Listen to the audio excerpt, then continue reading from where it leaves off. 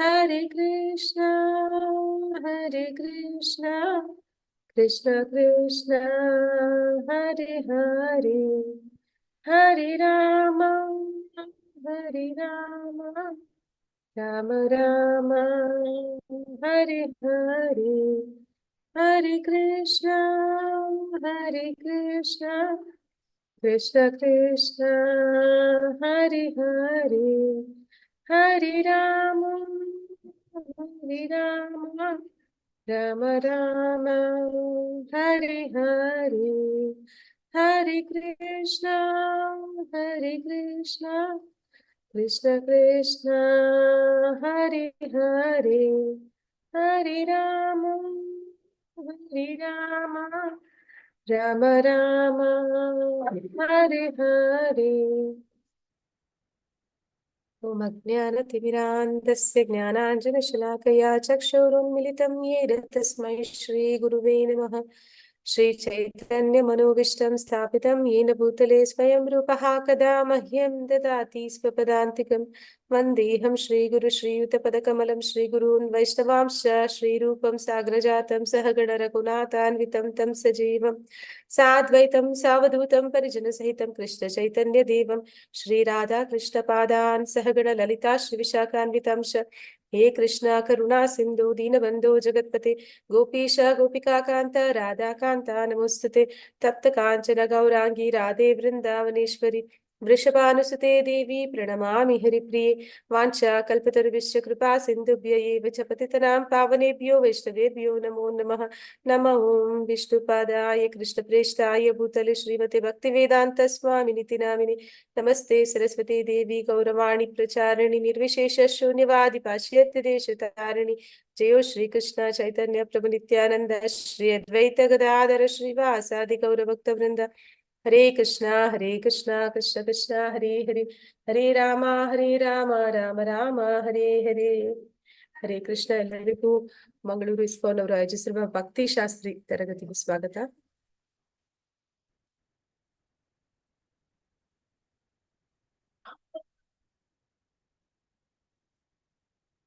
ಹರೇ ಕೃಷ್ಣ.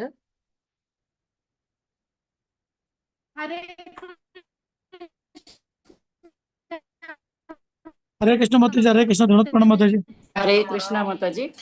ಹರೇ ಕೃಷ್ಣ ಮಾತಾಜಿ. ಹರೇ ಕೃಷ್ಣ ಪ್ರಭುಜಿ.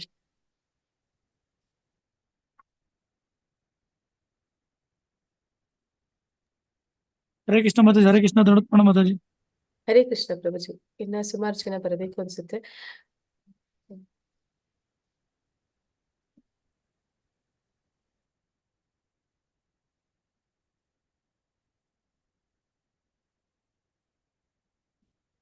ಇವತ್ತು ಕೊನೆಯ chapter, 12ನೇ chapter. ಇವತ್ತಿಗೆ ನಿಮ್ದು ಕ್ಲಾಸ್ ಕಂಪ್ಲೀಟ್ ಆಗುತ್ತೆ.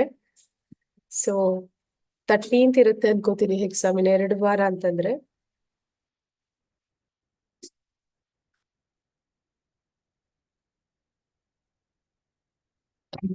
ಚಿಕ್ಕ ಚಾಪ್ಟರ್, ಬರೀ 20 ಶ್ಲೋಕಸ್ ಅಷ್ಟೇ ಇರೋದ್ರಿಂದ ಒಂದೇ ದಿನದಲ್ಲಿ ಆಗೋಗುತ್ತೆ.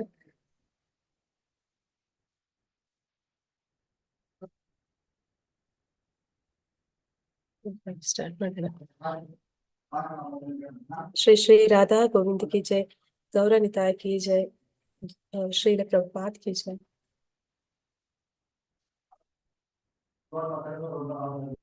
ನಾವು ಇಲ್ಲಿವರೆಗೂ ಭಕ್ತಿ ಯೋಗದ ಬಗ್ಗೆ ತಿಳ್ಕೊತಾ ಇದ್ವಿ.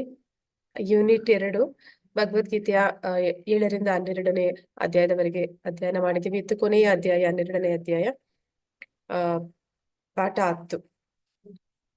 ಅಂದ್ರೆ ಯೂನಿಟ್ 2 ನಲ್ಲಿ ನಾವು 8 ಪಾಠಗಳನ್ನ, ಅಂದ್ರೆ 10 ಡೇಸ್ ನಾವು ಮಾಡಿದೀವಿ. ಇದು 10th ಡೇ.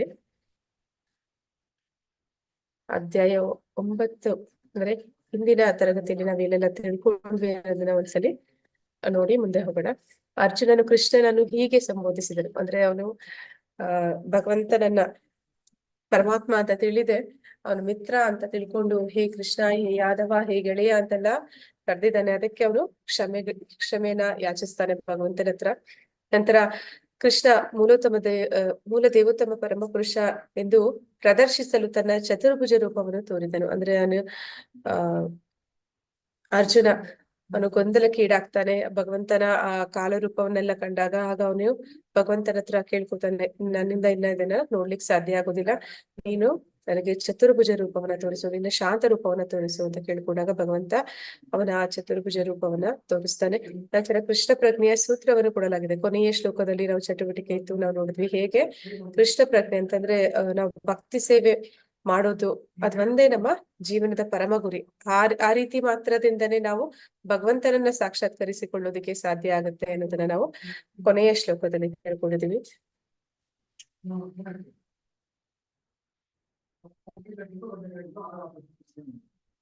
ಇವತ್ತಿನ ಅಧ್ಯಾಯದಲ್ಲಿ ಮೊದಲಿಗೆ ಅರ್ಜುನನ ಪ್ರಶ್ನೆಯೊಂದಿಗೆ ಈ ಅಧ್ಯಾಯ ಪ್ರಾರಂಭ ಆಗುತ್ತೆ. ಅರ್ಜುನ ಭಗವಂತನನ್ನ ಕೇಳ್ತಾನೆ. ಏನಂತ ಕೇಳ್ತಾನೆ ಅಂದ್ರೆ, ಭಗವಂತ ನಿನ್ನನ್ನ ಭಕ್ತಿ ಸೇವೆಯಿಂದ ಉಚಿತವಾದ ರೀತಿಯಲ್ಲಿ ನಿರತರಾದವರು ಅಥವಾ ಅವ್ಯಕ್ತ ನಿರಾಕಾರ ಬ್ರಹ್ಮನನ್ನ ಪೂಜಿಸುವವರು, ಇವರಿಬ್ಬರಲ್ಲಿ ಯಾರು ಹೆಚ್ಚು ಶ್ರೇಷ್ಠ ಅಥವಾ ಯಾರು ಪರಿಪೂರ್ಣ ಅಂತ ಕೇಳ್ತಾನೆ ಭಗವಂತನನ್ನ. ಅಂದ್ರೆ ನಿನ್ನನ್ನ ಸಾಕಾರ ರೂಪದಲ್ಲಿ ಆರಾಧನೆ ಮಾಡ್ಬೇಕು ಅಥವಾ ನಿರಾಕಾರ ರೂಪದಲ್ಲಿ ನಿನ್ನನ್ನ ಆರಾಧನೆ ಮಾಡುವಂತದ್ದು ಪರಿಪೂರ್ಣವಾದದ್ದ ಅಂತ ಪ್ರಶ್ನೆ ಮಾಡ್ತಾನೆ. ಅದಕ್ಕೆ ಭಗವಂತ ಈ ಉತ್ತರವನ್ನ ಕೊಡ್ತಾನೆ. ಎರಡನೇ ಶ್ಲೋಕದಲ್ಲಿ ಭಗವಂತ ಹೇಳ್ತಾನೆ, ಮಯ್ಯಾವೇಶ್ಯ ಮನೋ ಯೇ ಮಾಂ ನಿತ್ಯಯುಕ್ತ ಉಪಾಸತೆ ಶ್ರದ್ಧೆಯ ಪರಯೋಪೇತಾಸ್ತೆ ಮೇ ಯುಕ್ತ ತಮಾವತಃ. ಅಂದ್ರೆ ನನ್ನನ್ನ ಯಾರು ಸಾಕಾರ ರೂಪದಲ್ಲಿ ಭಗವಂತನ ಆರಾಧನೆ ಮಾಡ್ತಾರೋ ಅದೇ ಉತ್ತಮ ಅಂತ ಭಗವಂತ ಹೇಳ್ತಾನೆ. ದೇವೋತ್ತಮ ಪರಮ ಪುರುಷನು ಹೀಗೆಂದನು, ಯಾರು ನನ್ನ ಸಾಕಾರ ರೂಪದಲ್ಲಿ ತಮ್ಮ ಮನಸ್ಸನ್ನು ನಿಲ್ಲಿಸುತ್ತಾರೋ ಅಥವಾ ಅಧಿಕವಾದ ಹಾಗೂ ಲೌಕಿಕವಾದ ಶ್ರದ್ಧೆಯಿಂದ ನನ್ನನ್ನು ಪೂಜಿಸುವುದರಲ್ಲಿ ನಿರತರಾಗುತ್ತಾರೋ ಅವರನ್ನು ನಾನು ಅತ್ಯಂತ ಪರಿಪೂರ್ಣರು ಎಂದು ಭಾವಿಸುತ್ತೇನೆ. ಅಂದ್ರೆ ಇದು ಎಲ್ಲಾ ಶುದ್ಧ ಭಕ್ತರ ಗುಣಗಳನ್ನ ಹೇಳ್ತಾ ಇದ್ದಾನೆ ಭಗವಂತ. ಅಂದ್ರೆ ಯಾರು ಅನನ್ಯ ಭಕ್ತಿಯನ್ನ ಮಾಡ್ತಾರೆ ಅಂತವ್ರು ಭಗವಂತನನ್ನ ಏಕಚಿತ್ತ ಭಕ್ತಿ ಅಂತಾರೆ. ಅಂದ್ರೆ ಮನಸ್ಸನ್ನ ಭಗವಂತನಲ್ಲಿ ಏಕಾಗ್ರತೆ ಮಾಡಿ, ಅಂದ್ರೆ ಈ ಅಷ್ಟಾಂಗ ಯೋಗಿಗಳು ಹೇಗೆ ಸಮಾಧಿ ಸ್ಥಿತಿಯಲ್ಲಿ ಇರ್ತಾರೆ ಅದನ್ನ ಈ ಶುದ್ಧ ಭಕ್ತರು ಸದಾ ಕಾಲ ಯಾವುದೇ ಪ್ರಯಾಸ ಇಲ್ಲದೆ ಸಾಧಾರಣವಾಗಿಯೇ ಅವರು ಸ್ವಾಭಾವಿಕವಾಗಿ ಭಗವಂತನನ್ನ ನೆನೆಸ್ತಾ ಇರ್ತಾರೆ. ಅಂತವ್ರು ಮನಸ್ಸನ್ನ ಭಗವಂತನಲ್ಲಿ ನಿಲ್ಲಿಸ್ತಾರೆ, ಮತ್ತೆ ಭಗವಂತನಲ್ಲಿ ಶ್ರದ್ಧೆಯಿಂದ ಅವನನ್ನ ಆರಾಧನೆ ಮಾಡ್ತಾರೆ. ಅಂತವ್ರು ಆ ರೀತಿ ಮಾಡುವಂತದ್ದು ಅಂತಹ ಶುದ್ಧ ಭಕ್ತರು ಯಾರಿದ್ದಾರೆ ಅವರು ಸಾಕಾರ ರೂಪದಲ್ಲಿ ಭಗವಂತನನ್ನ ಆರಾಧನೆ ಮಾಡ್ತಾರೆ. ಅಂತವ್ರಲ್ಲಿ ಪರಿಪೂರ್ಣ ಅಂತೇಳಿ ಪರಮಾತ್ಮ ಹೇಳ್ತಾ ಇದ್ದಾನೆ. ಇಲ್ಲಿ ಎರಡು ರೀತಿಯ ಆಧ್ಯಾತ್ಮಿಕವಾದಿಗಳ ಬಗ್ಗೆ ಪ್ರಶ್ನೆ ಮಾಡ್ತಾ ಇದ್ದಾನೆ ಅರ್ಜುನ. ಒಂದು ನಿರಾಕಾರವಾದಿ, ಇನ್ನೊಬ್ಬ ಸಾಕಾರವಾದಿ. ನಿರಾಕಾರವಾದಿ ಅಂದ್ರೆ ಯಾರು ಅಂತ ಮೊದಲಿಗೆ ತಿಳ್ಕೊಳ್ಳೋಣ. ನಿರಾಕಾರವಾದಿ ಅಂದ್ರೆ ಆಧ್ಯಾತ್ಮಿಕ ಪ್ರಗತಿಯಲ್ಲಿ ಮೊದಲನೇ ಹಂತದಲ್ಲಿ ಬರುವಂತವ್ರು. ಆತ್ಮ ಸಾಕ್ಷಾತ್ಕಾರದಲ್ಲಿ 3 ವಿಧಾನ ಇದೆ ಅಂತ ನಾವು ತಿಳ್ಕೊಂಡಿದೀವಿ. ಕೃಷ್ಣ ಹೇಳ್ತೀರಾ ಯಾವ್ದು ಆ 3 ವಿಧಾನ ಅಂತ? 3 ಹಂತಗಳು ಆತ್ಮ ಸಾಕ್ಷಾತ್ಕಾರ ಹೊಂದೋದ್ರಲ್ಲಿ. ಭಗವಾನ್ ಸಾಕ್ಷಾತ್ಕಾರ, ಪರಮಾತ್ಮ ಸಾಕ್ಷಾತ್ಕಾರ, ಭಗವಂತ ಸಾಕ್ಷಾತ್ಕಾರ. ಧನ್ಯವಾದಗಳು ಮಾತಾಜಿ. ಅಂದ್ರೆ ಭಗವಂತನನ್ನ ಬ್ರಹ್ಮನ್ ಸಾಕ್ಷಾತ್ಕಾರ ಅಂತಂದ್ರೆ ಭಗವಂತನನ್ನ ಈ ನಿರಾಕಾರವಾದಿಗಳು ಆ ಬ್ರಹ್ಮನ್ ಸಾಕ್ಷಾತ್ಕಾರದ ಹಂತಕ್ಕೆ ಬಂದಿರುವಂತವ್ರು. ಅಂತವರಿಗೆ ತಕ್ಕ ಮಟ್ಟಿಗೆ ಅಂದ್ರೆ ಪ್ರಾರಂಭ ಹಂತದಲ್ಲಿ ಅವ್ರಿಗೆ ಗೊತ್ತಿದೆ ನಾನು ದೇಹ ಅಲ್ಲ ಆತ್ಮ ಅಂತ ಅವರು ತಿಳ್ಕೊಂಡಿದ್ದಾರೆ. ಅವ್ರೇನ್ ಅನ್ಕೋತಾರೆ ಅಂತಂದ್ರೆ ಈ ನಿರಾಕಾರವಾದಿಗಳು ಅವರು ಬ್ರಹ್ಮನ್ ಸಾಕ್ಷಾತ್ಕಾರ ಹೊಂದಿದ್ರೆ ಅಷ್ಟಾಂಗ ಯೋಗ ಮಾಡುವಂತ ಯೋಗಿಗಳು ಅವರು ಪರಮಾತ್ಮ ಸಾಕ್ಷಾತ್ಕಾರ ಪಡ್ಕೋತಾರೆ. ಶುದ್ಧ ಭಕ್ತರು ಅನನ್ಯ ಭಕ್ತರು ಅವರು ಭಗವಂತನ ಭಗವಾನ್ ಸಾಕ್ಷಾತ್ಕಾರವನ್ನ ಹೊಂದಿರ್ತಾರೆ. ನಿರಾಕಾರವಾದಿಗಳು ಅವರು ಪ್ರಾರಂಭದ ಹಂತದಲ್ಲಿ ಇರುವ ಕಾರಣ ಅವ್ರಿಗೆ ಭಗವಂತ ಅಂದ್ರೆ ಅವನಿಗೆ ಯಾವುದೇ ರೂಪ ಇಲ್ಲ ಅಂತ ತಿಳ್ಕೊತಾರೆ. ಅವನೊಂದು ಶಕ್ತಿ ಅಂತ ಅವ್ರು ಅನ್ಕೋತಾರೆ. ಮತ್ತೆ ಅವ್ರು ಯಾಕೆ ಆ ರೀತಿ ಊಹೆ ಮಾಡ್ತಾರೆ, ಯಾಕೆ ಆ ರೀತಿ ಯೋಚನೆ ಮಾಡ್ತಾರೆ ಅಂತಂದ್ರೆ ಅವ್ರು ತಿಳ್ಕೊತಾರೆ ನಾನು ಆತ್ಮ ಅಲ್ಲ, ನಾನು ಈ ದೇಹ ಅಲ್ಲ ಆತ್ಮ, ನನಗೆ ಈ ದೇಹ ಬಂದಿರೋದೇ ನನ್ನ ಎಲ್ಲ ಕಷ್ಟಗಳಿಗೆ ಮೂಲ ಕಾರಣ ಅಂತ ತಿಳ್ಕೊತಾರೆ. ಅಂದ್ರೆ ಅವ್ರಿಗೆ ಗೊತ್ತಿದೆ ಆತ್ಮ ಅಂತಂದ್ರೆ ಅದಕ್ಕೆ ಸಾವಿಲ್ಲ, ಅದನ್ನ ಬೆಂಕಿಯಲ್ಲಿ ಗಾಳಿಯಲ್ಲಿ ಅಥವಾ ನೀರಿನಲ್ಲಿ ಯಾವ್ದ್ರಲ್ಲೂ ಕೂಡ ಅದನ್ನ ನಾಶ ಮಾಡೋದಕ್ಕೆ ಸಾಧ್ಯ ಇಲ್ಲ.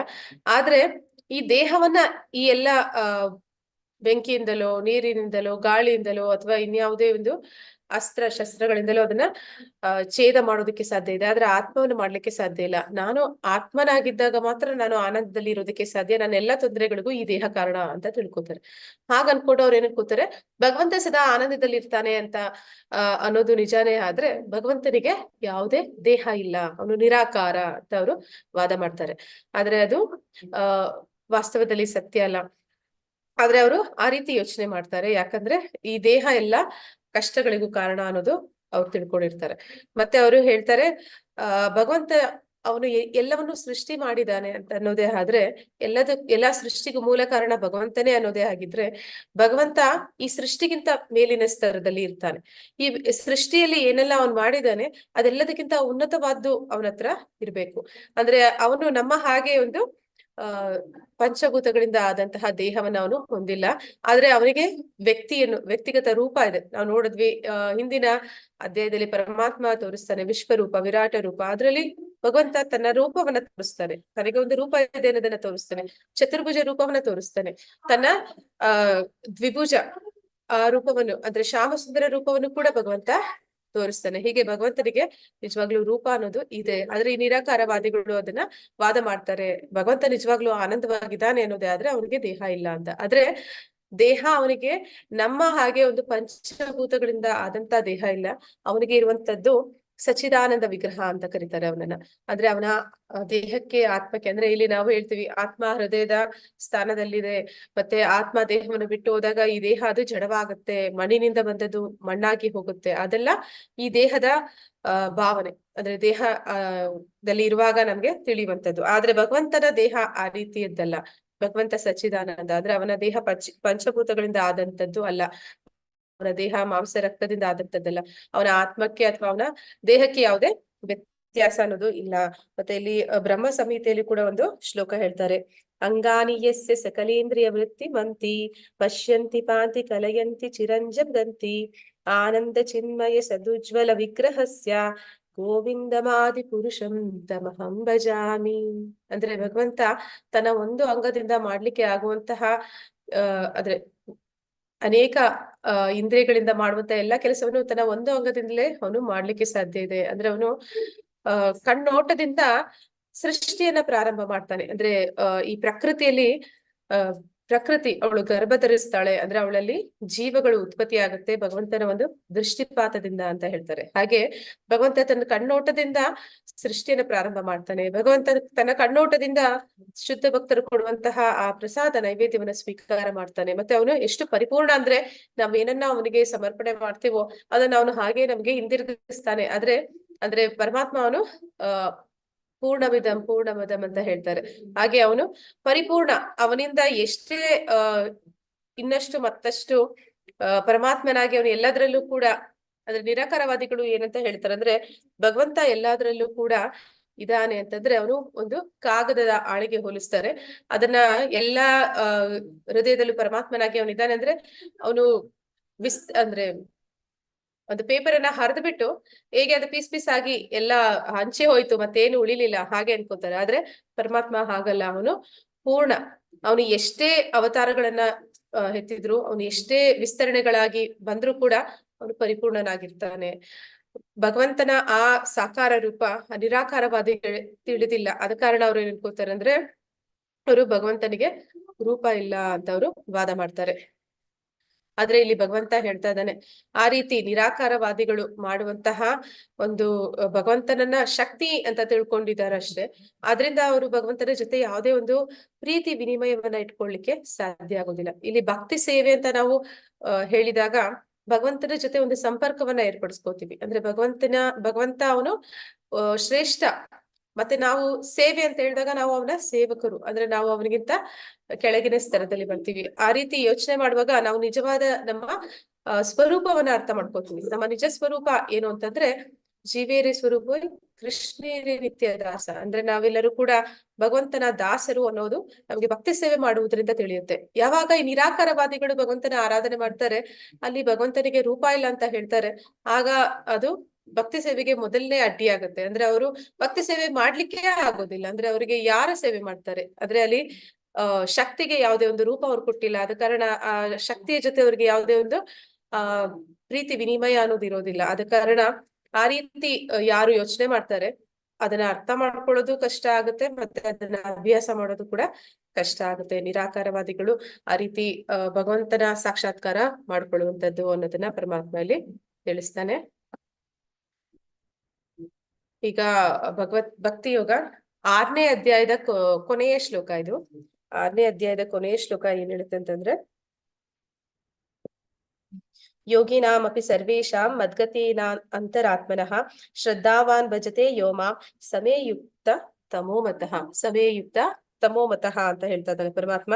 ಹಾಗಂದ್ರೆ ಯಾರು ಭಗವಂತನನ್ನ ಜೊತೆ ಸಂಪರ್ಕದಲ್ಲಿದ್ದಾರೆ ಅಂತವರು, ಯಾರು ಭಕ್ತಿ ಸೇವೆಯಲ್ಲಿ ತೊಡಗುತ್ತಾರೆ, ಭಕ್ತಿ ಸೇವೆಯ ಮೂಲಕನೇ ಭಗವಂತನನ್ನ ಅರ್ಥ ಮಾಡ್ಕೊಳ್ಳಿಕ್ಕೆ ಸಾಧ್ಯ ಅನ್ನೋದನ್ನ ಪರಮಾತ್ಮ ಅಲ್ಲಿ ಹೇಳ್ತಾನೆ. ಅಂದ್ರೆ ಅಷ್ಟಾಂಗ ಯೋಗಿಗಳು ಅವರಿಗಿಂತ ಉತ್ತಮವಾದ್ದು ಭಕ್ತಿ ಸೇವೆ ಮಾಡುವಂತದ್ದು ಅನ್ನೋದನ್ನ ಇಲ್ಲಿ ಹೇಳ್ತಾನೆ. ನನ್ನಿಂದ ಅತ್ಯುನ್ನತ ಯೋಗಿ ಎಂದು ಪರಿಗಣಿಸಲ್ಪಡುತ್ತಾನೆ. ಯಾರು ಭಕ್ತಿ ಸೇವೆ ಮಾಡ್ತಾನೆ ಅವನು ಅತ್ಯುನ್ನತ ಯೋಗಿ ಅಂತ ಇಲ್ಲಿ ಹೇಳ್ತಾ ಇದ್ದಾನೆ. ಅದನ್ನೇ ಇಲ್ಲಿ 12ನೇ ಅಧ್ಯಾಯದ 2ನೇ ಶ್ಲೋಕದಲ್ಲೂ ಕೂಡ ಭಗವಂತ ಹೇಳ್ತಾ ಇದ್ದಾನೆ. ತೇಮೇಯುಕ್ತ ತಮಾಮತಃ ಅಂತ ಅಂದ್ರೆ ಮಯ್ಯಾವೇಶ ಮನೋ ಯೇ ಮಾಂ ನಿತ್ಯಯುಕ್ತ ಉಪಾಸತೆ ಶ್ರದ್ಧೆಯ ಪರಯೋಪೇತಾಸ್ತೆ ಮೇ ಯುಕ್ತ ತಮಾಮತಃ. ಮತ್ತೆ ಅವನು ಅದನ್ನೇ ಹೇಳ್ತಾ ಇದ್ದಾರೆ. ಅಂದ್ರೆ ಯಾರು ಭಕ್ತಿ ಸೇವೆ ಮಾಡ್ತಾರೆ, ಶುದ್ಧ ಭಕ್ತರಿದ್ದಾರೆ, ಅವರು ಯೋಗದಲ್ಲಿ ಅತ್ಯಂತ ಪರಿಪೂರ್ಣರು ಅಂತ ನನ್ನ ಮತ. ನಾನು ಆ ರೀತಿ ಪರಿಗಣಿಸ್ತೀನಿ ಅಂತ ಹೇಳಿ ಭಗವಂತ ತಿಳಿಸ್ತಾ ಇದ್ದಾನೆ. ಈ ರೀತಿ 12ನೇ ಅಧ್ಯಾಯದ ಕೊನೆಯ ಶ್ಲೋಕ ಮತ್ತೆ ಈ 6ನೇ ಅಧ್ಯಾಯದ ಕೊನೆಯ ಶ್ಲೋಕ ಮತ್ತೆ 12ನೇ ಅಧ್ಯಾಯದ 2ನೇ ಶ್ಲೋಕ ಅದು ಭಕ್ತರ ವಿಷಯವಾಗಿ ಭಗವಂತನ ಜೊತೆ ಹೇಗೆ ನಾವು ಸಂಪರ್ಕವನ್ನ ಹೊಂದಬಹುದು ಅನ್ನೋದ್ರ ಬಗ್ಗೆ ತಿಳಿಸ್ಕೊಡುತ್ತೆ. ಅದು ಭಕ್ತಿ ಸೇವೆಯ ಮೂಲಕ ಸಾಧ್ಯ ಅಂತ ಹೇಳ್ತಾ ಇದೆ. ನಿರಾಕಾರವಾದಿಗಳು ಭಕ್ತಿ ಸೇವೆನ ಮಾಡ್ಲಿಕ್ಕೆ ಆಗೋದಿಲ್ಲ ಅವರಿಂದ. ಯಾಕೆ ಅಂತಂದ್ರೆ ಭಗವಂತನಿಗೆ ರೂಪ ಇಲ್ಲ ಅಂತ ಹೇಳ್ತಾರೆ. ಅಂದ್ರೆ ಈಗ ಯಾರಿಗಾದ್ರೂ ಒಂದು ಗುರಿ ಸಾಧನೆಯನ್ನ ಮಾಡಿ ಅಂತಂದ್ರೆ ಅವರ ಎದುರುಗಡೆ ಒಂದು ವಸ್ತುವನ್ನ ಇಟ್ಟಾಗ ಅವರು ಅದನ್ನ ಗುರಿ ಸಾಧನೆ ಮಾಡ್ಲಿಕ್ಕೆ ಸಾಧ್ಯ ಆಗುತ್ತೆ. ಅಲ್ಲಿ ವಸ್ತುನೇ ಇಲ್ಲ ಮತ್ತೆ ಗುರಿ ಸಾಧನೆ ಮಾಡಿ ಅಂತಂದ್ರೆ ಅವ್ರು ಯಾವ್ದನ್ನ ಗುರಿ ಸಾಧನೆ ಮಾಡಕ್ಕಾಗುತ್ತೆ? ಹಾಗೆ ಅವರು ಮಾಡೋದಕ್ಕೆ ಸಾಧ್ಯ ಆಗುದಿಲ್ಲ. ಆದ್ರೆ ಭಕ್ತರು ಯಾರಿದ್ದಾರೆ ಅವರು ಭಗವಂತನ ನಿಜವಾದ ರೂಪವನ್ನ, ನೈಜ ರೂಪವನ್ನ ತಿಳಿದಿದ್ದಾರೆ, ಶಾಸ್ತ್ರಗಳ ಮೂಲಕ ತಿಳಿದಿದ್ದಾರೆ, ಗುರುಗಳ ಮೂಲಕ ತಿಳಿದಿದ್ದಾರೆ. ಮತ್ತೆ ಅದನ್ನ ಅವರು ಸಾಕಾರ ರೂಪದಲ್ಲಿ ಭಗವಂತನನ್ನ ಆರಾಧನೆ ಮಾಡೋದ್ರಿಂದ ಭಕ್ತಿ ಸೇವೆ ಮಾಡ್ಲಿಕ್ಕೆ ಸಾಧ್ಯ ಆಗುತ್ತೆ.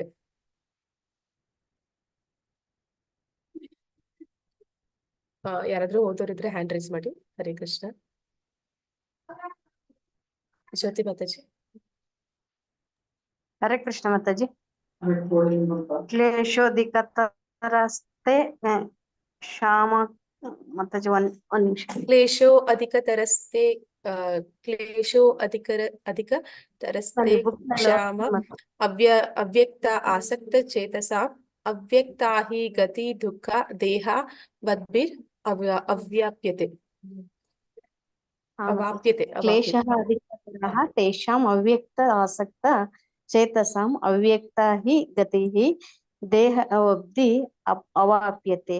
ಅನುವಾದ ಬೇಡ ಇಲ್ಲಿ. ಪರಮಪ್ರಭುವಿನ ಅವ್ಯಕ್ತವಾದ ಮತ್ತು ನಿರಾಕಾರವಾದ ರೂಪವನ್ನು ಪ್ರೀತಿಸುವ ಮನಸ್ಸಿನವರಿಗೆ ಪ್ರಗತಿಯು ತುಂಬಾ ಕ್ಲೇಶಕರವಾದದ್ದು. ಆ ಶಿಸ್ತಿನಲ್ಲಿ ಮುಂದುವರಿಯುವುದು ದೇಹದಾರಿಗಳಿಗೆ ಸದಾ ಕಷ್ಟ. ಭಗವದ್ಗೀತೆ 12.5. ಹರೇ ಕೃಷ್ಣ. ಧನ್ಯವಾದಗಳು ಮಾತಾಜಿ.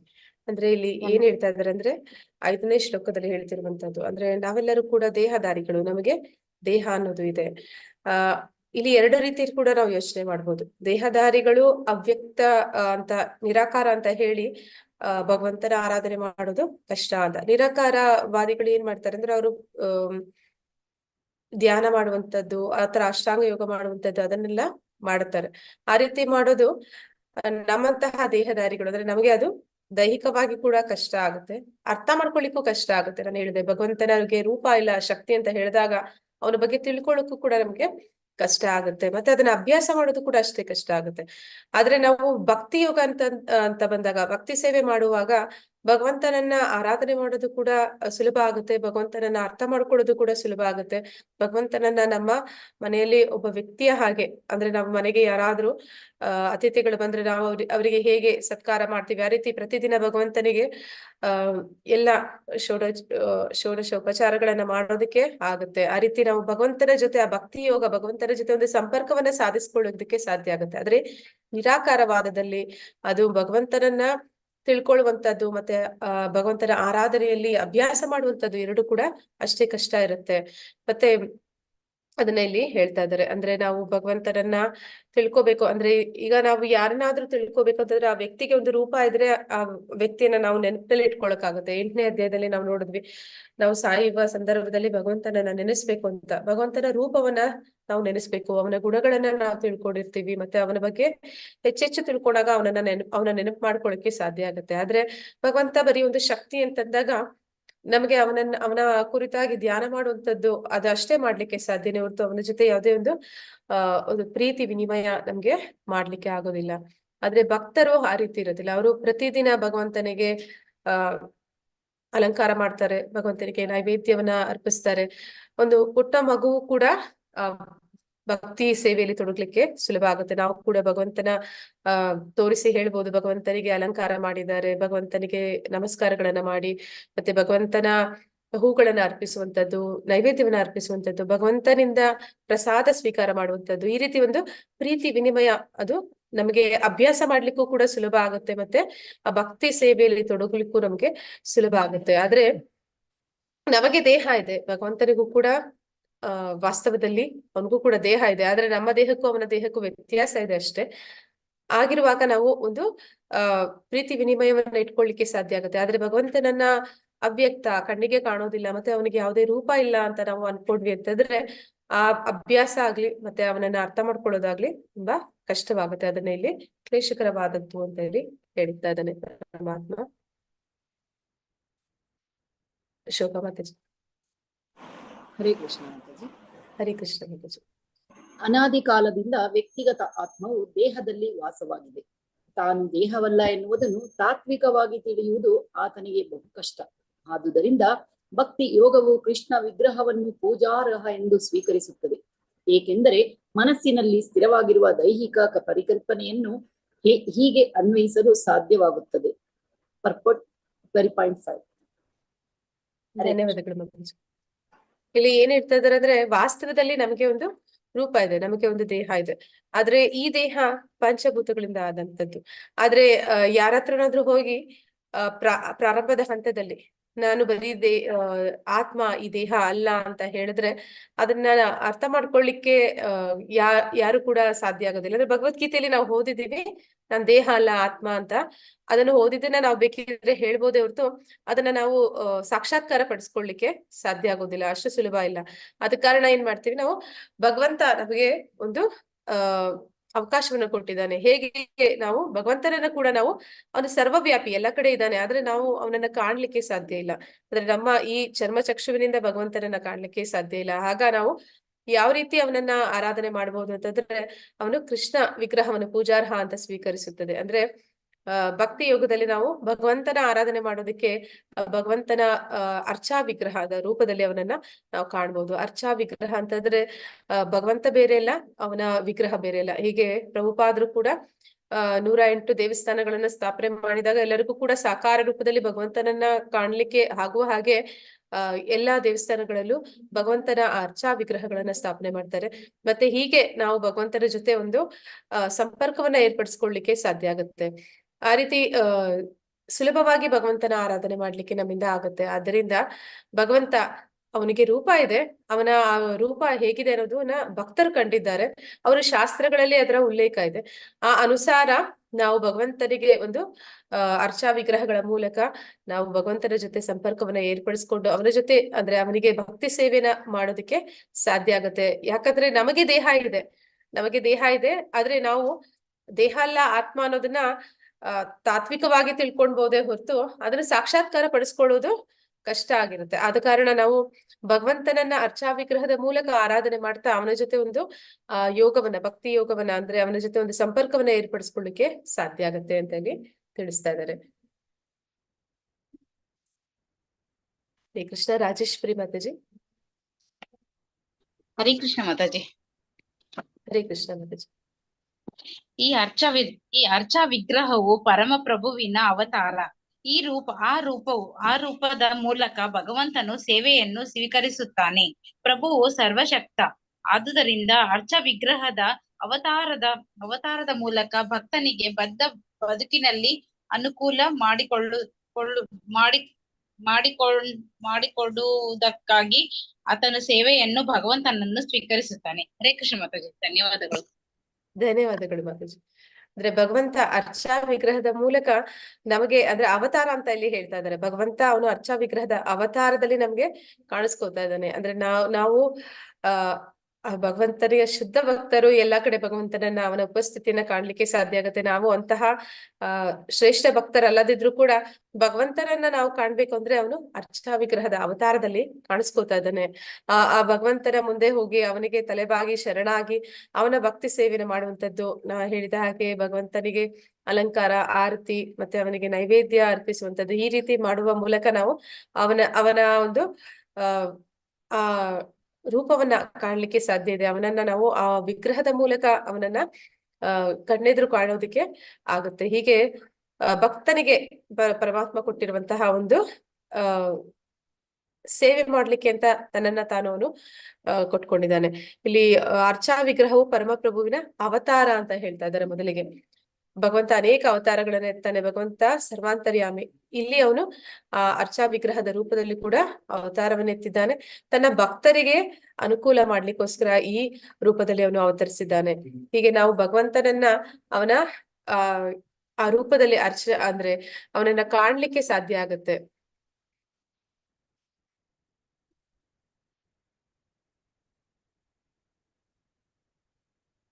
ಪ್ರವೀಣಾ ಮಾತಾಜಿ. ಹರೇ ಕೃಷ್ಣ ಮಾತಾಜಿ. ಹರೇ ಕೃಷ್ಣ. ದೇಶಮಹಂ ಸಮುಧೌತ ಮೃತ್ಯು ಸಂಸಾರ ಸಾಗರಾತ್. ಅವರಿಗೆ ನಾನು ಹುಟ್ಟು ಸಾವುಗಳ ಸಂಸಾರ ಸಾಗರದಿಂದ ಶೀಘ್ರವಾಗಿ ಉದ್ಧಾರ ಮಾಡುತ್ತೇನೆ. ಹರೇ ಕೃಷ್ಣ ಮಾತಾಜಿ. ಧನ್ಯವಾದಗಳು. ಧನ್ಯವಾದಗಳು ಮಾತಾಜಿ. ಅಂದ್ರೆ ಇಲ್ಲಿ ಶ್ಲೋಕ 6 ಮತ್ತೆ 7 ಬಗ್ಗೆ ಹೇಳ್ತಾ ಇದ್ದಾರೆ.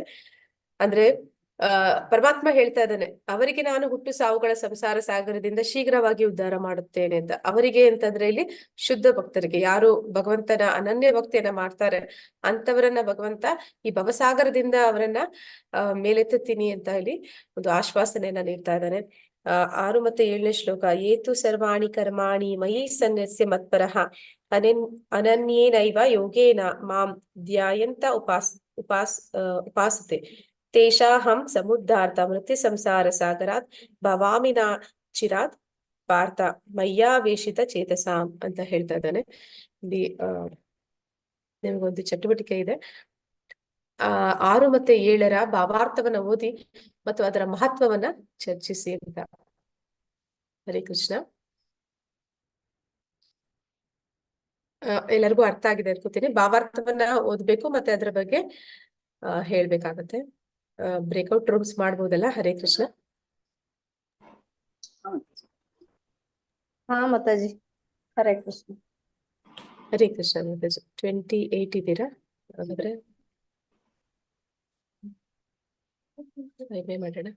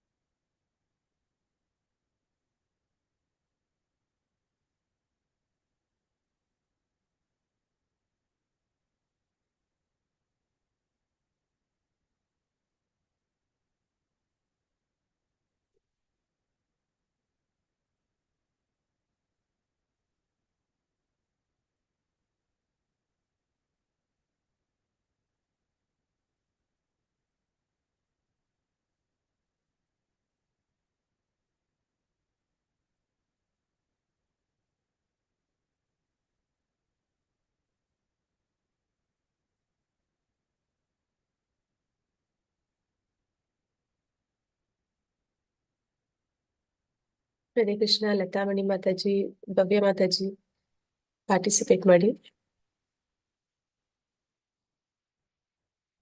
ಜಯಲಕ್ಷ್ಮಿ ಮಾತಾಜಿ, ಶ್ರುತಿ ಮಾತಾಜಿ, ಅನಂತ್ ಕುಲಕರ್ಣಿ ಪ್ರಭುಜಿ. ಹರೇ ಕೃಷ್ಣ ಮಾತಾಜಿ. ಮಾತಾಜಿ ಅದು ಇದು ಮೆಸೇಜ್ ಬಂದಿಲ್ಲ, ಜಾಯಿನ್ ಅದು ಆಗೋದು. ಒಂದ್ ನಿಮಿಷ ಮಾತಾಜಿ.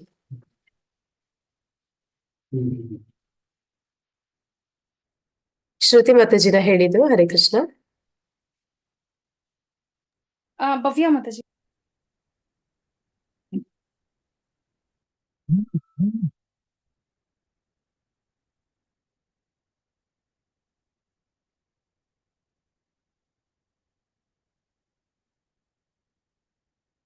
ಮಂತ ಮಾತಾಜಿ.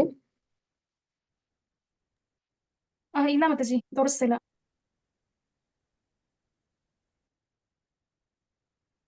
ಈಗ ಮಾತಾಜಿ. ಇಲ್ಲ ಮಾತಾಜಿ. ಭವ್ಯ ಮಾತಾಜಿ ನಿಮ್ಗೂ ಸಿಕ್ಕಿಲ್ಲ? ಮಾತಾಜಿ ನಾನೇ ಮಾತಾಡ್ತಾರ, ಭವ್ಯನೇ. ಓ ಸಾರಿ ಮಾತಾಜಿ, ಶ್ರುತಿ ಮಾತಾಜಿ ಕೊಡ್ತಾ ಇದ್ದೀನಿ ನಾನು, ಇರುವ ನಿಮಿಷ.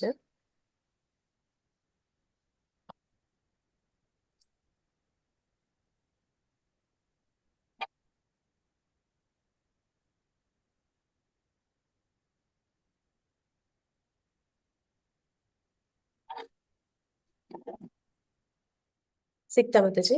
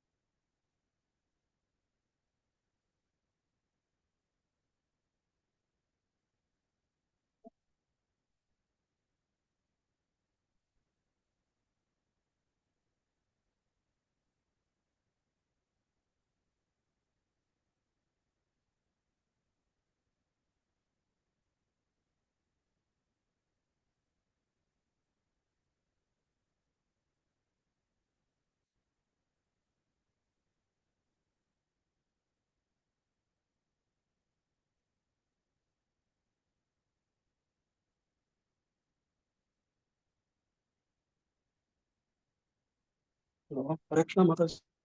ಹರೇ ಕೃಷ್ಣ ಪ್ರಭುಜಿ. ಆಗ್ತಿಲ್ಲ ಪ್ರಭುಜಿ ನಿಮ್ದು?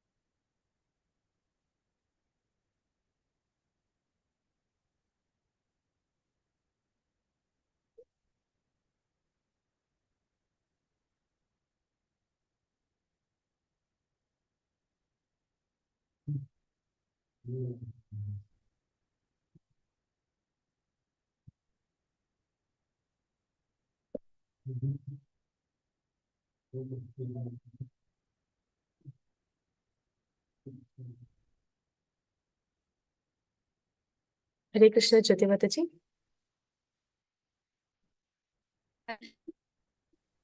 ವಿಡಿಯೋ ಆನ್ ಮಾಡ್ಕೊಳ್ಳಿ ಮಾತಾಜಿ.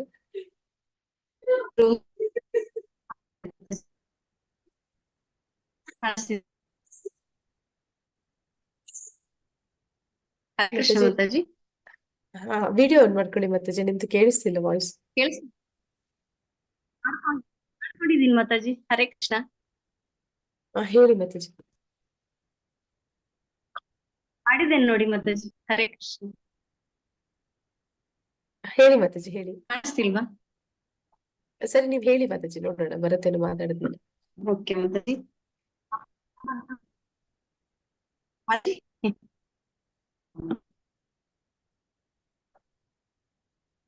ಮಾತ ಇಲ್ಲಿ ನಂದು ನಿಮ್ದು ಇದೆ ಗೊತ್ತಿಲ್ಲ. ಓಕೆ. ಮಾತಾಜಿ, ನಮ್ದು ರೂಮ್ ನಂಬರ್ 2. ಅದರಲ್ಲಿ ನಾನು, ಶೋಭಾ ಮಾತಾಜಿ, ಪದ್ಮಿನಿ ಮಾತಾಜಿ, ಮಂಗಳ ಮಾತಾಜಿ, ಉಷಾ ಪ್ರಕಾಶ್ ಮಾತಾಜಿ, ಜಯಲಕ್ಷ್ಮಿ ಮಾತಾಜಿ, ಇಷ್ಟು ಜನ ಇದ್ವಿ. ಮೊದಲನೇದಾಗಿ ಈಗ ನಾವು ಭಗವಂತನನ್ನು ಮೆಚ್ಚಿಸ್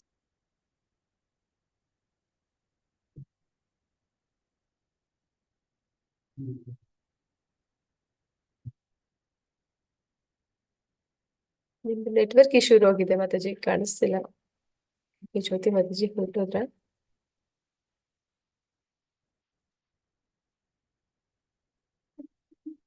ಹರೇ ಕೃಷ್ಣ. ಹರೇ ಕೃಷ್ಣ ಮಾತಾಜಿ.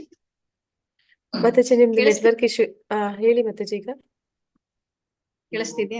ನಮ್ದು ರೂಮ್ ನಂಬರ್ 2 ಮಾತಾಜಿ. ಅದರಲ್ಲಿ ನಾನು, ಶೋಭಾ ಮಾತಾಜಿ, ಪದ್ಮಿನಿ ಮಾತಾಜಿ, ಮಂಗಳ ಮಾತಾಜಿ, ಉಷಾ ಪ್ರಕಾಶ್ ಮಾತಾಜಿ ಮತ್ತು ಜಯಲಕ್ಷ್ಮಿ, ಟೋಟಲ್ 6 ಮೆಂಬರ್ಸ್ ಇದ್ವಿ ಮಾತಾಜಿ. ಭಗವಂತನನ್ನು ಮೆಚ್ಚಿಸೋದಕ್ಕೆ ಏಕೈಕ ಮಾರ್ಗ ಅಂದ್ರೆ ಭಕ್ತಿ ಸೇವೆ. ಶುದ್ಧ ಭಕ್ತಿ ಸೇವೆನಲ್ಲಿ ಭಗವಂತನನ್ನ ಸಾಕ್ಷಾತ್ಕಾರ ನಾವು ಮಾಡ್ಕೊಳ್ಬಹುದು ಅಂತ.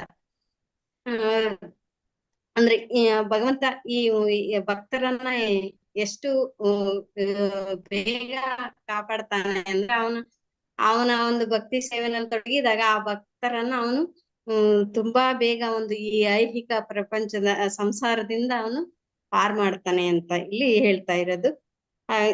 ಹೇಗೆ ನಾವು ಈ ಭಕ್ತಿ ಸೇವೆಯನ್ನ ಮಾಡಬಹುದು. ಅರ್ಜುನ ಯಾವ ರೀತಿ ಎಲ್ಲವನ್ನ ಭಗವಂತನಿಗೆ ಸಂಪೂರ್ಣವಾಗಿ ಶರಣಾಗತಿ ಹೊಂದಿ ಎಲ್ಲವನ್ನು ಭಗವಂತನಿಗಾಗಿ ಮಾಡಿದ್ನೋ ಅದೇ ರೀತಿ ನಾವು ಸಹ ಭಗವಂತನಿಗೋಸ್ಕರ ಭಕ್ತಿ ಸೇವೆಯನ್ನ ಮಾಡಿದಾಗ ಭಗವಂತ ಈ ಒಂದು ಸಂಸಾರದಿಂದ ನಮ್ಮನ್ನ ಕಾಪಾಡ್ತಾನೆ ಅಂತ. ಈ ಒಂದು ಬೇರೆ ಬೇರೆ ಪ್ರಕ್ರಿಯೆಗಳನ್ನೆಲ್ಲ ಊಹಾಪೋಹಗಳನ್ನ ಅವನ್ನೆಲ್ಲ ನಾವು ಏನು ಮಾಡೋದ್ ಬೇಡ. ಈ ಒಂದು ಕೃಷ್ಣ ಪ್ರಜ್ಞೆನಲ್ಲಿ ನಾವು ಬಂದು ಗುರುವಿನ ಮಾರ್ಗದಿಂದ ಭಗವಂತನ ಭಕ್ತಿ ಸೇವೆಯಲ್ಲಿ ತೊಡಗಿದಾಗ ನಿಜವಾಗ್ಲೂ ನಮಗೆ ಭಗವಂತನ ಒಂದು ಎಕ್ಸ್ಪೀರಿಯನ್ಸ್ ಅನುಭವನೂ ಆಗುತ್ತೆ. ಆ ಭಗವಂತನಿಗಾಗಿ ನಾವು ಸೇವೆಯನ್ನು ಮಾಡಿದಾಗ ಅವನು ನಮ್ಮನ್ನ ಈ ಒಂದು ಐಹಿಕ ಪ್ರಪಂಚದಿಂದ ಕಾಪಾಡ್ತಾನೆ ಅನ್ನುವಂಥದ್ದು ಮಾತಾಜಿ. ಅದಕ್ಕಾಗಿ ಈ ಒಂದು ಕಲಿಯುಗಕ್ಕೆ ನಮಗೋಸ್ಕರ ಚೈತನ್ಯ ಮಹಾಪ್ರಭುಗಳು ಕೊಟ್ಟಿರುವಂತಹ ಮಹಾಭಾಗ್ಯ ಮಹಾಮಂತ್ರ ನಮ್ಮೆಲ್ಲರ ಅದು ಮಹಾಭಾಗ್ಯನೇ ಅಂತಾನೆ ಹೇಳ್ಬೇಕು. ಹರೇ ಕೃಷ್ಣ ಮಹಾಮಂತ್ರ.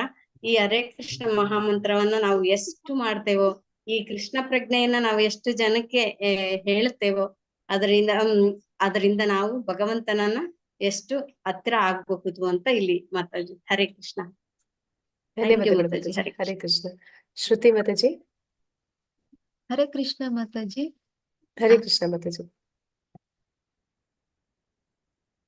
ಹರೇ ಕೃಷ್ಣ ಮಾತಾಜಿ.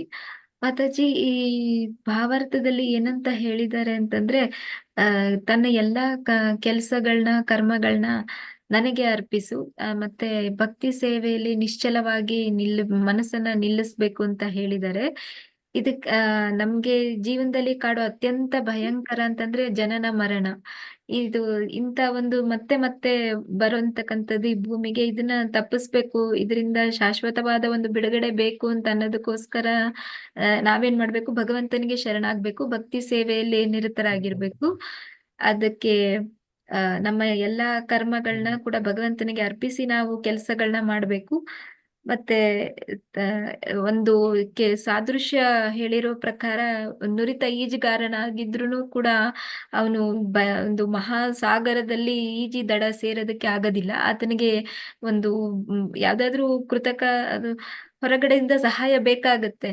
ಹಾಗೇನೆ ಇಂಥ ಒಂದು ಒಂದು ಮಾಯಾ ಪ್ರಪಂಚ, ಇದರಿಂದ ನಾವು ಬಿಡುಗಡೆ ಹೊಂದಿ, ಅಂದ್ರೆ ಜನನ ಮರಣದಿಂದ ನಮಗೆ ಬಿಡುಗಡೆ ಬೇಕು, ಈ ಸಂಸಾರ ಸಾಗರದಿಂದ ಬಿಡುಗಡೆ ಬೇಕು. ಅದಕ್ಕೋಸ್ಕರ ನಾವು ಈ ಭಗವಂತನಿಗೆ ಶರಣಾಗಬೇಕು. ಅದಕ್ಕಾಗಿ ನಾವು ಹೆಚ್ಚಿಗೆ ಯಾವುದೇ ರೀತಿ ಈ ವಿಧಿ ನೇಮ ಯಜ್ಞ ಯಾಗಾದಿ ತಪಸ್ಸು ಇದ್ಯಾವುದನ್ನು ಕೂಡ ಹೆಚ್ಚು ಶ್ರಮ ವಹಿಸಿ ಮಾಡ್ಬೇಕಾಗಿಲ್ಲ. ಅತ್ಯಂತ ಸುಲಭವಾದ ಸಾಧನೆ ಭಗವಂತನಿಗೆ ಶರಣಾಗುವುದು. ಮತ್ತೆ ಒಂದು ಮಹಾಮಂತ್ರ ನಮಗೆ ಇದು ಸುಲಭವಾದ ಒಂದು ಸಾಧನ. ಮಹಾಮಂತ್ರವನ್ನ ಜಪಿಸುವುದು, ಇದರಿಂದ ಭಗವಂತ ಖಂಡಿತ ಸುಪ್ರಸನ್ನನಾಗ್ತಾನೆ. ಮತ್ತೆ ಇನ್ನೊಂದು ಹೇಳಿದ ಹಾಗೆ ಎಲ್ಲದನ್ನು ಕೂಡ ನನಗೆ ತ್ಯಜಿಸಿ ಭಗವಂತನಿಗೆ ಶರಣಾಗುವುದು. ಬೇರೆ ಅನ್ಯ ಮಾರ್ಗ ಏನೂ ತೋಚುವುದಿಲ್ಲ ಮಾತಾಜಿ. ಇದು ಸಂಸಾರ ಸಾಗರದಿಂದ ಹೊರಗಡೆ ಹೋಗೋದಿಕ್ಕೆ ನಾವು ಭಗವಂತನಿಗೆ ಶರಣಾಗೋದು ಬಿಟ್ರೆ ಬೇರೆ ಅನ್ಯ ದಾರಿ ಏನೂ ಇಲ್ಲ ಇದರಲ್ಲಿ. ಮತ್ತೆ ನಾವು ನಿಷ್ಕಲ್ಮಶ ಇದರಿಂದ ಯಾವುದೇ ರೀತಿ ಎಷ್ಟೇ ತೊಡಗು ಬರ್ಬೋದು ನಮ್ಗೆ, ಇದರಲ್ಲಿ ಅಡೆತಡೆಗಳು ಬರ್ಬೋದು, ಅಥವಾ ಮನಸ್ಸನ್ನ ನಾವು ದೃಢವಾಗಿ ಭಗವಂತನಲ್ಲಿ ನೆಲೆಸ್ಬೇಕು. ಸದಾ ಅವನ ಹೆಸರನ್ನ ನಾಮಸ್ಮರಣೆ ಮಾಡ್ತಾ ಇರ್ಬೇಕು, ಧ್ಯಾನಿಸ್ತಾ ಇರ್ಬೇಕು. ಅವಾಗ ನಮ್ಗೆ ಭಗವಂತನೇ ಭರವಸೆ ಕೊಟ್ಟ ಹಾಗೆ, ನೀ ಎಲ್ಲದನ್ನು ತ್ಯಜಿಸಿ ನನ್ನಲ್ಲೇ ಶರಣಾದ್ರೆ ನಾನಿನ್ನ ಶೀಘ್ರವಾಗಿ ಸಂಸಾರ ಸಾಗರದಿಂದ ಬಿಡುಗಡೆ ಮಾಡ್ತೀನಿ ಅಂತ ಹೇಳ್ತಾರೆ ಮಾತಾಜಿ. ಹರೇ ಕೃಷ್ಣ. ಧನ್ಯವಾದಗಳು ಮಾತಾಜಿ. ಹರೇ ಕೃಷ್ಣ. ಲಕ್ಷ್ಮಿ ಮಾತಾಜಿ. ಹರೇ ಕೃಷ್ಣ ಮಾತಾಜಿ. ಹರೇ ಕೃಷ್ಣ ಮಾತಾಜಿ. ಮಾತಾಜಿ, ಇಲ್ಲೇ ಈ ಭಾವಾರ್ಥದಲ್ಲಿ ಹೇಳ್ತಾ ಇದ್ದಾರೆ ಮಾತಾಜಿ, ಭಕ್ತಿ ಸೇವೆಯ ಮೂಲಕ ಮಾತ್ರ ಜೀವಿಯು ಪರಮ ಪ್ರಭುವಿನ ಬಳಿಗೆ ಹೋಗಲು ಸಾಧ್ಯ ಅಂತ ಹೇಳ್ತಾ ಇದ್ದಾರೆ ಮಾತಾಜಿ. ಮತ್ತೆ ನಾವ್ ಏನೇ ಯಾವುದೇ ಕಾರ್ಯವನ್ನು ಮಾಡುವುದಾದ್ರೆ ಅದನ್ನ ಭಗವಂತನಿಗೆ ಅರ್ಪಿಸಿ ಮಾಡಂತ ಹೇಳ್ತಾ ಇದ್ದಾರೆ ಮಾತಾಜಿ. ಹರೇ ಕೃಷ್ಣ ಈ ಕಲಿಯುಗದಲ್ಲಿ ಹರೇ ಕೃಷ್ಣ ಚೈತನ್ಯ ಮಹಾಪ್ರಭುಗಳು ಹರೇ ಕೃಷ್ಣ ಮಹಾಮಂತ್ರವನ್ನು ನೀಡಿದ್ದಾರೆ. ಅದರಿಂದ ನಾವು ಧಾರ್ಮಿಕ ಕಾರ್ಯಗಳು ಮತ್ತು ಯಜ್ಞಗಳು ದಾನಗಳು ಮೊದಲಾದವುಗಳಿಂದ ಫಲವನ್ನು ಪಡೆಯಬಲ್ಲವು ಅಂತ ಹೇಳ್ತಾ ಇದ್ದಾರೆ ಮಾತಾಜಿ. ಮಾತಾಜಿ, ಒಂದು ಸಾದೃಶ್ಯ ವರಾಹ ಪುರಾಣದಲ್ಲಿ ಒಂದು ಸಾದೃಶ್ಯ ಶ್ಲೋಕ ಇದೆ. ನಯಾಮಿ ಪರಂ ಸ್ಥಾನಂ ರಾಧಿಗತಿಂ ವಿನಾ ಗರುಡ ಮಾರೋಪ್ಯ ಯತೆ ಚ ಮನಿ ವಾರಿತಃ. ಇದರದ ಭಾವಾರ್ಥ ಎಂದರೆ ಭಕ್ತನು ತನ್ನ ಆತ್ಮವನ್ನು ಆಧ್ಯಾತ್ಮಿಕ ಲೋಕಗಳಿಗೆ ವರ್ಗಾಯಿಸಿಕೊಳ್ಳಲು ಅಷ್ಟಾಂಗ ಯೋಗವನ್ನು ಅಭ್ಯಾಸ ಮಾಡಿಕೊಳ್ಳಬೇಕಾಗಿಲ್ಲ ಅಂತ ಹೇಳ್ತಾ ಇದ್ದಾರೆ ಮಾತಾಜಿ. ಮತ್ತೆ ಮಾತಾಜಿ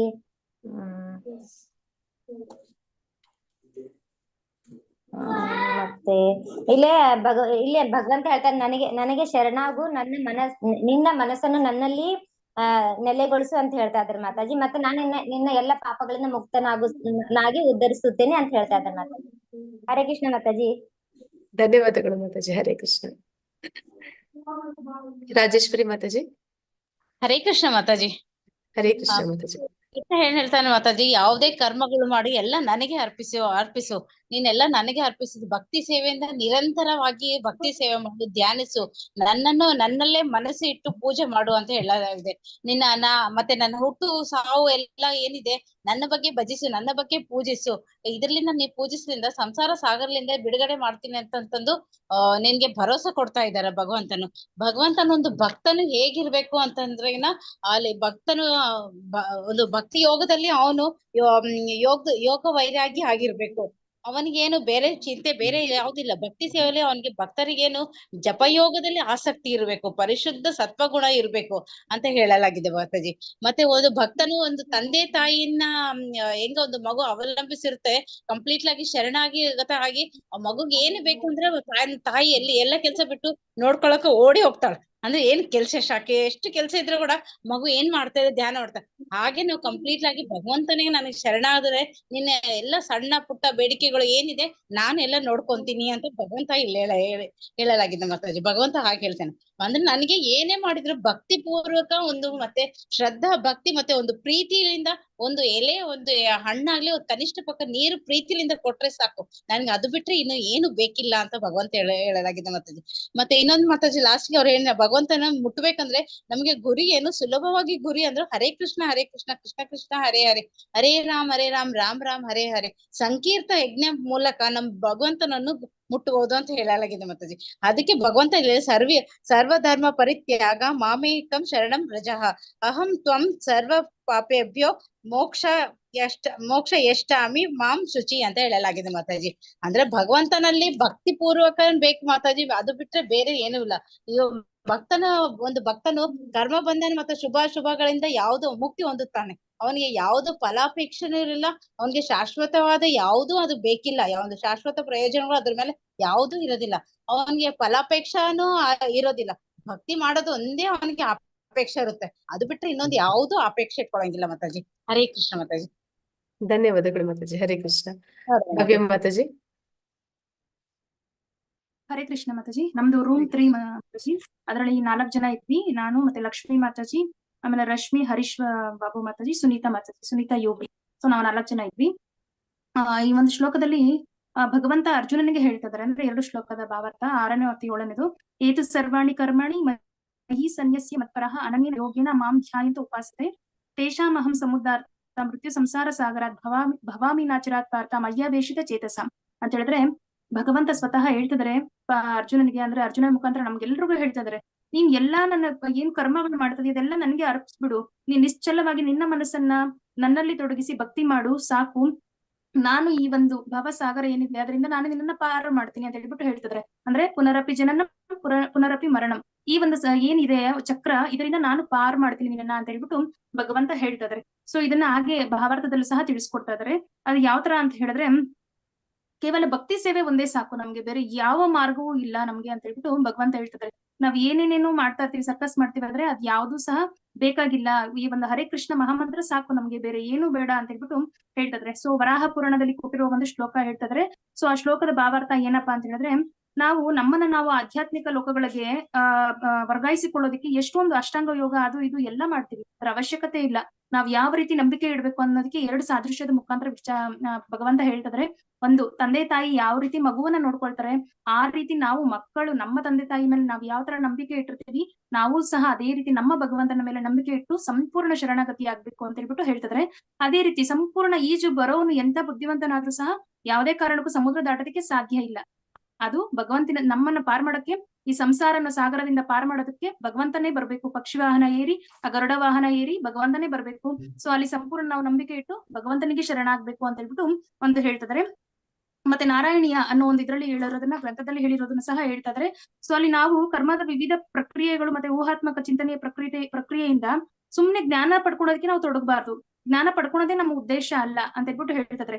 ನಾವು ಈ ಒಂದು ಭಕ್ತಿ ಸೇವೆ ಮಾಡಿದ್ರೆ ನಾವ್ ಏನ್ ಯಜ್ಞಗಳು ಮಾಡಿದೀವಿ, ದಾನಗಳನ್ನ ಮಾಡ್ತೀವಿ, ಧಾರ್ಮಿಕ ವಿಧಿ ವಿಧಾನಗಳನ್ನ ಮಾಡ್ತೀವಿ, ಅದೆಲ್ಲದರಿಂದ ಏನೇನು ಫಲಗಳು ಸಿಗುತ್ತೆ ಅದೆಲ್ಲ ಸಹ ನಮಗೆ ಭಕ್ತಿ ಮಾಡಿದ್ರೆ ಸಾಕು, ಆ ಎಲ್ಲದ್ರ ಫಲ ನಮ್ಗೆ ಸಿಗುತ್ತೆ ಅಂತ ಹೇಳ್ಬಿಟ್ಟು ಹೇಳ್ತಿದ್ರೆ. ಸೊ ಫೈನಲ್ ಆಗಿ ಏನ್ ಹೇಳ್ತಾ ಇದಾರೆ ಅಂತ ಹೇಳಿದ್ರೆ, ಸರ್ವಧರ್ಮಂ ಪರಿತ್ಯಾಜ್ಯ ಮಾಮೇಕಂ ಶರಣಂ ವ್ರಜ ಅಂತ ಹೇಳಿದ್ರೆ, ನಮ್ಗೆ ಆತ್ಮ ಸಾಕ್ಷಾತ್ಕಾರ ಮಾಡ್ಕೊಳ್ಳೋದೇ ಒಂದೇ ಅಲ್ಲ ನಮ್ಗೆ ಉದ್ದೇಶ, ಅದನ್ನ ನಾವು ತ್ಯಜಿಸ್ಬೇಕು ಅಂತ ಹೇಳ್ಬಿಡ್ತಾರೆ. ಅಂದ್ರೆ ನಾವು ಇವಾಗ ಆತ್ಮ ಸಾಕ್ಷಾತ್ಕಾರ ಅಂದ್ರೆ ಬ್ರಹ್ಮನ್ ಸಾಕ್ಷಾತ್ಕಾರ ಆಗಿರ್ಬೋದು, ಪರಮಾತ್ಮ ಸಾಕ್ಷಾತ್ಕಾರ, ಭಗವಾನ್ ಸಾಕ್ಷಾತ್ಕಾರ, ಇದರಿಂದ ಹೋಗ್ತಾ ಇರ್ತೀವಿ ನಾವು. ಈ ಸಾಕ್ಷಾತ್ಕಾರ ಮಾಡ್ಕೊಳ್ಬೇಕು, ಇದು ನಿಜವಾದ ಸಾಕ್ಷಾತ್ಕಾರ, ಇದೇ ನಿಜವಾದ ಜೀವನದ ಗುರಿ.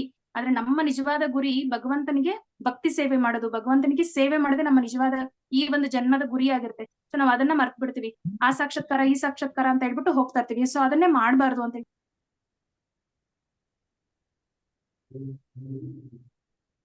ಹೇಳ್ಬಿಟ್ಟು ಹೇಳ್ತಾ ಇದ್ರೆ. ಅಂದ್ರೆ ಸಂಪೂರ್ಣವಾಗಿ ಪರಮ ಸರ್ವಶಕ್ತನಾದ ಕೃಷ್ಣನಿಗೆ ಶರಣಾಗತ ಬೇಕು, ಇದೇ ನಿಜವಾದ ಅತ್ಯುನ್ನತ ಪರಿಪೂರ್ಣತೆ ಅಂತ ಹೇಳ್ಬಿಟ್ಟು ಭಗವಂತ ಇವೆರಡು ಶ್ಲೋಕದಲ್ಲಿ ತಿಳಿಸ್ಕೊಡ್ತಾ ಇದಾರೆ. ಮಾತಾಜಿ ಹರೇ ಕೃಷ್ಣ, ಧನ್ಯವಾದಗಳು.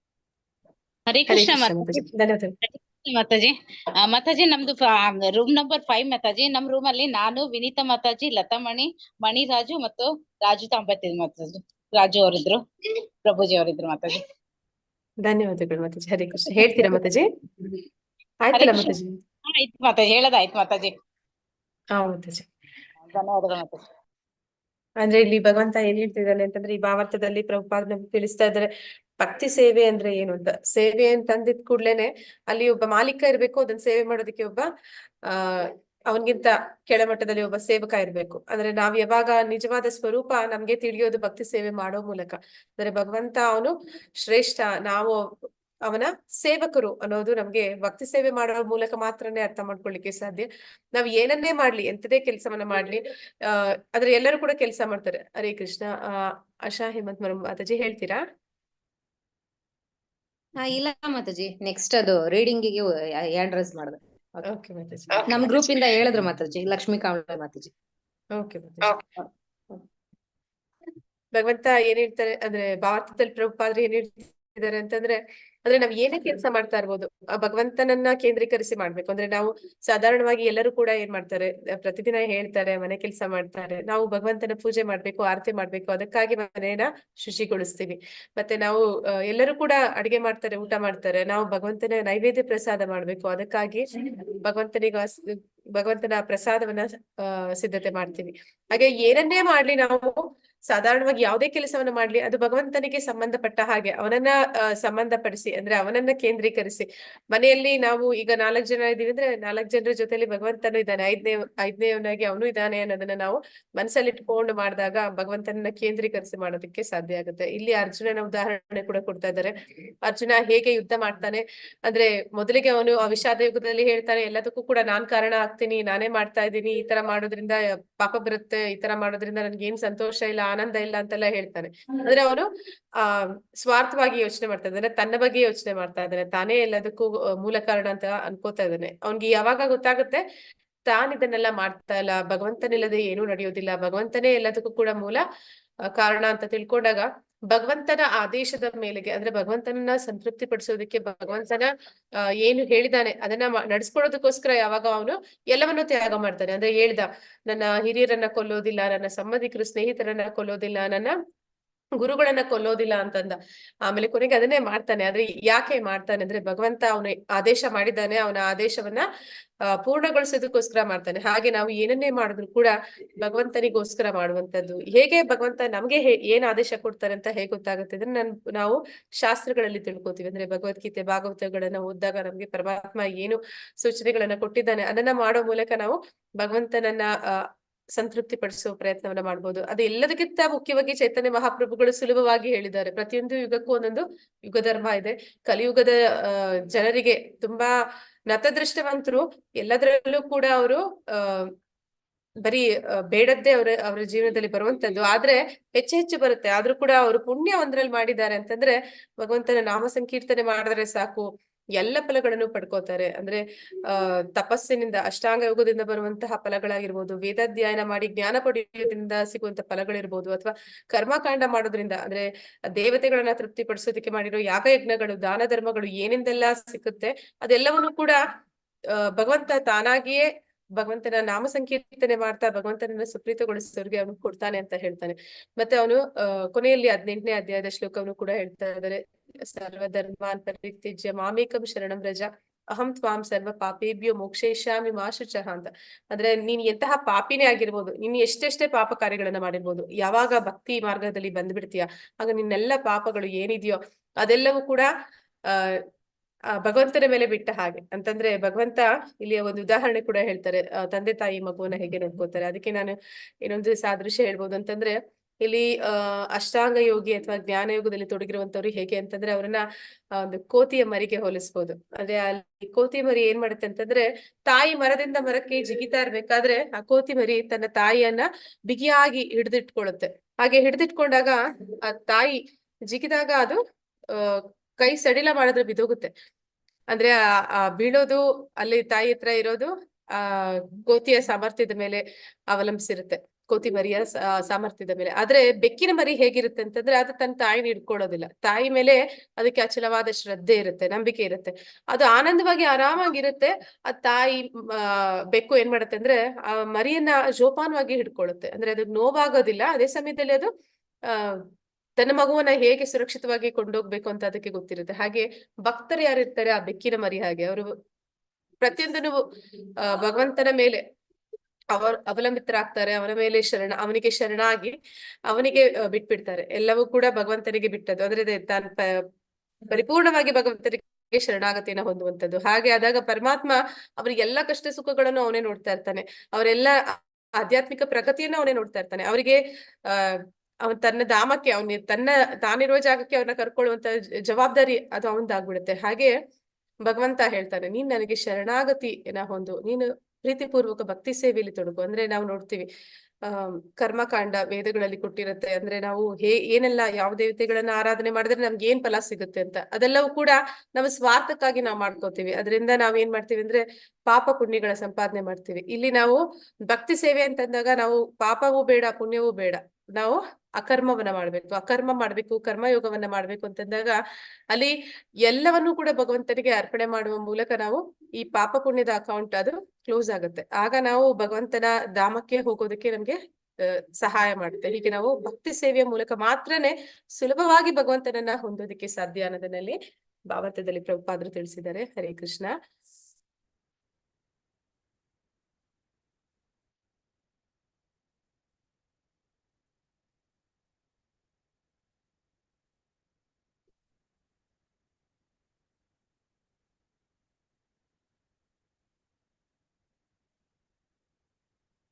ಹರೇ ಕೃಷ್ಣ. ಆಶಾ ಮಾತಾಜಿ, ಹೋದಿ ಮಾತಾಜಿ.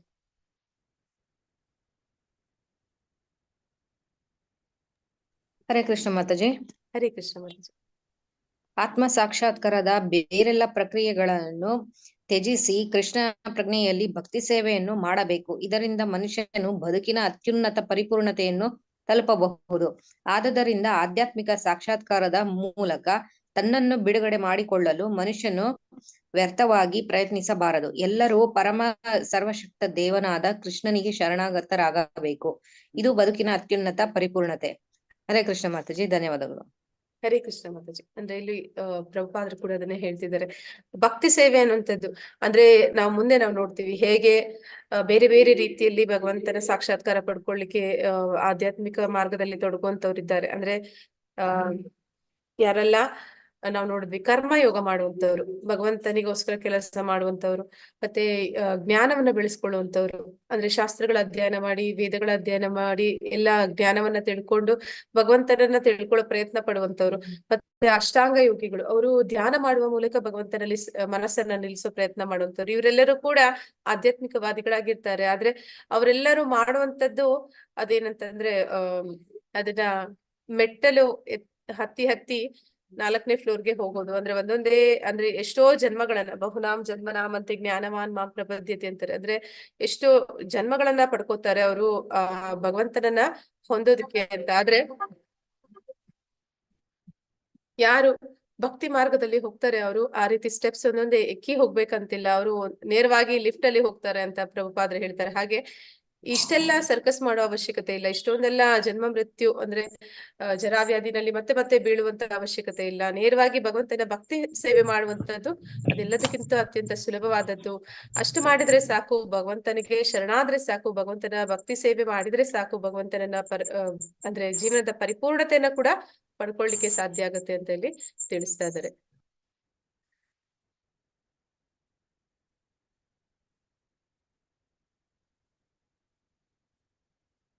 ಈ ಅಧ್ಯಾಯದಲ್ಲಿ ಏನೆಲ್ಲ ವಿಷಯಗಳಿದೆ ಅಂತ ಹೇಳ್ತಾ ಇದ್ದಾರೆ.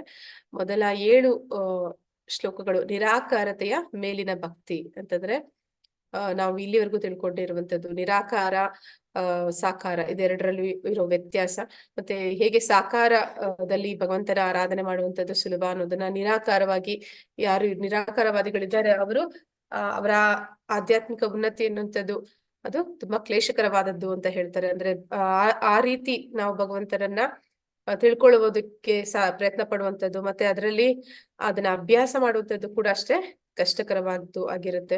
ಮುಂದೆ ನಾವು ತಿಳ್ಕೊಳ್ಳಿಕ್ಕಿರುವಂತದ್ದು ಭಕ್ತಿಯ ಪ್ರಗತಿಶೀಲ ಹಂತಗಳು. ಭಕ್ತಿಯಲ್ಲಿ ಅನೇಕ ಹಂತಗಳು ಇದೆ ಅನ್ನೋದನ್ನ ನಾವು ತಿಳ್ಕೊಳ್ಳಿಕ್ಕಿದ್ವಿ. ಮತ್ತೆ ಕೃಷ್ಣನಿಗೆ ಪ್ರಿಯವಾದ ಗುಣಗಳು ಅಂದ್ರೆ ಕೃಷ್ಣನಿಗೆ ಅವನ ಭಕ್ತರಲ್ಲಿ ಪ್ರಿಯವಾದ ಗುಣಗಳು ಯಾವ್ದೆಲ್ಲ ಇದೆ ಅನ್ನೋದನ್ನ ಕೂಡ ಪರಮಾತ್ಮ ಈ ಅಧ್ಯಾಯದಲ್ಲಿ ತಿಳಿಸಿದ್ದಾನೆ. ಲಕ್ಷ್ಮೀ ಮಾತಾಜಿ, ಹರೇ ಕೃಷ್ಣ. ಹರೇ ಕೃಷ್ಣ ಮಾತಾಜಿ. ಹರೇ ಕೃಷ್ಣ. ಕೃಷ್ಣಮಯ್ಯ. ಭಗವಂತನ ಪಾವನ ನಾಮವು ಮತ್ತು ಭಗವಂತನು ಬೇರೆ ಬೇರೆ ಬೇರೆಯಲ್ಲ. ಆದುದರಿಂದ ಭಕ್ತನು ಹರೇ ಕೃಷ್ಣ ಸಂಕೀರ್ತನೆ ಮಾಡುವಾಗ ಕೃಷ್ಣನು ಅವನ ಅಂತರಂಗ ಶಕ್ತಿಯು ಭಕ್ತನ ನಾಲಿಗೆಯಲ್ಲಿ ಕುಣಿಯುತ್ತಿರುತ್ತಾರೆ. ಅವನು ಕೃಷ್ಣನಿಗೆ ನೈವೇದ್ಯ ಮಾಡಿದಾಗ ಕೃಷ್ಣನು ಆ ತಿಂಡಿ ತಿನಿಸುಗಳನ್ನು ನೇರವಾಗಿ ಸ್ವೀಕರಿಸುತ್ತಾನೆ. ಭಕ್ತನು ಪ್ರಸಾದವನ್ನು ತಿಂದಾಗ ಕೃಷ್ಣನ ಪ್ರಜ್ಞೆ ಹೊಂದುತ್ತಾನೆ. ಹರೇ ಕೃಷ್ಣ ಮಾತಾಜಿ, ಧನ್ಯವಾದಗಳು. ಧನ್ಯವಾದಗಳು ಮಾತಾಜಿ. ಹರೇ ಕೃಷ್ಣ. ಅಂದ್ರೆ ಕೃಷ್ಣಮಯ ಅಂತಂದ್ರೆ ಭಗವಂತನನ್ನೇ ಜೀವನದ ಪರಮೋಚ್ಚ ಗುರಿಯನ್ನಾಗಿಸ್ಕೊಳ್ಳುವಂಥದ್ದು. ಅದಕ್ಕೆ ನಾವೇನು ತುಂಬಾ ಕಷ್ಟಪಡಬೇಕಾಗಿಲ್ಲ, ತುಂಬಾ ಸುಲಭವಾದ ಒಂದು ಪ್ರಕ್ರಿಯೆ ನಮ್ಗೆ ಕೃಷ್ಣ ಪ್ರಜ್ಞೆಯಲ್ಲಿ ಸಿಕ್ಕುತ್ತೆ. ಅದು ಏನು ಅಂತಂದ್ರೆ ನಾವು ಭಕ್ತರ ಸಂಘದಲ್ಲಿ ಸದಾ ಇರಬೇಕು. ಭಕ್ತರ ಸಂಘವನ್ನು ಯಾವುದೇ ಕಾರಣಕ್ಕೂ ನಾವು ಬಿಡಬಾರ್ದು. ಮತ್ತೆ ಭಕ್ತರ ಸಂಘದಲ್ಲಿ ಇರುವಾಗ ನಾವು ಭಗವಂತನ ಸಂಕೀರ್ತನೆಯನ್ನ ಮಾಡ್ಬೇಕು. ಅಂದ್ರೆ ಭಗವಂತನ ಇಲ್ಲಿ ಜಪವನ್ನ ಮಾಡೋದು ನಾವು ಪ್ರತಿದಿನ ಮಾಡ್ತೀವಿ, ಒಬ್ಬೊಬ್ರಿಗೆ ಕೂತು ಮಾಡ್ತೀವಿ. ಆದ್ರೆ ಸಂಕೀರ್ತನೆ ಅಂತಂದಾಗ ಭಕ್ತರ ಸಂಘದಲ್ಲಿ ಮಾಡ್ತೀವಿ. ಹಾಗೆ ಭಗವಂತನ ಹರೇ ಕೃಷ್ಣ ಸಂಕೀರ್ತನೆಯನ್ನ ಮಾಡುವಂಥದ್ದು, ಭಕ್ತರ ಸಂಘದಲ್ಲಿ ಭಗವಂತನ ನಾಮವನ್ನ ಹಾಡುವಂಥದ್ದು.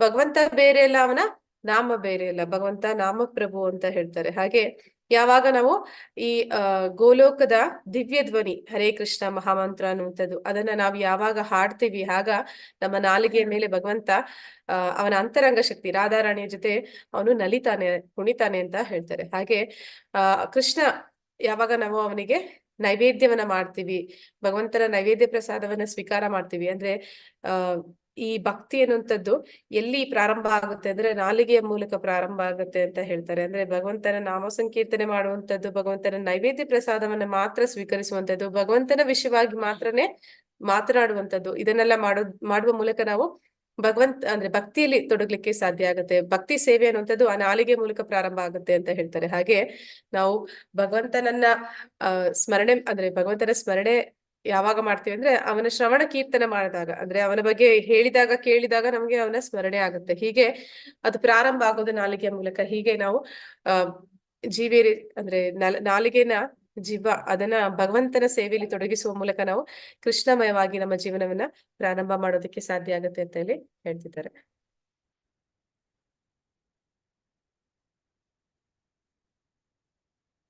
ಇಲ್ಲಿ ಶ್ಲೋಕ 8 ಭಕ್ತಿಯ ಪ್ರಗತಿಶೀಲ ಹಂತಗಳು. ಅಂದ್ರೆ ಈಗ ಭಕ್ತಿಯಲ್ಲಿ ಬರುವಂತಹ ಹಂತಗಳ ಬಗ್ಗೆ ತಿಳಿಸ್ತಾ ಇದ್ದಾರೆ. ನಾವು ನೋಡಿದ್ದೀವಿ ಇಲ್ಲಿವರೆಗೂ ಅನೇಕ ಭಕ್ತಿ ಯೋಗದ ಅಧ್ಯಾಯಗಳಲ್ಲಿ ನಾವು ಕೇಳಿರುವಂತದ್ದು ಅನನ್ಯ ಭಕ್ತಿಯ ಬಗ್ಗೆ. ಅಂದ್ರೆ ಕೃಷ್ಣಮಯ ಅಂತಂದ್ರೆ ಅನನ್ಯ ಭಕ್ತಿ ಅಂತಂದ್ರೆ ಪರಿಪೂರ್ಣವಾಗಿ ಮನಸ್ಸನ್ನ ಭಗವಂತನಲ್ಲಿ ಕೇಂದ್ರೀಕರಿಸುವಂತದ್ದು, ಭಗವಂತನಲ್ಲಿ ಶರಣಾಗತಿಯನ್ನು ಹೊಂದುವಂಥದ್ದು, ಬದುಕನ್ನ ಭಗವಂತನ ಗುರಿಯನ್ನಾಗಿ ಮಾಡ್ಕೊಳ್ಳುವಂಥದ್ದು. ಆ ರೀತಿ ಇರುವಂತಹ ಶುದ್ಧ ಭಕ್ತರು ಅದು ಪ್ರಥಮ ಹಂತದ ಭಕ್ತರು. ಆ ಅನನ್ಯ ಭಕ್ತಿಯನ್ನ ಮಾಡುವಂತವ್ರು ಮನಸ್ಸನ್ನ ಭಗವಂತನಲ್ಲಿ ನಿಲ್ಲಿಸ್ತಾರೆ. ಹೀಗೆ ಪರಿಪೂರ್ಣ ಕೃಷ್ಣ ಪ್ರಜ್ಞೆ ಅಂತ ಹೇಳ್ತಾರೆ. ಅದು ಎಲ್ಲದಕ್ಕಿಂತ ಉನ್ನತವಾದ್ದು ಮೊದಲ ಹಂತ. ಅದನ್ನು ಕೂಡ ಪರಮಾತ್ಮ ನಮ್ಗೆ ಇಲ್ಲಿ ಡಿಸ್ಕೌಂಟ್ಸ್ ಕೊಡ್ತಾ ಹೋಗ್ತಾನೆ.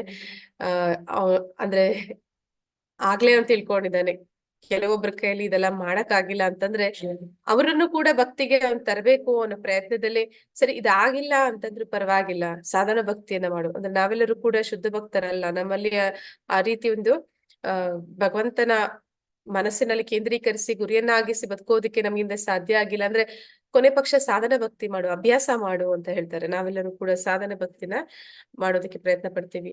ಅಭ್ಯಾಸ ಯೋಗೇನ ಮಾಮಿಚ್ಛಾಪ್ತು ಅಂತಂದ್ರೆ ಕೃಷ್ಣನ ಪಡೆಯುವ ಬಯಕೆ. ಅಂದ್ರೆ ಇಲ್ಲಿ ನಾವು ಭಗವಂತನನ್ನ ಪಡ್ಕೊಳ್ಳೋದಕ್ಕೆ ಪ್ರಯತ್ನ ಪಡ್ತೀವಿ, ಅಭ್ಯಾಸ ಮಾಡ್ತೀವಿ ಗುರುಗಳ ಮೂಲಕ. ಅಂದ್ರೆ ನಮ್ಗೆ ಅದೆಲ್ಲ ಮಾಡೋದಕ್ಕೆ ಆಗದೆ ಇರ್ಬೋದು, ಆದ್ರೂ ಕೂಡ ಒಂದು ಪ್ರಯತ್ನವನ್ನ ಮಾಡ್ತೀವಿ. ಹಾಗಾದ್ರೂ ನಾವು ಭಗವಂತನನ್ನ ಕೇಂದ್ರೀಕರಿಸಿ ಶುದ್ಧ ಭಕ್ತಿ ಸೇವೆ ಮಾಡುವ ಹಂತಕ್ಕೆ ತಲುಪೋ ಪ್ರಯತ್ನವನ್ನ ಸಾಧನ ಭಕ್ತಿಯ ಮೂಲಕ ಮಾಡ್ತೀವಿ. ಆ ರೀತಿ ಸಾಧನ ಭಕ್ತಿ ಅಂತಂದ್ರೆ ಅಲ್ಲಿ ನಮ್ಗೆ 4 ನಿಯಂತ್ರಕ ತತ್ವಗಳನ್ನ ಹೇಳ್ತಾರೆ. ಹರೇ ಕೃಷ್ಣ ಸಂಕೀರ್ತನೆ ಸದಾ ದಿನ, ಅಂದ್ರೆ ಪ್ರತಿದಿನ 16 ಸುತ್ತು ಮಾಡ್ಲಿಕ್ಕೆ ಹೇಳ್ತಾರೆ. ಮತ್ತೆ ಏಕಾದಶಿ, ಮತ್ತೆ ಗುರುಗಳು ಹಿರಿಯರು ಅಂದ್ರೆ ಸೀನಿಯರ್ ಡಿವೋಟಿಸ್ ಯಾರೆಲ್ಲ ಇದ್ರು ಅವರೆಲ್ಲರೂ ಕೂಡ ಅಂತರ್ಧಾನ, ಅಪಿಯರೆನ್ಸ್ ಮತ್ತೆ ಡಿಸಪಿಯರೆನ್ಸ್ ಡೇ ದಿನ ಉಪವಾಸಗಳನ್ನ ಮಾಡುವಂತದ್ದು. ಮತ್ತೆ ಭಗವಂತನ ಅನೇಕ ವಿಶೇಷ ದಿನಗಳು ಇರುತ್ತೆ, ಜನ್ಮಾಷ್ಟಮಿ, ಈ ರೀತಿ ಎಲ್ಲ ಭಗವಂತನ ಒಂದು ಭಕ್ತಿ ಮಾಡ್ಲಿಕ್ಕೆ ಪೂರಕವಾದಂತಹ ವಿಷಯಗಳು ಏನೆಲ್ಲ ಇದೆ ಅದನ್ನೆಲ್ಲ ಸಾಧನ ಭಕ್ತಿಯಲ್ಲಿ ಬರುವಂತದ್ದು. ಅದನ್ನ ನಾವು ಅಭ್ಯಾಸ ಮಾಡುವ ಮೂಲಕ ನಾವು ಭಗವಂತನಲ್ಲಿ ಪ್ರೇಮವನ್ನು ಬೆಳೆಸಿಕೊಳ್ಳುವ ಹಂತಕ್ಕೆ ಬರ್ಲಿಕ್ಕೆ ಸಾಧ್ಯ ಆಗುತ್ತೆ. ಹೀಗೆ ಇನ್ನೊಂದು ಆಪ್ಷನ್ ಕೊಡ್ತಾನೆ ಪರಮಾತ್ಮ, ಆಯ್ತಪ್ಪ ನಿನ್ ಕೈಯಲ್ಲಿ ಸಾಧನ ಭಕ್ತಿ ಮಾಡ್ಲಿಕ್ಕೆ ಆಗ್ತಾ ಇಲ್ಲ ಅಂದ್ರೂ ಕೂಡ ಪರವಾಗಿಲ್ಲ, ಆದ್ರೂ ಕೂಡ ನಿನ್ಗೆ ಇನ್ನೂ ಒಂದು ಆಪ್ಷನ್ ಕೊಡ್ತೀನಿ ಅಂತಾನೆ. ಏನಂತಾನೆ ಅಂದ್ರೆ ಮತ್ಕರ್ಮ ಕೃಷ್ಣ ಕರ್ಮ ನನಗಾಗಿ ಕೆಲಸ ಕುರ್ವನ್ ಸಿದ್ಧಿ ವಾಪ್ಸಿಸಿ, ನೀನು ಪರಿಪೂರ್ಣ ಸ್ಥಿತಿಗೆ ಬರುವೆ. ನೀನು ಇದನ್ನು ಮಾಡಿದ್ರು ಕೂಡ ನೀನು ಭಗವಂತನಲ್ಲಿ ಪ್ರೇಮವನ್ನ ಬೆಳೆಸ್ಕೊಳ್ಳಿಕ್ಕೆ ಸಾಧ್ಯ ಆಗುತ್ತೆ ಅಂತ ಹೇಳ್ತಾ ಇದ್ದಾನೆ. ಏನು ಅಂತಂದ್ರೆ ಭಗವಂತನಿಗಾಗಿ ಕೆಲಸವನ್ನ ಮಾಡು. ನಿನ್ ಕೈಯಲ್ಲಿ ಸಾಧನ ಭಕ್ತಿ ಮಾಡ್ಲಿಕ್ಕೆ ಆಗ್ತಾ ಇಲ್ಲ, ನಿಯಂತ್ರಕ ತತ್ವಗಳನ್ನ ಪಾಲಿಸ್ಲಿಕ್ಕೆ ಆಗ್ತಾ ಇಲ್ಲ, ನಿನ್ ಕೈಯಲ್ಲಿ ಜಪ ಮಾಡ್ಲಿಕ್ಕೆ ಆಗ್ತಿಲ್ಲ, ನಿನ್ ಕೈಯಲ್ಲಿ ಬೆಳಿಗ್ಗೆ ಆರತಿಗೆ ಎದ್ದು ತಪಸ್ಸದು ಅದನ್ನೆಲ್ಲ ಮಾಡಕ್ ಆಗ್ತಿಲ್ಲ ಅಂದ್ರೂ ಪರವಾಗಿಲ್ಲ, ನೀನು ಏನಾದ್ರೂ ಒಂದು ಭಗವಂತನ ಮತ್ತೆ ಭಗವಂತನ ಭಕ್ತರ ಸೇವೆ ಮಾಡುವಂತಹ ಕೆಲಸಗಳನ್ನ ನನಗೋಸ್ಕರ ಮಾಡು. ಆ ರೀತಿ ಮಾಡೋದ್ರಿಂದನಾದ್ರೂ ನಿನ್ನಲ್ಲಿ ನನ್ನ ಮೇಲೆ ಪ್ರೇಮ ಅನ್ನೋದು ಹುಟ್ಟುತ್ತೆ, ನನ್ನ ಮೇಲೆ ನಿನಗೆ ಆಸಕ್ತಿ ಬರುತ್ತೆ. ಆಗ ನೀನು ನನ್ನಲ್ಲಿ ಮನಸ್ಸನ್ನ ಕೇಂದ್ರೀಕರಿಸಕ್ಕೆ ಸಾಧ್ಯ ಆಗುತ್ತೆ. ಭಗವಂತನಿಗೋಸ್ಕರ ಕೆಲಸ ಮಾಡು ಅಂತ ಹೇಳಿ ಹೇಳ್ತಾ ಇದ್ದೇನೆ. ಅದು ಆಗ್ತಾ ಇಲ್ಲ, ನಾನು ದೇವಸ್ಥಾನಕ್ಕೆ ಹೋಗಿ ಭಗವಂತನ ಸೇವೆ ಆಗ್ಲಿ ಭಗವಂತನ ಭಕ್ತರ ಸೇವೆ ಆಗ್ಲಿ ನನ್ಗೆ ಮಾಡಕ್ ಸಾಧ್ಯ ಆಗ್ತಿಲ್ಲ. ಆಗ ಜ್ಞಾನ ಯೋಗ ಅಥವಾ ಧ್ಯಾನ ಯೋಗ ಅಂತ ಹೇಳ್ತಾ ಇದ್ದಾರೆ. ಅಂದ್ರೆ ಭಗವಂತನ ವಿಷಯವಾಗಿ ಶಾಸ್ತ್ರಗಳ ಮೂಲಕ ಅಧ್ಯಯನ ಮಾಡಿ ತಿಳ್ಕೊಳ್ಳೋ ಪ್ರಯತ್ನ ಮಾಡು. ಅಷ್ಟಾಂಗ ಯೋಗ ಅಂದ್ರೆ ಇವೆಲ್ಲವೂ ಕೂಡ ಕೆಳಗಿನ ಹಂತದಲ್ಲಿ ಬರುವಂತವು. ಅಂದ್ರೆ ಭಗವಂತನ ಜ್ಞಾನವನ್ನ ಬೆಳೆಸ್ಕೊಳ್ಳುವಂತದ್ದು, ಮತ್ತೆ ಆ ಜ್ಞಾನವನ್ನ ವಿಜ್ಞಾನವನ್ನಾಗಿ ಮಾಡೋದಕ್ಕೆ ಆ ಧ್ಯಾನ ಯೋಗ, ಅಷ್ಟಾಂಗ ಯೋಗ ಇವುಗಳನ್ನ ಮಾಡುವಂತದ್ದು. ಹಾಗೆ ಮಾಡುವ ಮೂಲಕ ಕೂಡ ಹಂತ ಹಂತವಾಗಿ ನೀನ್ ಬರ್ತೀಯ, ಒಂದೇ ಸತಿಗೆ ಬರ್ತೀಯ ಅಂತ ಹೇಳಕ್ಕಾಗಲ್ಲ, ಹಂತ ಹಂತವಾಗಿ ನೀನು ಬರ್ತೀಯ ಅಂತ ಹೇಳಿ ಹೇಳ್ತಾ ಇದ್ದಾರೆ. ಅದನ್ನ ಪರೋಕ್ಷ ಭಕ್ತಿ ಅಂತ ಕರೀತಾ ಇದ್ದಾರೆ. ಕರ್ಮ ಫಲತ್ಯಾಗ ಅದು ನಿನ್ನಿಂದ ಸಾಧ್ಯ ಆಗ್ತಿಲ್ಲ ಅನ್ನೋದೇ ಆದ್ರೆ ಕರ್ಮ ಫಲತ್ಯಾಗ ಅಂತಂದ್ರೆ ನಿಷ್ಕಾಮ ಕರ್ಮವನ್ನ ಮಾಡು. ಅಂದ್ರೆ ನೀನು ಏನು ಕಷ್ಟಪಟ್ಟು ಹಣ ಗಳಿಸ್ತಾ ಇದೆಯಾ ಅದರಲ್ಲಿ ಒಂದು ಭಾಗವನ್ನ ನೀನು ಮೊದಲಿಗೆ ಯಾರು ನೇರವಾಗಿ ಭಗವಂತನ ದೇವಸ್ಥಾನಗಳಿಗೆ ಅಥವಾ ಭಗವಂತನ ಭಕ್ತರಿಗೆ ಅದನ್ನ ವಿನಿಯೋಗ ಮಾಡ್ಲಿಕ್ಕೆ ಅವರಿಂದ ಆಗ್ತಾ ಇಲ್ಲ ಅಂತಂದ್ರೆ ಅವ್ರು ಯಾವ್ದಾದ್ರು ಒಂದು ಉನ್ನತ ವಿಷಯಗಳಿಗಾಗಿ, ಅಂದ್ರೆ ದೇಶ ಸೇವೆ, ಸಮಾಜ ಸೇವೆ, ಆ ರೀತಿ ಆದ್ರೂ ಸರಿ, ಯಾವ್ದಾದ್ರು ಒಂದು ಉನ್ನತ ವಿಷಯ ಅಂತ ತಿಳ್ಕೊಂಡು ನೀನ್ ಯಾವ್ದಕ್ಕೆ ಮಾಡ್ತಾ ಇದ್ರು ಕೂಡ ಕೊನೆಗೆ ಒಂದು ದಿನ ನಿನ್ಗೆ ಅನ್ನಿಸ್ಬೋದು ಎಲ್ಲದಕ್ಕಿಂತ ಉನ್ನತವಾದದ್ದು ಭಗವಂತನಿಗೋಸ್ಕರ ಮಾಡುವಂತದ್ದು ಅಂತ. ಆಗ ನೀನು ಭಗವಂತನಿಗಾಗಿ ಕೂಡ ನಿನ್ನ ಕರ್ಮದ ಫಲವನ್ನ ತ್ಯಾಗ ಮಾಡ್ತೀಯ. ಅಂದ್ರೆ ನೀನ್ ಏನು ಕಷ್ಟಪಟ್ಟು ಗಳಿಸ್ತಾ ಇದೀಯ ಅದನ್ನ ಕೊಡ್ಲಿಕ್ಕೆ ಸಿದ್ಧನಾಗ್ತೀಯ. ಹೀಗೆ ಅದು ಕರ್ಮಯೋಗ ಆಗುತ್ತೆ. ಕರ್ಮಯೋಗ ಆಗುವ ಮೂಲಕ ಯಾವಾಗ ಒಬ್ಬ ಕರ್ಮಯೋಗಿ ಆಗ್ತಾನೆ ಅಂದ್ರೆ ನಿಷ್ಕಾಮ ಕರ್ಮವನ್ನ ಬೆಳೆಸ್ಕೋತಾನೆ, ಆಗ ಅವನಲ್ಲಿ ತಂತಾನೆ ಜ್ಞಾನ ಅನ್ನುವಂಥದ್ದು ಬರುತ್ತೆ. ಜ್ಞಾನ ಅಂತಂದ್ರೆ ಭಗವಂತನ ವಿಷಯವಾಗಿ ಅವನು ಅರಿತುಕೊಳ್ಳೋ ಪ್ರಯತ್ನವನ್ನ ಮಾಡ್ತಾನೆ. ಆ ರೀತಿ ಮಾಡ್ತಾ ಮಾಡ್ತಾ ಅವನು ಭಗವಂತನ ಸೇವೆ ಮಾಡೋದಕ್ಕೆ ಸಿದ್ಧನಾಗ್ತಾನೆ. ಆ ಸೇವೆ ಮಾಡ್ತಾ ಮಾಡ್ತಾ ಅವನಲ್ಲಿ ಸಾಧನ ಭಕ್ತಿ ಕೂಡ ಬೆಳೆಯುತ್ತೆ. ಸಾಧನ ಭಕ್ತಿ ಅವನನ್ನ ಕೃಷ್ಣ ಪ್ರೇಮವನ್ನ ಹೊಂದುವ ಮಟ್ಟಕ್ಕೆ ಕೊಂಡೊಯ್ಯುತ್ತೆ ಅಂತ ಇಲ್ಲಿ ಹಂತಗಳಲ್ಲಿ ಪರಮಾತ್ಮ ತಿಳಿಸ್ತಾ ಇದ್ದಾನೆ.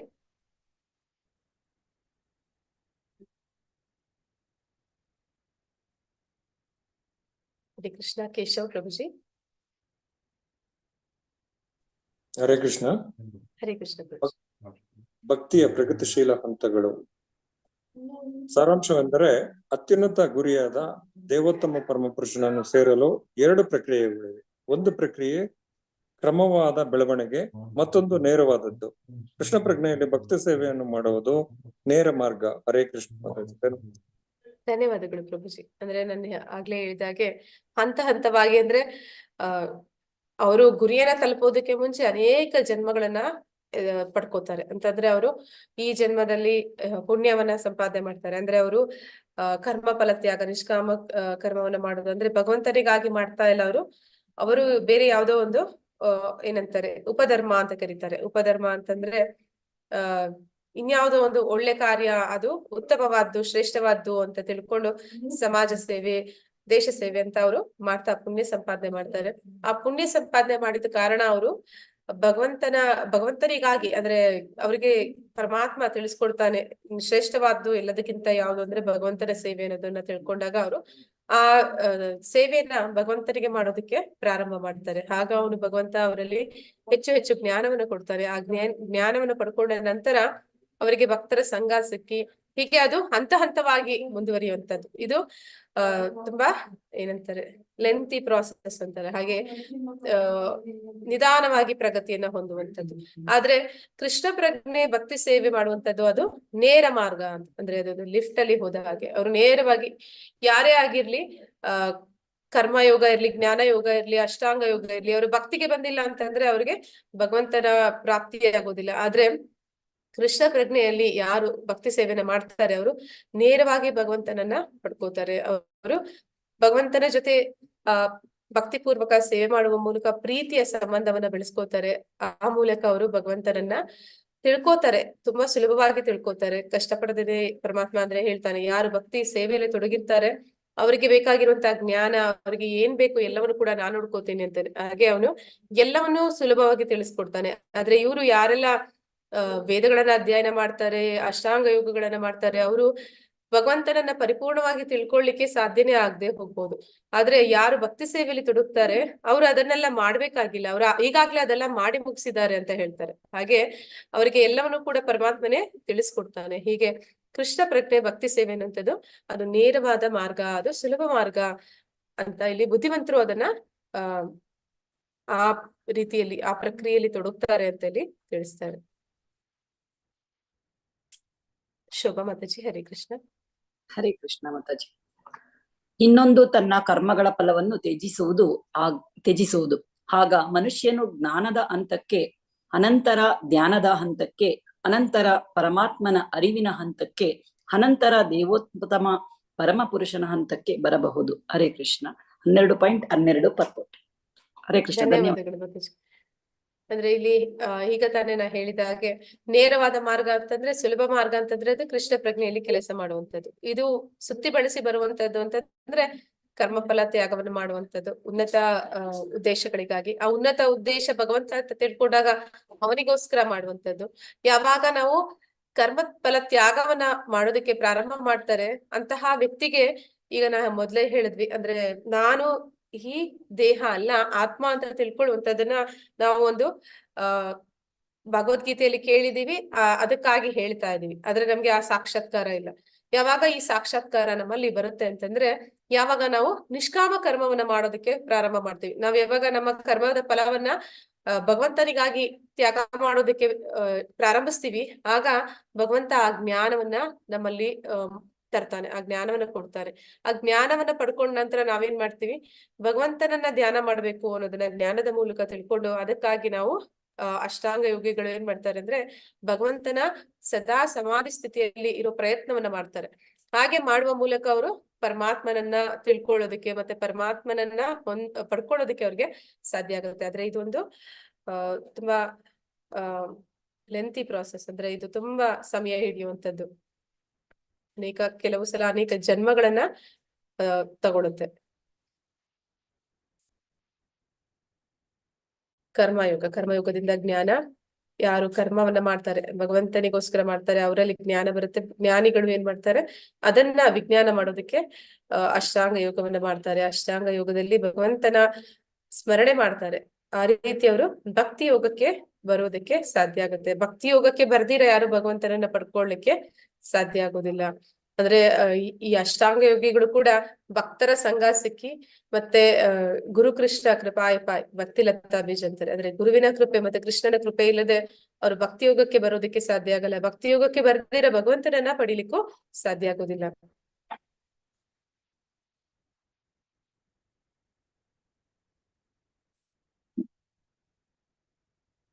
ಹರೇ ಕೃಷ್ಣ.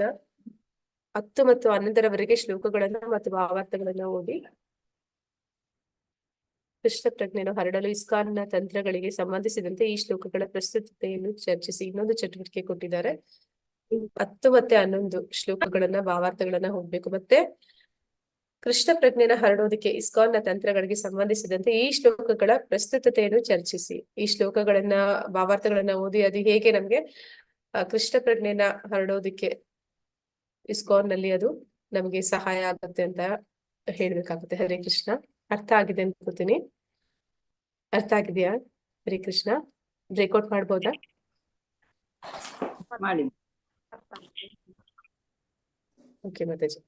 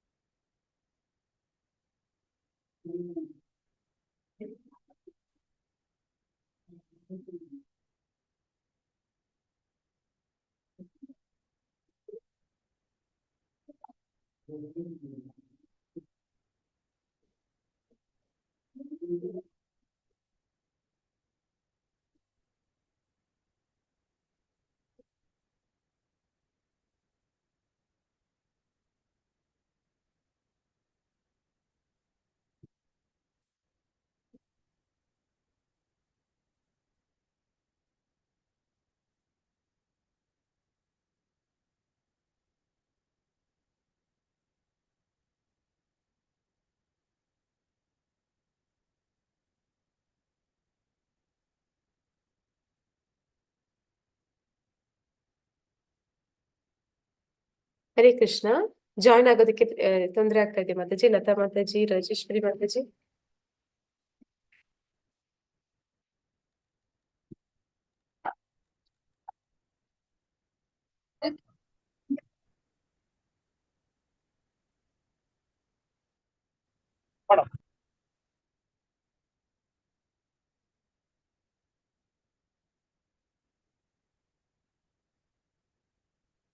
ಜಾಯ್ನ್ ಆಗ್ಲಿಕ್ಕೆ ಪ್ರಾಬ್ಲಮ್ ಇದ್ರೆ ಹೇಳಿ, ನಾ ಮತ್ತೆ ಕಳಿಸ್ತೇನೆ ನಿಮ್ಗೆ.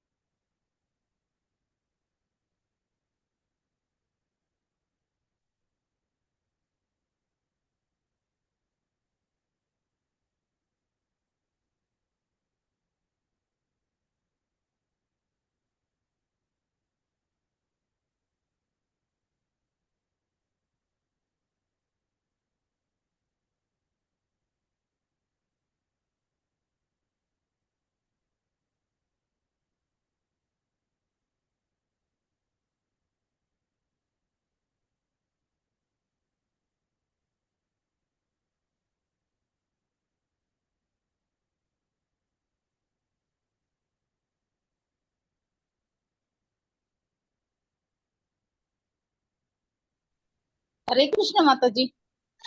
ಹರೇ ಕೃಷ್ಣ ಮಾತಾಜಿ. ಮಾತಾಜಿ ನನ್ ನೆಟ್ವರ್ಕ್ ಹೋಯ್ತು ಮಾತಾಜಿ, ಬ್ರೇಕ್ಔಟ್ ರೂಮ್ ಅಲ್ಲಿ ಹೋಗ್ಲಿಕ್ಕೆ. ಒಂದ್ ನಿಮಿಷ ಮಾತಾಜಿ ಕಳಿಸ್ತೀರಿ.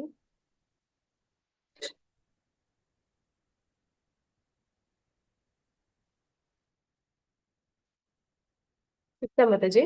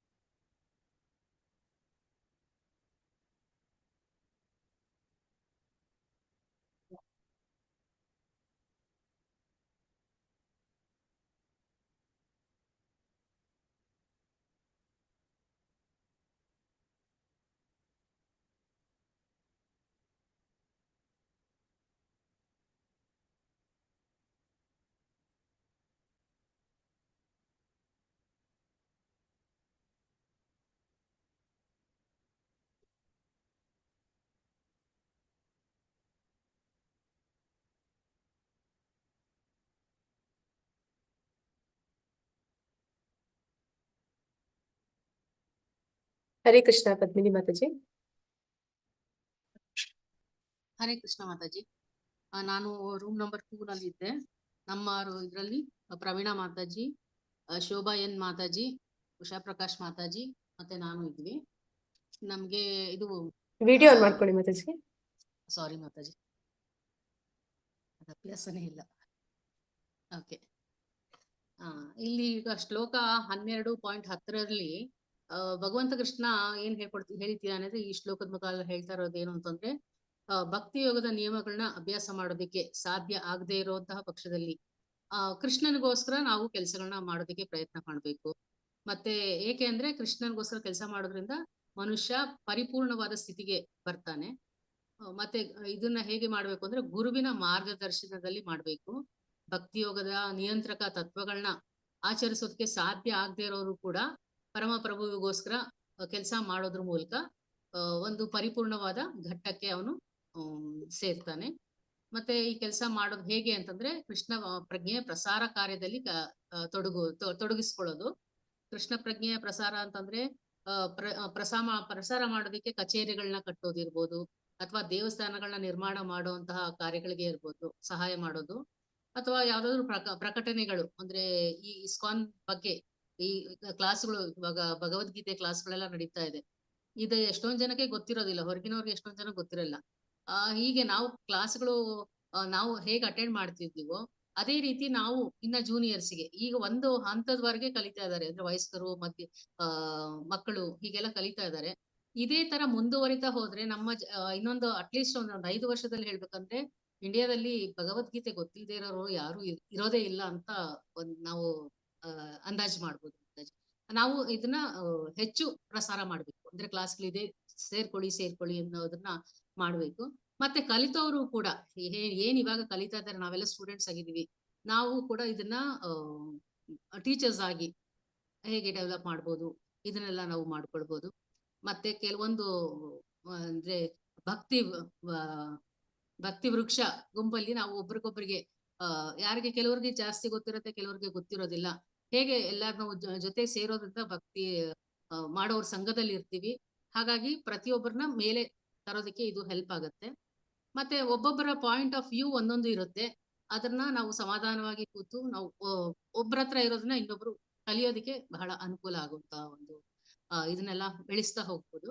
ಮತ್ತೆ ಶ್ಲೋಕ 12.11 ಕೃಷ್ಣ ಹೇಳ್ತಾ ಇದ್ದಾನೆ, ಅವನ್ ಪ್ರಜ್ಞೆನಲ್ಲಿ ಕೆಲಸ ಮಾಡೋದಕ್ಕೆ ಸಾಧ್ಯ ಇಲ್ಲ ಅಂದ್ರೆ ಎಲ್ಲಾ ಕರ್ಮ ಫಲಗಳನ್ನ ತ್ಯಾಗ ಮಾಡಿ ಆತ್ಮಸ್ಥಿತನಾಗಿರೋದಕ್ಕೆ ಪ್ರಯತ್ನ ಪಡ್ಬೇಕು ಅಂತ.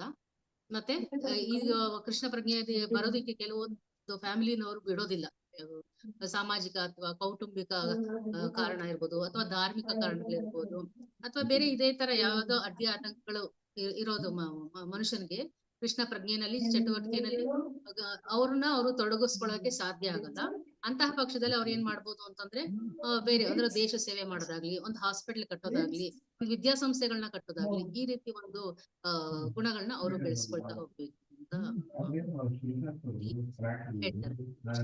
ಹರೇ ಕೃಷ್ಣ. ಧನ್ಯವಾದಗಳು. Hare Krishna. Gauri Mataji.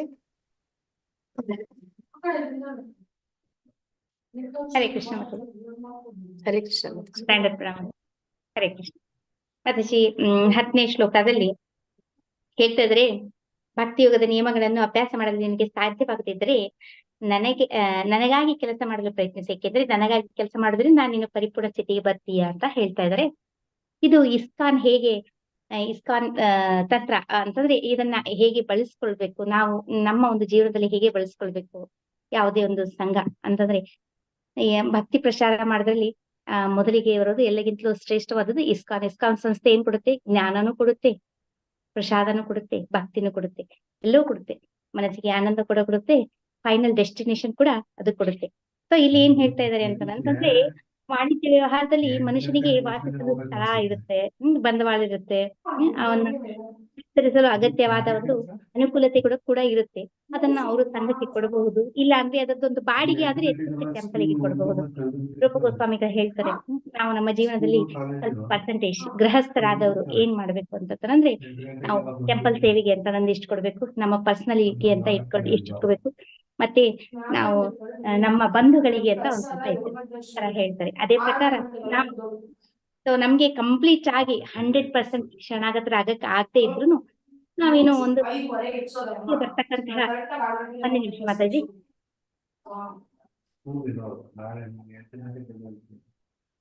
Yes Mataji, little disturbance ಇದೆ. ಎಸ್ ಮಾತಾಜಿ. ಓಕೆ, ಸೊ ನಾವು ನಮ್ಮ ಒಂದು ಲಾಭದ ಒಂದು ಭಾಗವನ್ನ ನಾವು ಟೆಂಪಲ್ ಸೇವೆಗೆ ಕೊಡಬಹುದು. ಇದರಿಂದ ಏನಾಗುತ್ತೆ ಅಂತಂದ್ರೆ, ಮನುಷ್ಯ ಏನಾಗ್ತಾನೆ ಕರ್ಮಫಲದಿಂದ ಕರ್ಮಫಲ ಅವರಿಗೆ ಕರ್ಮಫಲ ತ್ಯಾಗದಿಂದ ಏನಾಗುತ್ತೆ ಅಂದ್ರೆ ಮನಸ್ಸು ಶುದ್ಧವಾಗುತ್ತೆ. ಕರ್ಮಫಲದ ತ್ಯಾಗದಿಂದ ಆ ಒಂದು ಕೃಷ್ಣ ಪ್ರಜ್ಞೆ ಪ್ರಸಾರ ಕಾರ್ಯದಲ್ಲಿ ಅವ್ರು ಯಾವಾಗ ಮುಂದುವರಿತಾರೆ ಅವರ ಒಂದು ಮನುಷ್ಯ ಶುದ್ಧವಾಗುತ್ತೆ. ಅದರಿಂದ ಕೃಷ್ಣ ಪ್ರಜ್ಞೆಗಾಗಿ ಸ್ವಯಂ ಪ್ರೇರಣೆಯಿಂದ ಮಾಡುವ ಸೇವೆ ಮನುಷ್ಯನನ್ನು ಭಗವತ್ ಪ್ರೇಮದಲ್ಲಿ ಇನ್ನು ಮೇಲಿನ ಸ್ಥಿತಿಗೆ ಹೋಗಕ್ಕೆ ಸಹಾಯ ಮಾಡುತ್ತೆ. ಸೊ ನಾವು ಈ ಪ್ರಕಾರ ನಾವು ಮಾಡಬಹುದು. ಎಲ್ಲಾದ್ರೂ ಟೆಂಪಲ್ ಕನ್ಸ್ಟ್ರಕ್ಷನ್ ಆಗ್ತಾ ಇದೆ, ಇಂಜಿನಿಯರಿಂಗ್ ಡಿಗ್ರಿ ಇದೆ, ಸಿವಿಲ್ ಡಿಗ್ರಿ ಇದೆ ಅಂತಂದ್ರೆ ನಾವು ಅಲ್ಲಿ ಹೋಗಿ ಸೇವೆಯನ್ನು ಮಾಡಬಹುದು. ಆ ಪ್ರಕಾರನಾದ್ರೂ ಮಾಡಬಹುದು. ಇಲ್ಲ ಯಾರಾದ್ರೂ ಡೋನರ್ಸ್ ಗೆ ಕರ್ಕೊಂಡು ಬಂದು ನೋಡಿ ಇಲ್ಲಿ ಇಂತಹ ಒಂದು ಕಾರ್ಯಗಳು ನಡೀತಾ ಇದೆ, ಇದನ್ನ ನೀವು ನಮ್ಮ ಒಂದು ಸಂಸ್ಥೆಗೆ ಹೆಲ್ಪ್ ಮಾಡಿ ಅಂತಂದಾದ್ರೂ ಕೇಳಬಹುದು. ಈ ತರ ನಾವು ಪ್ರಚಾರವನ್ನು ಮಾಡಬಹುದು. ಮುಂದೆ ಹೇಳ್ತಾ ಇದ್ರೆ 11ನೇ ಶ್ಲೋಕದಲ್ಲಿ ಹೇಳ್ತಾರೆ, ನನ್ನ ಪ್ರಜ್ಞೆಯಲ್ಲಿ ಕೆಲಸ ಮಾಡಲು ನಿನಗೆ ಸಾಧ್ಯವಿಲ್ಲದಿದ್ದರೆ ನಿನ್ನ ಎಲ್ಲಾ ಕರ್ಮಫಲಗಳನ್ನು ತ್ಯಾಗ ಮಾಡಿ ಆತ್ಮಸ್ಥಿತನಾಗಲು ಪ್ರಯತ್ನಿಸು. ತುಂಬಾ ಜನರಿಗೆ ಏನಂತಂದ್ರೆ ನಮ್ಮ ಒಂದು ಸಂಸ್ಥೆಯ ಬಗ್ಗೆ ತುಂಬಾ ಅಪನಂಬಿಕೆಗಳಿದಾವೆ. ನಾವು ನೋಡ್ತೀವಿ ಈ ಕಡೆ ಹುಬ್ಳಿ, ಧಾರವಾಡ, ಗದಗ ಈ ಕಡೆ ಎಲ್ಲ ತುಂಬಾ ಅಪಪ್ರಚಾರ ಇದೆ. ಸೊ ಅವಾಗ ಏನಂದ್ರೆ ಇಸ್ಕಾನ್ ಅಲ್ಲಿ ಇದೇನೋ ಪ್ರೋಗ್ರಾಮ್ ಆಗ್ತಾ ಇದೆ ಅಂತಂದ್ರೆ ಜನರು ತಮ್ಮ ಮಕ್ಕಳನ್ನ ಕೂಡ ಇದಕ್ಕೆ ಕಳ್ಸತ್ಲ. ಅಂತ ಟೈಮಲ್ಲಿ ಏನ್ ಮಾಡ್ಬೇಕು, ಏನು ಅಂತಂದ್ರೆ ಅಪಪ್ರಚಾರ ಏನಂತ ಇದೆ ಅಂತಂದ್ರೆ ಇದು ಒಂದು ಹೊರಗಿನ ದೇಶದ ಒಂದು ಸಂಸ್ಥೆ, ಅವರು ಬರೋದಿಲ್ಲ. ಯಾಕೆಂತಂದ್ರೆ ಇದು ಏನೋ ಫಾರಿನ್ ಕಲ್ಚರ್ ಇದಾಗ್ತಾ ಇದೆ, ಭಗವತ್ ಭಕ್ತಿ ಮಾಡೋದಿದೆ ಅಂದ್ರೆ ನಮ್ಮಲ್ಲಿನೇ ತುಂಬಾ ಸಂಪ್ರದಾಯಗಳಿದೆ ಅಂತ ತುಂಬಾ ಒಂದು ಅವರ ಮನಸ್ಸಲ್ಲಿ ತುಂಬಾ ಒಂದು ಆಳವಾಗಿ ಸೇರ್ಕೊಂಡ್ಬಿಟ್ಟಿದೆ. ಅಂತವ್ರಿಗೆ ಏನ್ ಮಾಡಬಹುದು ಅಂತಂದ್ರೆ ಅಂತಹವರು ಅವ್ರು ಸಮಾಜ ಸೇವೆಯನ್ನು ಮಾಡ್ತಾರೆ. ಸಮಾಜ ಸೇವೆ ಮಾಡ್ಲಿ. ಏನ್ ಹೇಳ್ತಾರೆ ಅಂದ್ರೆ ಜನಸೇವೆಯೇ ಜನಾರ್ದನನ ಸೇವೆ ಅಂತ ಹೇಳ್ತಾರೆ. ಅವ್ರು ಮಾಡ್ಲಿ. ಏನಾಗುತ್ತೆ ಕೊನೆಗೆ ಏನಾಗುತ್ತೆ ಅಂತಂದ್ರೆ ಅವರು ಪ್ಯೂರಿಫೈ ಆಗ್ತಾರೆ. ಸೇವೆ ಮಾಡ್ತಾ ಮಾಡ್ತಾ ಮಾಡ್ತಾ ದೇಶ ಸೇವೆ, ರಾಜ್ಯ ಸೇವೆ, ಸಾಮಾಜಿಕ ಸೇವೆ, ಸಮುದಾಯ ಸೇವೆ ಎಲ್ಲವನ್ನು ಮಾಡ್ತಾ ಮಾಡ್ತಾ ಮಾಡ್ತಾ ಪ್ಯೂರಿಫೈ ಆಗ್ಬಿಟ್ಟು ಯಾವ ಹಂತಕ್ಕೆ ಬರ್ತಾರೆ ಅಂದ್ರೆ ಕೃಷ್ಣನ ಪರಮ ಧ್ಯೇಯ ಎನ್ನುವುದು ತ್ಯಾಗ ಮಾರ್ಗದಿಂದ ಕ್ರಮೇಣ ಅವನು ತಿಳ್ಕೊಳ್ತಾನೆ. ಸೊ ಕೋವಿಡ್ ಟೈಮಲ್ಲಿ ನೋಡಿದ್ವಿ. ಸೊ ತುಂಬಾ ಜನ ಏನ್ ಮಾಡಿದ್ರು ಅಂತಂದ್ರೆ ಇಸ್ಕಾನ್ ಸಂಸ್ಥೆ, ಇಸ್ಕಾನ್ ಡೆಲ್ಲಿ ಹೇಗೆ ಪ್ರಚಾರ ಮಾಡ್ತು ಅಂತಂದ್ರೆ ದಿನಾಲು ಲಕ್ಷ ಗಂಟಲೆ ಊಟವನ್ನ ಅವರು ಎಲ್ಲ ಕಡೆಗೆ ಸಪ್ಲೈ ಮಾಡ್ತು. ಕೋವಿಡ್ ಮುಗಿದ್ಮೇಲೆ ಅನೇಕ ಜನ ಆ ಪ್ರಸಾದ ತಿಂದಿದವರು, ಅನೇಕ ಜನ ಆರೋಗ್ಯವಂತರಾಗಿದ್ದವರು ಸಂಸ್ಥೆಗೆ ಸೇವೆಯನ್ನು ಮಾಡಿದ್ದಾರೆ, ಸಂಸ್ಥೆಗೆ ಡೊನೇಷನ್ಸ್ ಅನ್ನು ಕೊಟ್ರು. ಸೊ ಇಸ್ಕಾನ್ ಅಂತಹ ಒಂದು ಚಿಕ್ಕ ಚಿಕ್ಕ ಸ್ಟೆಪ್ಸ್ ಏನಾಗಿದೆ ದೊಡ್ಡ ಪ್ರಭಾವತೆಯನ್ನು ಬೀರಿದೆ. ಸೊ ನೆಕ್ಸ್ಟ್ ನಾವು ನೋಡ್ತೀವಿ, ನೆಕ್ಸ್ಟ್ ಏನ್ ಮಾಡ್ತಾರೆ ಅಂತಂದ್ರೆ ಬೇರೆ ಬೇರೆ ಸಂಸ್ಥೆಗಳು ಏನ್ ಮಾಡಿದ್ವು ಅಂತಂದ್ರೆ ಪೊಲೀಸ್, ಅಲ್ಲಿ ಕಾಯುವಂತ ಪೊಲೀಸ್ ಡಾಕ್ಟರ್ಸಿಗೆ ತುಂಬಾ ಅವರು ಸೇವೆಯನ್ನು ಸಲ್ಲಿಸಿದ್ರು. ಅದು ಕೂಡ ಏನಾಗಿದೆ ಅಂತಂದ್ರೆ ತುಂಬಾ ಏನಂತಂದ್ರೆ ಒಳ್ಳೊಳ್ಳೆ ಪೊಲೀಸರಿಗೆಲ್ಲ ಅವರು ನಮ್ಮ ರಕ್ಷಣೆಯನ್ನು ಮಾಡ್ತಾ ಇದ್ದಾರೆ ಅಂತ ನಂದು ಅವ್ರಿಗೆ ಕೂಡ ತುಂಬಾ ಸಪೋರ್ಟ್ ಸಿಕ್ತು. ಸೊ ಇಂಥವೆಲ್ಲ ಕಾರ್ಯಗಳಲ್ಲಿ ಯಾರು ತೊಡಗಿಸ್ಕೊಳ್ತಾರೆ, ಕೃಷ್ಣ ಅವ್ರ ಮೇಲೆ ಕೃಪೆ ಬೀರ್ಬಿಟ್ಟು ಅವರಿಗೆ ಅಸೋಸಿಯೇಷನ್ ಎಲ್ಲಾದ್ರೂ ಅಸೋಸಿಯೇಷನ್ಗೆ ಕನೆಕ್ಟ್ ಮಾಡ್ಬಿಟ್ಟು ಭಗವಂತನ ಕೃಪೆಗೆ ಅವರಿಗೆ ಪಾತ್ರರಾಗಲು ಅವ್ರನ್ನ ಭಗವಂತ ಕನೆಕ್ಟ್ ಮಾಡ್ತಾನೆ ಅಂತ ಈ ಶ್ಲೋಕದಲ್ಲಿ ಹೇಳ್ತಾ ಇದ್ದಾರೆ. ಹರೇ ಕೃಷ್ಣ. ಧನ್ಯವಾದಗಳು ಮಾತಾಜಿ. ಹರೇ ಕೃಷ್ಣ. ಹರೇ ಕೃಷ್ಣ. ಜ್ಯೋತಿಶ್ರೀ ಮಾತಾಜಿ. ಹರೇ ಕೃಷ್ಣ ಮಾತಾಜಿ. ಹರೇ ಕೃಷ್ಣ ಮಾತಾಜಿ. ನಮ್ದು ರೂಮ್ ನಂಬರ್ 3, ಅದರಲ್ಲಿ ನಾನು, ಭವ್ಯ ಮಾತಾಜಿ, ರಶ್ಮಿ ಮಾತಾಜಿ, ಸುನೀತಾ ಮಾತಾಜಿ, ಲಕ್ಷ್ಮಿ ಎಂ ಮಾತಾಜಿ ಇಷ್ಟು ಜನ ಇದ್ವಿ ಮಾತಾಜಿ ನಾವು. ಇನ್ನ ಈ ಒಂದು ಭಾವಾರ್ಥದಲ್ಲಿ ಆಗ್ಲೇ ಎಲ್ರು ಎಕ್ಸ್ಪ್ಲೈನ್ ಮಾಡಿದ್ದಾರೆ.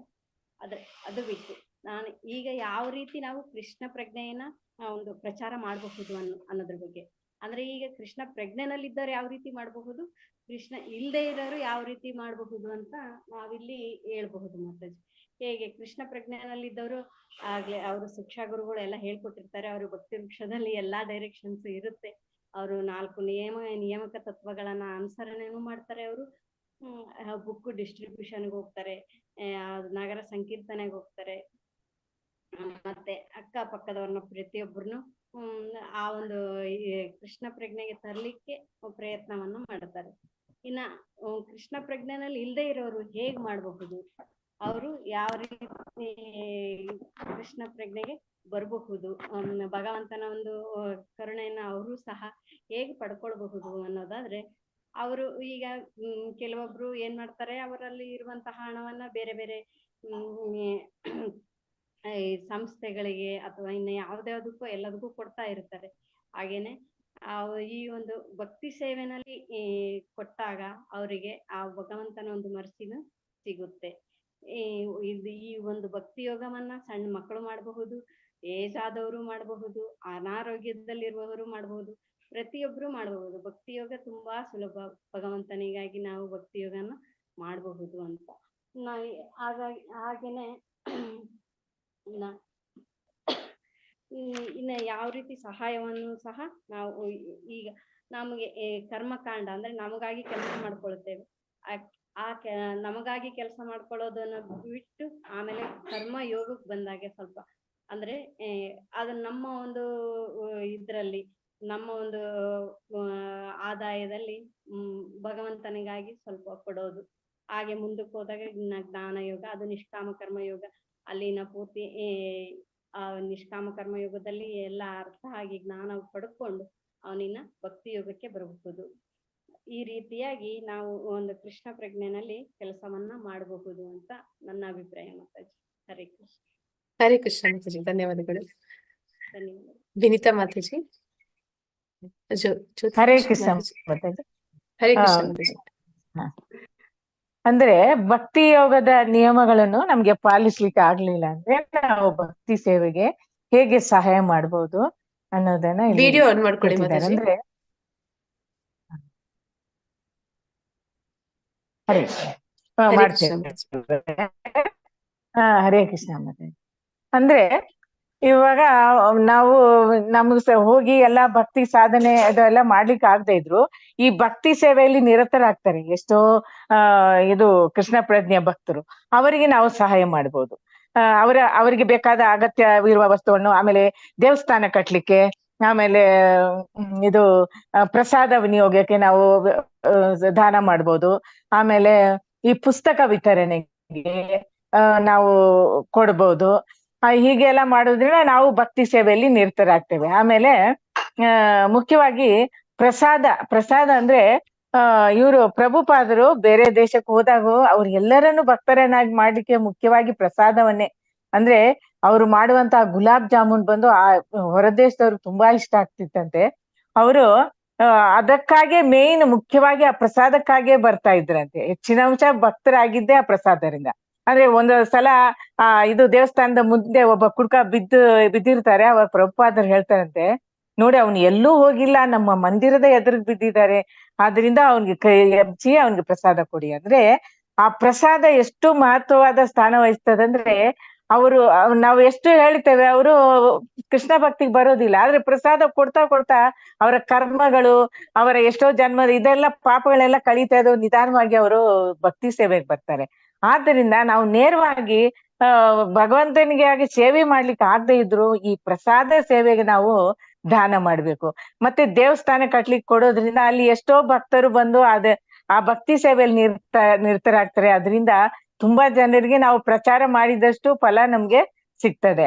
ಆಮೇಲೆ ನಮ್ಮ ಪ್ರಜ್ಞೆ, ನಾವು ಏನೇ ಕರ್ಮ ಮಾಡಿದ್ರು ಇತರರಿಗೆ ನಾವು ಸಹಾಯ ಮಾಡೋದ್ರಿಂದ ಏನಾಗ್ತದೆ, ನಮ್ಗೆ ಆತ್ಮ ತೃಪ್ತಿ ಸಿಗ್ತದೆ. ಆಮೇಲೆ ನಮ್ಗೆ ಅಂದ್ರೆ ಭಕ್ತಿ ಸೇವೆಯಲ್ಲಿ ನಾವು ನಿಧಾನವಾಗಿ ನಾವು ಬರ್ಲಿಕ್ಕೆ ಸ್ಟಾರ್ಟ್ ಮಾಡ್ತೇವೆ. ಆಮೇಲೆ ನಾವು ಈ ಪರಂಪರೆಯಿಂದ ಎಷ್ಟೋ ಸಂಘಗಳಿವೆ ಸಹಾಯ ಮಾಡಕ್ಕೆ. ಅಂದ್ರೆ ಏನೇನೋ ಭಗವಂತನ ಹೆಸರು ಏನೇನೋ ಹೆಸರು ಹೇಳಿ ಏನೇನೋ ಒಂದು ಅಂತ ಸಂಘಗಳಿಗೆಲ್ಲ ನಾವು ಸಹಾಯ ಮಾಡ್ಬಾರ್ದು. ಯಾಕಂದ್ರೆ ಇಸ್ಕಾನ್ ಅನ್ನೋದು ಇದು ಪರಂಪರೆಯಿಂದ ಬಂದಂತ ಸಂಘ. ಇದಕ್ಕೆ ಮಾಡೋದ್ರಿಂದ ಅಂದ್ರೆ ಇದು ಕೃಷ್ಣನಿಂದ ನೇರವಾಗಿ ಅಂದ್ರೆ ಮಧ್ವ ಗೌಡಿಯ ಈ ಪರಂಪರೆಯಿಂದ ಬಂದಿರೋದ್ರಿಂದ ಈ ಪರಂಪರೆಯಲ್ಲಿ ಕೆಲಸ ಮಾಡುವವರಿಗೆ ಈ ಪರಂಪರೆಗಾಗಿ ನಾವು ಸಹಾಯ ಮಾಡ್ಬೇಕು. ಆಮೇಲೆ ನಾವು ಇದನ್ನ ಕಟ್ತೇವೆ, ಆಸ್ಪತ್ರೆ ಕಟ್ತೇವೆ, ಸ್ಕೂಲ್ ಕಟ್ತೇವೆ, ಅದಕ್ಕೆಲ್ಲ ಮಾಡಿದ್ರೆ ನಮ್ಗೇನಿಲ್ಲ. ಆದ್ರೆ ಈ ದೇವಸ್ಥಾನ ಇಸ್ಕಾನ್ಗೆ ಸಹಾಯ ಮಾಡುವುದಂದ್ರೆ ಎಷ್ಟೋ ಆತ್ಮಗಳು ಏನಾಗ್ತದೆ, ಭಕ್ತಿ ಸೇವೆಯಲ್ಲಿ ನಿರತರಾಗಿ ಭಗವಂತನ ಪಾದವನ್ನು ಸೇರ್ತದೆ. ಅದಕ್ಕೆ ನಾವು ಸಹಾಯ ಮಾಡಿದಾಗ್ತದೆ. ಇದರಿಂದ ನಮ್ಮ ಕರ್ಮ ಎಲ್ಲ ಕಳೀತದೆ. ನಾವು ಸಹ ಭಕ್ತಿ ಸೇವೆಯಲ್ಲಿ ನಾವು ಬರ್ತೇವೆ. ಮಿಕ್ಕಿದೆಲ್ಲ ಎಲ್ರು ಹೇಳಿದ್ದಾರೆ ಮಾತಾಜಿ, ಅದಕ್ಕೆ ಇಷ್ಟಕ್ಕೆ ಧನ್ಯವಾದಗಳು ಮಾತಾಜಿ. ಹರೇ ಕೃಷ್ಣ. ಹರೇ ಈಗ ಇದಕ್ಕೆ ರಿಲೇಟೆಡ್ ಆಗಿ ಇದು ಒಂದು ಪ್ರಸ್ತುತ ಅಂದ್ರೆ ಈಗ ಪರಿಸ್ಥಿತಿ ಅದೇ ರೀತಿಯೇ ಇದೆ. ನಮ್ದು ದೇವಸ್ಥಾನ ಕನ್ಸ್ಟ್ರಕ್ಷನ್ ಕೊನೆ ಮುಗಿಯುವ ಹಂತಕ್ಕೆ ಬಂದಿದೆ. ಇಲ್ಲಿ ಇದೀರಾ ಅಂದ್ರೆ ನಿಮ್ಗೂ ಗೊತ್ತಿರುತ್ತೆ, ಯಾರಾದ್ರೂ ಕನ್ಸ್ಟ್ರಕ್ಷನ್ ಮನೆದು ಶುರು ಮಾಡಿದ್ದೀರಿ ಅಂತ ನಿಮ್ಗೆ ಗೊತ್ತಿರುತ್ತೆ. ಲಾಸ್ಟ್ ಹಂತದಲ್ಲಿ ಸ್ವಲ್ಪ ಲಕ್ಷ್ಮಿ ಕಡಿಮೆ ಆದ್ರೆ ಎಷ್ಟು ಟೆನ್ಷನ್ ಆಗ್ತಾ ಇರುತ್ತೆ. ಯಾಕಂದ್ರೆ ಒಂದು ಸಮಯ ಫಿಕ್ಸ್ ಮಾಡ್ತಾರೆ. ಈಗ 19 ಆಗಸ್ಟ್ ಫಿಕ್ಸ್ ಆಗಿದೆ, ಅಷ್ಟರಲ್ಲಿ ಮುಗಿಬೇಕು ಅಂತಂದ್ರೆ ಸ್ವಲ್ಪ ಒದ್ದಾಟ ಇರುತ್ತೆ. ಈ ಸಮಯದಲ್ಲಿ ಎಲ್ಲರೂ ಕೂಡ ಸಹಾಯ ಮಾಡಿ ಅಂತ ನಾ ಕೇಳ್ಕೊತಿದ್ದೀನಿ. ಲಿಂಕ್ ನಿಮ್ಗೆ ಬೇಕಿದ್ರೆ ಕಳಿಸ್ತೀನಿ ಅಂತ ಹೇಳಿದ್ದಾರೆ. ಅಂದ್ರೆ ಎಲ್ಲರೂ ಕೂಡ ಆಲ್ರೆಡಿ ಮಾಡಿದ್ದೀರಿ, ನೀವು ಮಾಡಿಲ್ಲ ಅಂತ ನಾ ಹೇಳೋದಿಲ್ಲ, ಎಲ್ಲರೂ ಮಾಡಿದ್ದೀರಿ.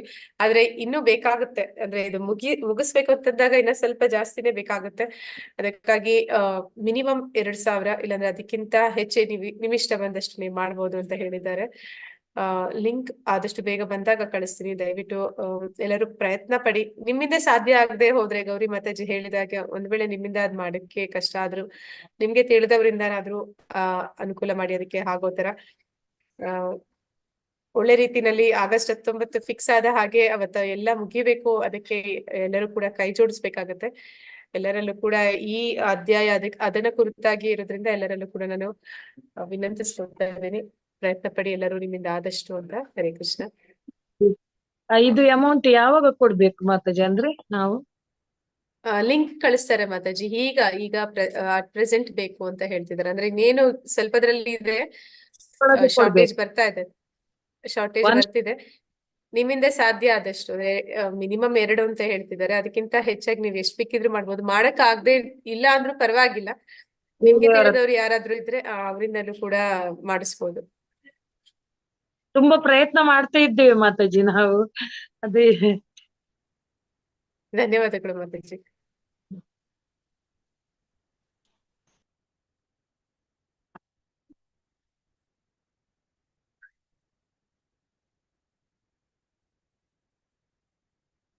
ಹರೇ ಕೃಷ್ಣ. ಜ್ಯೋತಿ ಮಾತಾಜಿ ಹೋಗ್ತೀರಾ?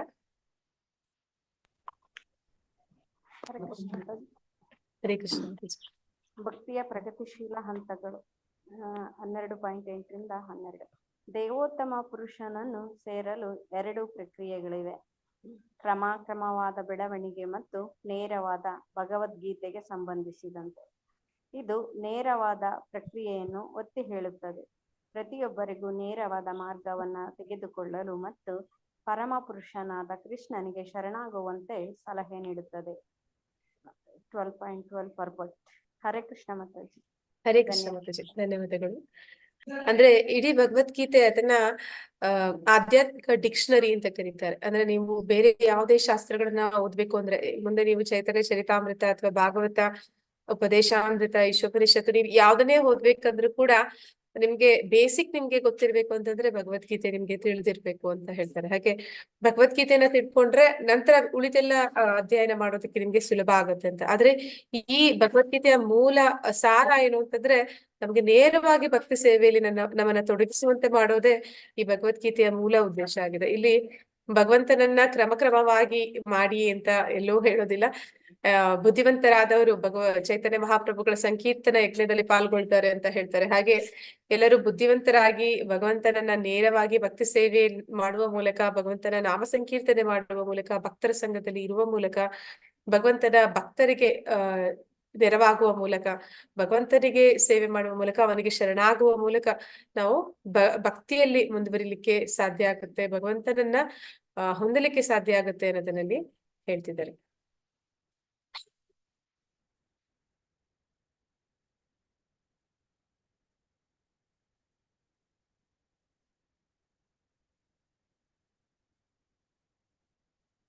ಹರೇ ಕೃಷ್ಣ. ಕೇಶವ್ ಪ್ರಭುಜಿ.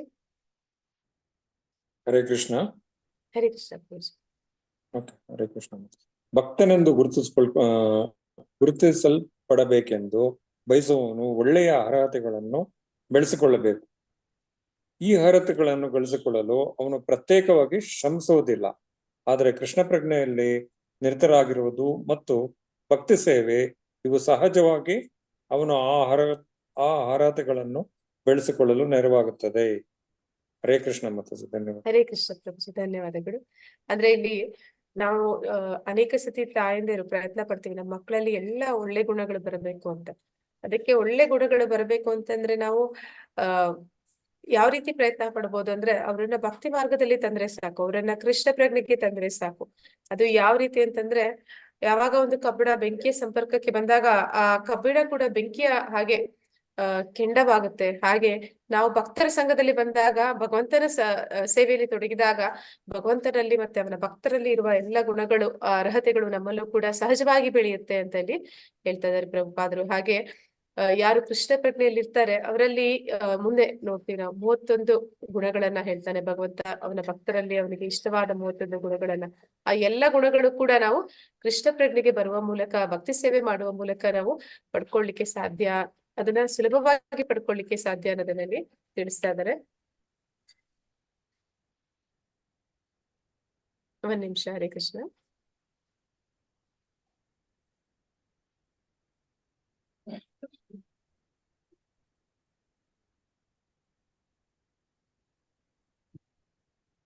ಯಾವ್ದೆಲ್ಲ 31 ಗುಣಗಳಂತ ಒಮ್ಮೆ ನೋಡೋಣ.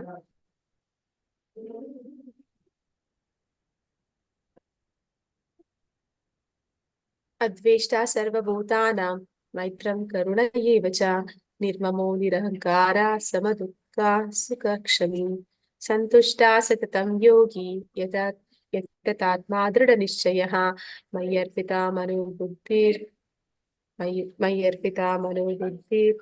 ಮದ್ಭಕ್ತ ಸಾ ಮೇ ಪ್ರಿಯಃ. ಎಲ್ಲ ಶ್ಲೋಕಗಳು ಈಗ 8ನೇ ಶ್ಲೋಕ ಅನ್ಕೋತೀನಿ, ಅಲ್ಲ 13ನೇ ಶ್ಲೋಕ.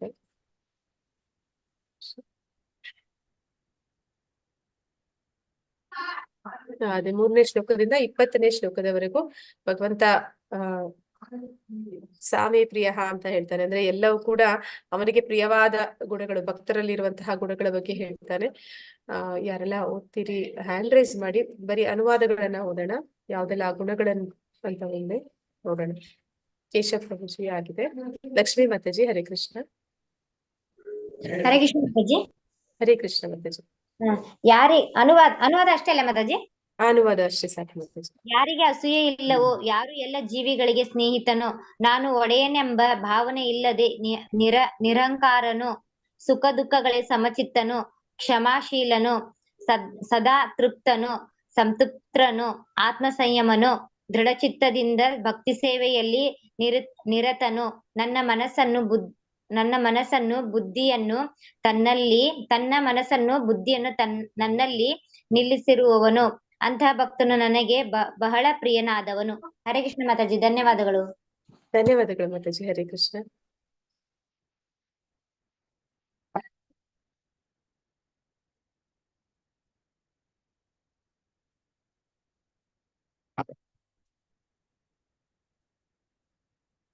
ಹರೇ ಕೃಷ್ಣ. ಮುನಿರಾಜ್ ಪ್ರಭುಜಿ ಹೌದು.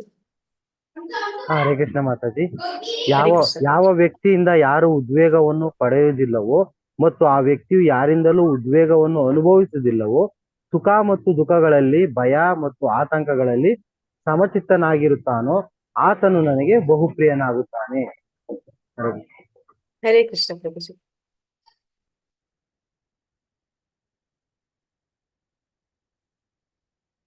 ಗೌರಿ ಮಾತಾಜಿ ಹರೇ ಕೃಷ್ಣ. ಹರೇ ಕೃಷ್ಣ ಮಾತಾಜಿ. ಶ್ಲೋಕ 16. ಚಟುವಟಿಕೆಗಳ ಸಾಮಾನ್ಯ ನಡೆಯನ್ನು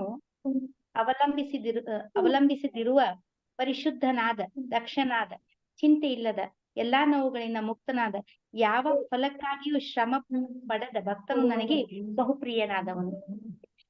ಧನ್ಯವಾದಗಳು ಮಾತಾಜಿ.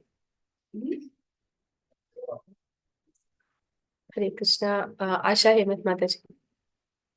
ಹರೇ ಕೃಷ್ಣ ಮಾತಾಜಿ. ಯಾರು ಪಡುವುದಿಲ್ಲವೋ, ದುಃಖ ಪಡುವುದಿಲ್ಲವೋ, ಯಾರು ಶೋಕಿಸುವುದಿಲ್ಲವೋ, ಬಯಸುವುದಿಲ್ಲವೋ, ಯಾರು ಶುಭಾಶುಭಗಳನ್ನು ಪರಿತ್ಯಾಗ ಮಾಡುತ್ತಾರೆಯೋ, ಅಂತಹ ಭಕ್ತನು ನನಗೆ ಪ್ರಿಯನಾದವನು. ಹರೇ ಕೃಷ್ಣ ಮಾತಾಜಿ. ಧನ್ಯವಾದಗಳು ಮಾತಾಜಿ. ಹರೇ ಕೃಷ್ಣ.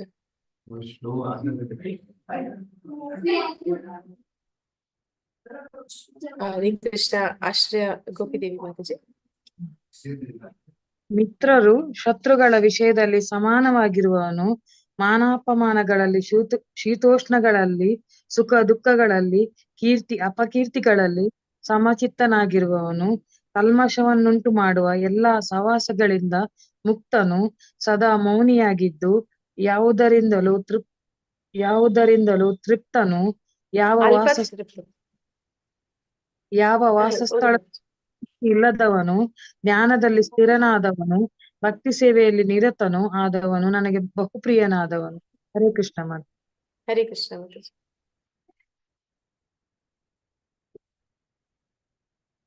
ಪದ್ಮಿನಿ ಮಾತಾಜಿ. ಹರೇ ಕೃಷ್ಣ ಮಾತಾಜಿ. ಹರೇ ಯಾರು ಕೃಷ್ಣ ಭಕ್ತಿ ಸೇವೆಯ ಈ ಅಮೃತ ಮಾರ್ಗವನ್ನು ಹಿಡಿದು ಶ್ರದ್ಧೆಯಿಂದ ನನ್ನನ್ನೇ ಪರಮ ಗುರಿಯನ್ನಾಗಿ ಮಾಡಿಕೊಳ್ಳುವರೋ ಅವರು ನನಗೆ ಬಹು ಪ್ರಿಯರು. ಹರೇ ಕೃಷ್ಣ ಮಾತಾಜಿ. ಹರೇ ಕೃಷ್ಣ ಮಾತಾಜಿ, ಧನ್ಯವಾದಗಳು ಮಾತಾಜಿ. ಇದೆಲ್ಲವೂ ಕೂಡ 31 ಭಕ್ತರಲ್ಲಿ ಇರುವಂತಹ ಗುಣಗಳು, ಭಗವಂತನಿಗೆ ಪ್ರಿಯವಾದಂತವು ಇಲ್ಲಿ ಪರಮಾತ್ಮ ತಿಳಿಸಿದ್ದಾನೆ.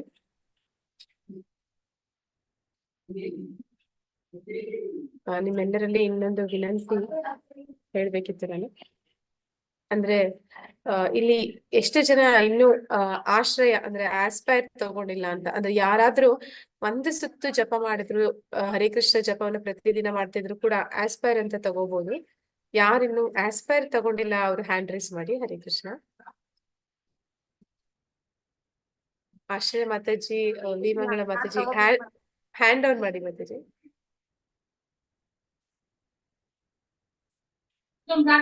ಮಾತಾಜಿ ಹರೇ ಕೃಷ್ಣ.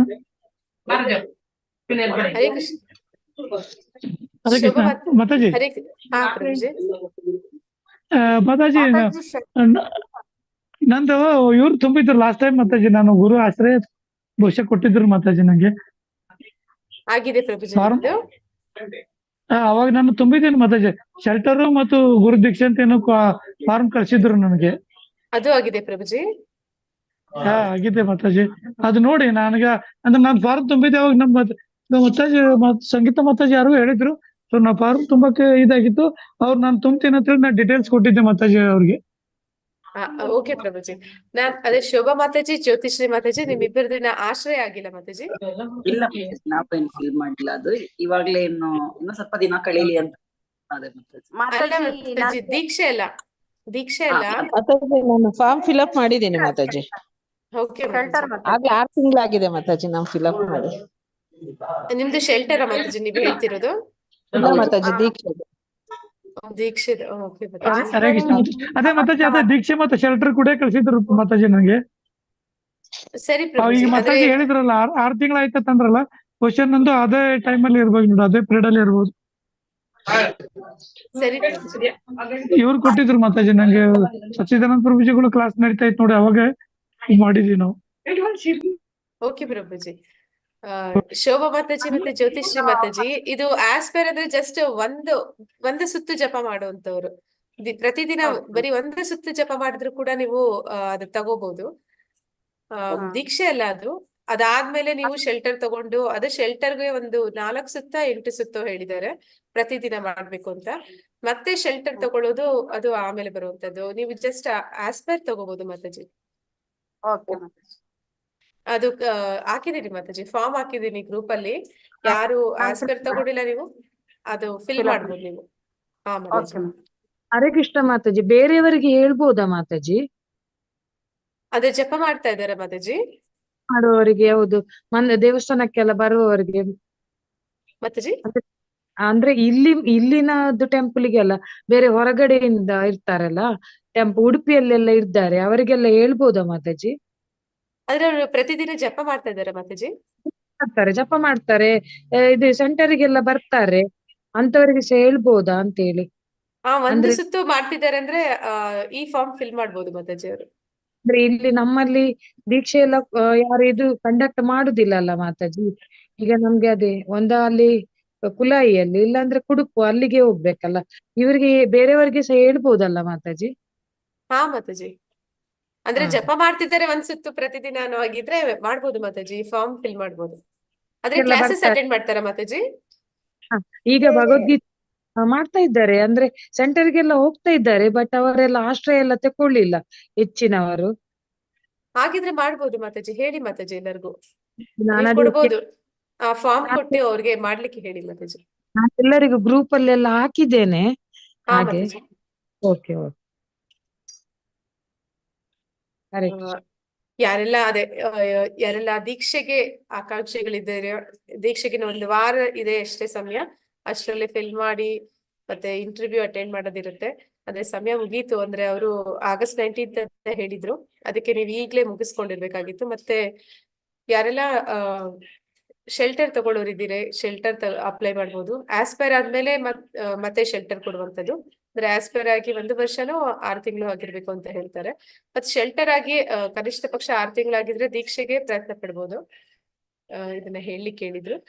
ಮತ್ತೆ ಕನ್ಸ್ಟ್ರಕ್ಷನ್ ನಾ ಹೇಳಿದೀನಿ. ಮತ್ತೆ ಈಗ ಕೊನೆಯದೊಂದು ಅಧ್ಯಾಯದಲ್ಲಿ 7ರಿಂದ 12ರ ಆಸಕ್ತಿದಾಯಕ ಮುಖ್ಯ ಅಂಶಗಳನ್ನು ನಿಮ್ಮ ಜೊತೆಗಾರರೊಂದಿಗೆ ಪರಿಗಣಿಸಿ. ಅಂದ್ರೆ ಈಗ ಬ್ರೇಕ್ಔಟ್ ರೂಮ್ ಇಲ್ಲ, ಪ್ರತಿಯೊಬ್ಬರಿಗೂ ಕೂಡ ಈ 6 ಅಧ್ಯಾಯಗಳು 7ರಿಂದ 12 ಅಧ್ಯಾಯಗಳಲ್ಲಿ ನಿಮ್ಗೆ ಯಾವ ವಿಷಯ ತುಂಬಾ ಇಷ್ಟ ಆಯ್ತು, ನಿಮ್ಗೆ ಯಾವ್ದ್ರಲ್ಲಿ ನಿಮ್ಗೆ ಅದ್ರಲ್ಲಿ ಒಂದು ಆಸಕ್ತಿ ಹೆಚ್ಚಾಯ್ತು ಅನ್ನೋದನ್ನ ಹೇಳ್ಬೋದು. ಹರೇ ಕೃಷ್ಣ. ಪ್ರತಿಯೊಬ್ಬರು ಹೇಳ್ಬೇಕಾಗತ್ತೆ.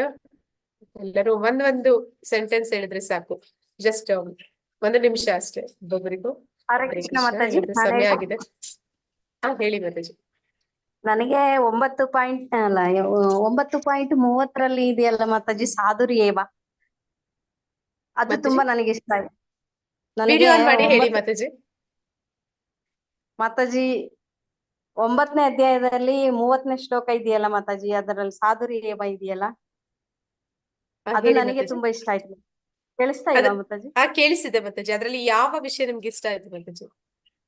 ಸಾಧುರ್ಯೇವ ಅಂದ್ರೆ ಒಬ್ಬ ಸಾಧುವನ್ನ ನಾವು ಅವನು ತಪ್ಪು ಮಾಡ್ತಾ ಇದ್ದಾನೆ ಅಂತ ಆದ್ರೂನು ನಾವು ಅವನನ್ನ ಸಾಧು ಅಂತಾನೆ ಪರಿಗಣಿಸ್ಬೇಕು ಅಂತ ಸಾಧುರ್ಯ ಹೇಳಿದಾರಲ್ಲ, ಅದು ನನಗೆ ವಿಷಮಂತನು ತುಂಬಾ ಇಷ್ಟ ಆಯ್ತು ಮತ್ತೆ. ಅಂದ್ರೆ ಹಾ. ಎಷ್ಟ್ ಅಂತ ಹೇಳ್ತಾರೆ ಯಾಕೆ ನಾವು ಪರಮಾತ್ಮ. ಎಷ್ಟು ಬೇಗ, ಹೌದು ಮಾತಾಜಿ, ನಾವು ಏನ್ ಎಷ್ಟು ಬೇಗ ತಪ್ಪಾಗಿ ತಿಳ್ಕೊಂಡು ಬಿಡ್ತೇವಲ್ಲ ಬೇರೆಯವ್ರಿಗೆ, ಹಾಗಾಗಿ ಆ ಒಂದು ವರ್ಡ್ ನನಗೆ ಆಯ್ತು ಮಾತಾಜಿ. ಎಂತ ಹಾಗೆ ಪಾಪಿನೇ ಆಗಿದ್ರು ಕೂಡ ತಿಳ್ಕೊಳ್ಬಾರ್ದು ನಾವು. ಭಕ್ತಿಯಲ್ಲಿ ತೊಡಗಿದ್ದಾನೆ ಅಂತಂದ್ರೆ ಅವ್ರನ್ನ ಭಕ್ತಿನಲ್ಲಿ ಸಾಧು ಅಂತಲೇ ಪರಿಗಣಿಸ್ಬೇಕು. ನಾವು ಅವ್ರನ್ನ ಸಾಧು ಅಂತಾನೆ ಪರಿಗಣಿಸ್ಬೇಕು. ನೋಡಿದ ಕೂಡಲೇ ಇವ್ರೇನ್ ಸಾಧು ಅನ್ನೋ ತರ ನಾವು ಮಾತಾಡ್ಬಿಡ್ತೇವಲ್ಲ, ಹಾಗೆ ಮಾತಾಡ್ಬಾರ್ದು ಸಡನ್ ಆಗಿ ಯಾವುದೇ ಒಂದು. ಅದ್ರಲ್ಲಿ ನಾನಂತೂ ತುಂಬಾ ಬೇಗ ಆತರ ಅಂದ್ಕೊಂಡ್ಬಿಡ್ತೇನೆ. ಆ ಒಂದು ವರ್ಡ್ ನನಗೆ ತುಂಬಾ ತುಂಬಾ ಮನಸ್ಸಿಗೆ ನಾಟಿದೆ ಮಾತಾಜಿ. ಇನ್ಮೇಲೆ ಹಾಗ ಅಂದ್ಕೊಳ್ಬಾರ್ದು ಯಾರು ಅಂತ. ಹರೇ ವೈಷ್ಣವ ಕೃಷ್ಣ. ಅಪರಾಧ ಆಗುತ್ತೆ ಮಾತಾಜಿ. ಹರೇ ಹೌದು ಕೃಷ್ಣ ಮಾತಾಜಿ. ಮಾತಾಜಿ. ಹರೇ ಕೃಷ್ಣ ಮಾತಾಜಿ. ಹೇಳಿ ಮಾತಾಜಿ. ಹರೇ ಕೃಷ್ಣ ಮಾತಾಜಿ. ನನಗೆ ಏನಾಗಿತ್ತು ಅಂದ್ರೆ, ನನ್ಗೀಗ 3 years ಇಂದನು ನಾನು ಕಂಟಿನ್ಯೂಸ್ ಇದು ಕ್ಲಾಸ್ ಅಲ್ಲಿ ಇದೀನಿ. ಬಟ್ ನನಗೆ ಮನೆಯಲ್ಲಿ ತುಂಬಾ ಪ್ರಾಬ್ಲಮ್ ಆಗ್ತಿತ್ತು. ನಾನು ಏನ್ ಮಾಡ್ಲಿಕ್ಕೂ ಜಪ ಮಾಡ್ಲಿಕ್ಕೂ ಬಿಡ್ತಾ ಇಲ್ಲ. ಬೆಳಗ್ಗೆ 4 ಗಂಟೆಗೆ ಹೇಳ್ತಿದ್ದೆ, ಅದು ಕೂಡ ಬಿಡ್ಸಿದ್ರು. ತುಂಬಾನೇ ಸ್ಟ್ರಗಲ್ ಮಾಡ್ತಾ ಇದೀನಿ. ನಾನು ಒಂಥರ ಹೇಳಕ್ ಆಗ್ತಿಲ್ಲ, ಅಷ್ಟು ಸ್ಟ್ರಗಲಿಂಗ್ ಅಲ್ಲೇ ಇದೀನಿ. ಆದ್ರೂ ಏನ್ ಮಾಡ್ಬೇಕು ಅಂತ ನಂಗೆ ಗೊತ್ತಾಗ್ತಾ ಇರ್ಲಿಲ್ಲ. ಆದ್ರೆ ಇವತ್ತಿನ ಕ್ಲಾಸ್ ಅಲ್ಲಿ ನೀವ್ ಹೇಳಿದ್ರಲ್ಲ, ಭಕ್ತಿ ಮಾರ್ಗ ಒಂದೇ ಮಾಡ್ತಾ ಹೋಗಿ ಅಂತ. ಬಟ್ ನಾನು ಅದೇ ತರನೇ ಮಾಡ್ತಾ ಹೋಗ್ತಾ ಇದೀನಿ ಮಾತಾಜಿ. ಆಫೀಸ್ಗೂ ಹೋಗ್ತಾ ಇದೀನಿ ಮೊದ್ಲೊಂಥರ. ಆದ್ರೆ ಯಾವ್ದೇ ರೀತಿ ಸ್ಯಾಲ್ರಿ ಆತರ ಏನು ಕೊಡ್ತಾನೂ ಇಲ್ಲ. ಒಟ್ಟೇನ್ ನನ್ ಕರ್ತವ್ಯ ನಾನ್ ಮಾಡ್ಬೇಕು ಅಂತ ಹೇಳಿ ನಾನ್ ಮಾಡ್ತಾ ಹೋಗ್ತಾ ಇದೀನಿ ಮಾತಾಜಿ. ಅದು ಇಷ್ಟು ದಿನ ನನಗೆ ಅದು ಕೊರಿತಾ ಇತ್ತು ಮನ್ಸಲ್ಲೆಲ್ಲೋ, ಏನು ನಾನ್ ಮಾಡ್ತಾ ಇರೋದು ಸರಿನೋ ತಪ್ಪು ಯಾವ್ದು ಗೊತ್ತಾಗ್ತಾ ಇರ್ಲಿಲ್ಲ ನಂಗೆ. ಇವತ್ತಿನ ಕ್ಲಾಸ್ ಇಂದ ನಂಗೆ ಸ್ವಲ್ಪ ಸಮಾಧಾನ ಆಗಿದೆ ಮಾತಾಜಿ. ಮಾತಾಜಿ, ನೀವು ಎಷ್ಟು ತುಂಬಾ ಮನ್ಸಾರೆ ಈಗ ಹೇಳ್ತಾ ಇದ್ದೀರಿ, ಅಷ್ಟು ಪ್ರಯತ್ನ, ನಿಜವಾದ ಪ್ರಯತ್ನ ಹೃದಯದಲ್ಲಿ ಪರಮಾತ್ಮ ಕೇಳ್ತಾ ಇದ್ದಾನೆ. ನೀವ್ ಅನ್ಕೋತೀರಾ ಆಗ್ತಿಲ್ಲ ಅಂತ. ನಾ ಹೇಳ್ತೀನಿ, ನಾನು ಕೂಡ ಎಕ್ಸಾಂಪಲ್ ಹೇಗಿತ್ತೆ ಅಂತಂದ್ರೆ, ನೀವ್ ನೋಡಿ ಈಗ ಭಕ್ತಿ ಶಾಸ್ತ್ರಿವರೆಗೂ ಬಂದಿದ್ದೀರಿ. ನಾ ಅದಕ್ಕೆ ಹರಿಬೋಲ್ ಹೇಳ್ಬೇಕು. ಅಷ್ಟು ಎಲ್ಲಾ ಅಡ್ಡಿ ಆತಂಕಗಳಿದ್ರು ಭಕ್ತಿ ಶಾಸ್ತ್ರಿವರೆಗೂ ಬಂದಿರೋದೇ ದೊಡ್ಡ ವಿಷಯ. ನನ್ಗಂತೂ ಕ್ಲಾಸ್ ಡೇಟಾ ಆಗ್ತಾ ಇರ್ಲಿಲ್ಲ. ಸೆಕೆಂಡ್ ಬ್ಯಾಚ್ ಅಂದ್ರೆ ಈ ಕ್ಲಾಸ್ ಭಗವದ್ಗೀತೆ ಕ್ಲಾಸ್ 2ನೇದು ಸ್ಟೆಪ್ ಏನಿದೆ, ಅವಾಗ ಜಾಯ್ನ್ ಆದವಳು ಮಾತಾಜಿ ನಾನು. ಅವಾಗಿಂದನು ಇದೇ ತರ ಸ್ಟ್ರಗಲ್ ಇಂದ ನನ್ಗೆ ಮಾಡ್ತಾ ಇರೋದು. ಫಸ್ಟ್ 6 ತಿಂಗಳು ಯಾವ್ದೇ ಪ್ರಾಬ್ಲಮ್ ಆಗ್ಲಿಲ್ಲ ನಂಗೆ. ಅವ್ರು ಯಾವ ಕ್ಲಾಸ್ ಅಂದ್ರೆ ಭಾಗವತಮ್ 5 to 6 ಇತ್ತು ಅವಾಗ. ಸಚ್ಚಿದಾನಂದ ಪ್ರಭುಗಳು ತಗೊಂತ ಇದ್ರು. ಅದ್ ಬಹಳ ಚೆನ್ನಾಗಿ ಕೇಳ್ತಾ ಇದ್ದೆ ನಾನು. ಅವ್ರು ಬೇಕು ಅಂತಾನೆ ನಮ್ಮನವರು, ನೀನ್ ಆಫೀಸಿಂದ ಬಂದ್ ಸುಸ್ತಾಗಿದ್ಯಾ, ಮನೇಲೂ ಮಾಡ್ತೀಯಾ, ಮಲ್ಗು ಅಂತ ಹೇಳಿ ಕ್ಲಾಸ್ ಕೇಳ್ಬಾರ್ದು ಅನ್ನೋಕ್ಕೋಸ್ಕರನೇ ನನಗ್ ಮಲ್ಗಿಸ್ತಾ ಇದ್ರು. ಬಟ್ ನನ್ಗೆ ಎಷ್ಟು ಕಾನ್ಶಿಯಸ್ ಅದು ಮೈಂಡ್ ಅಲ್ಲಿ ಇತ್ತು ಅಂದ್ರೆ, 5 ನಿಮಿಷ ನಾನು ರೆಸ್ಟ್ ಆಫ್ ಮಾಡಿದ್ರು ಕೂಡ ಆ ಟೈಮ್ ಕರೆಕ್ಟ್ ಆಗಿ ಎಚ್ಚರ ಆಗ್ತಾ ಇತ್ತು ನನಗೆ. ನಿದ್ದೆನಲ್ಲೇ ಕ್ಲಾಸ್ ಕೇಳ್ಬಿಡ್ತಾ ಇದೆ. ಮತ್ತೆ ಎಷ್ಟೊಂದು ಗೊತ್ತಿಲ್ದಲೆ ಅವ್ರು ಕೇಳೋ ಕ್ವಶನ್ಸ್ ನಾನು ನಿದ್ದೆನಲ್ಲೇ ಎಚ್ಚರ ಆಗಿ ಅವ್ರಿಗೆ ಆನ್ಸರ್ ಕೊಡ್ತಾ ಇದ್ದೆ ಮಾತಾಜಿ. ಆ ಲೆವೆಲ್ಗೆ ನಾನು ಯಾವಾಗ ನಾನು ಮಲಗಿದ್ರು ಕೂಡ ಅದು ನಾನ್ ಕೇಳಿರೋ ಸ್ಟೋರಿ ಆಗಿರ್ಬೋದು, ಕ್ಲಾಸಸ್ ಆಗಿರ್ಬೋದು, ಅದ್ ಎಲ್ಲ ನನ್ನ ಮನ್ಸಲ್ಲೇ ಅದು ರೀಕಾಲ್ ಆಗ್ತಾ ಇರುತ್ತೆ ಮಾತಾಜಿ. ಮತ್ತೊಂದು ನೋವು ಇದೆ, ಎಷ್ಟು ಪ್ರಯತ್ನ ಪಟ್ರು ಅದ್ ಬರಕ್ಕೆ ಆಗ್ತಾ ಇಲ್ಲ ಮಾತಾಜಿ. ತುಂಬಾ ಹಿಂದೆನೆ ಬರ್ತಾ ಇದೀನಿ ನಾನು. ಅದೊಂದು ಇದೆ. ಸೇಮ್ ಇದೆ ಮಾತಾಜಿ. ನೀವ್ ಹೇಳಿದ ಟೈಮ್ಗೆ ನಂದು ಇತ್ತು. ನನ್ಗೂ ಕ್ಲಾಸ್ ನೋಡಕ್ ಬಿಡ್ತಿರ್ಲಿಲ್ಲ. ಎಷ್ಟು ಮಟ್ಟಿಗೆ ಅಂದ್ರೆ ನಾನು ಏನೋ ಯೂಟ್ಯೂಬ್ ನೋಡ್ತಾ ಇದೀನಿ ಅಂತ ಸ್ವಿಚ್ ಮಾಡ್ತಿದ್ದೆ. ಅವ್ರು ಬಂದಾಗ ಯೂಟ್ಯೂಬ್ ಹಾಕಿರ್ತಾ ಇದ್ದೆ, ಮತ್ತೆ ಅವ್ರ ಆ ಕಡೆ ಹೋಗಿದ ತಕ್ಷಣ ಕಿವಿಗೆ ಹಾಕೊಂಡು ಕೇಳ್ತಿದ್ದೆ. ಕೇಳಕ್ಕೆ ಬಿಡ್ತಾ ಇರ್ಲಿಲ್ಲ. ಈಗ ಅವ್ರೆಲ್ಲರೂ ಸುಮ್ನೆ ಸೈಲೆಂಟ್ ಆಗಿದ್ದಾರೆ ನೋಡಿ. ನಾವು ಕ್ಲಾಸ್ ಕೇಳ್ತಾ ಇದೀವಿ, ನಾವು ಕ್ಲಾಸ್ ಮಾತಾಡ್ತಾ ಇದೀವಿ. ಆ ಭಗವಂತ ಅವ್ನ್ ನಿರ್ಧಾರ ಮಾಡ್ಬಿಟ್ರೆ ಮಾತಾಜಿ, ಹುಲ್ಲು ಕಡ್ಡಿ ಅಲ್ಲಾಡ್ಸೋದು ಅವನೇನೆ, ನಾವ್ಯಾರು ಆಡ್ಸಕ್ಕಾಗಲ್ಲ. ನಾವ್ ಅನ್ಕೋತೀವಿ ಇವ್ರು ಮಾಡ್ತಾರೆ ಅವ್ರು ಮಾಡ್ತಾರೆ ಅಂತ. ನಾವ್ ಪ್ರಯತ್ನ ಪಟ್ರೆ ಭಗವಂತ ಇದ್ದಾನೆ ಮಾತಾಜಿ. ಏನು Correct. ಆತರ ಯೋಚನೆ ಮಾಡ್ಬೇಡಿ. ಅವ್ನ್ ಕೈಯಲ್ಲಿದೆ, ಇವ್ರ ಕೈಯಲ್ಲಿ ಇಲ್ಲ, ನೀವ್ ಅನ್ಕೋಬೇಡಿ ಆತರ. ಎಸ್ ಮಾತಾಜಿ, ಧನ್ಯವಾದ ಮಾತಾಜಿ. ಧನ್ಯವಾದಗಳು ಮಾತಾಜಿ. ಹರೇ ಕೃಷ್ಣ. ಹರೇ ಕೃಷ್ಣ ಮಾತಾಜಿ. ಕುಂಡಲತಾ ಮಾತಾಜಿ. ಹಾ ಮಾತಾಜಿ, ಹರೇ ಕೃಷ್ಣ ಮಾತಾಜಿ. ಹೇಳಿ ಮಾತಾಜಿ. ವಿಡಿಯೋ ಆನ್ ಮಾಡ್ಕೊಳ್ಳಿ ಮಾತಾಜಿ. ಮಾತಾಜಿ. ಹಾ ಮಾತಾಜಿ, ನನ್ಗೆ ಇದ್ರಲ್ಲಿ ಸುಮಾರ ಶ್ಲೋಕಗಳು ಇಷ್ಟ ಆಯ್ತು. ಅದ್ರಲ್ಲಿ ನಮ್ ಜ್ಞಾನ ಅಷ್ಟು ಇಲ್ಲ. ಸೊ ಆದ್ರೂ ಇದ್ರಲ್ಲಿ ತದ್ವಿದ್ಧಿ ಪ್ರಣಿಪಾತೇನ ಗುರುವಿನ ಮುಖಾಂತರ ಹೋಗ್ಬೇಕಲ್ಲ, ಪರಿಪ್ರಶ್ನೆನ ಸೇವೆಯ ಉಪದೇಶಂತಿತೆ ಜ್ಞಾನಂ ಜ್ಞಾನಿನ ತತ್ವ. ಇದ್ನು ತುಂಬಾ ಇಷ್ಟ ಆಯ್ತು. ಯಾಕಂದ್ರೆ ನಾವು ಅವ್ರ ಹತ್ರ ಹೋಗಿ ನಮ್ರವಾಗಿ ಸೇವೆ ಮಾಡ್ಬೇಕು ಅಂದ್ರೆ ಯಾವ ಸೇವೆ ಯಾವ್ದು ಅನ್ಕೊಂತೀವಿ. ಸೊ ಅದು ಇದು ಶ್ಲೋಕದಲ್ಲಿ ತುಂಬಾ ಇಷ್ಟ ಆಯ್ತು. ಮತ್ತೆ ನಮ್ರವಾಗಿ ಇದ್ದು ಕ್ವಶನ್ ಕೇಳ್ಕೊಂಡು ಅವ್ರು ಪಡೆದಂತ ಸಾಕ್ಷಾತ್ಕಾರದಿಂದ ನಮಗ ಜ್ಞಾನೋಪದೇಶ ಕೊಡ್ತಾರ ಅಂತ ಒಂದು ಇಷ್ಟ ಆಯ್ತು. ಮತ್ತೆ ಇನ್ನೊಂದು ಶ್ಲೋಕದಲ್ಲಿ ಪತ್ರಂ ಪುಷ್ಪಂ, ಅದು ಭಗವಂತನ ಅರ್ಪಿಸಿ ಎಲ್ಲರೂ ದೇವ್ರ ತರ್ತಾರ ಇರ್ತಾರ ಆ ತರ ಇರ್ತಿತ್ತು. ಬಟ್ ನಾವು ಪ್ರೀತಿ ಭಕ್ತಿಯಿಂದ ಒಂದು ಹೂವು ಹಣ್ಣು ಕೊಟ್ಟಾಗ ಎಷ್ಟು ಖುಷಿ ಆಗ್ತದೆ, ಸ್ವೀಕರಿಸ್ತಾನ ಅಂದಾಗ ಅದು ಮೈಯೆಲ್ಲ ಒಂದು ತರ ರೋಮಾಂಚ ಆಗ್ತಿತ್ತು. ಭಗವಂತ ಇಷ್ಟು ಕರುಣಾಸಾಗರ ಇದಾರಲ್ಲ ಅಂತ ನನ್ಗೆ ತುಂಬಾ ಇವು ಇಷ್ಟ ಆಗಿತ್ತು.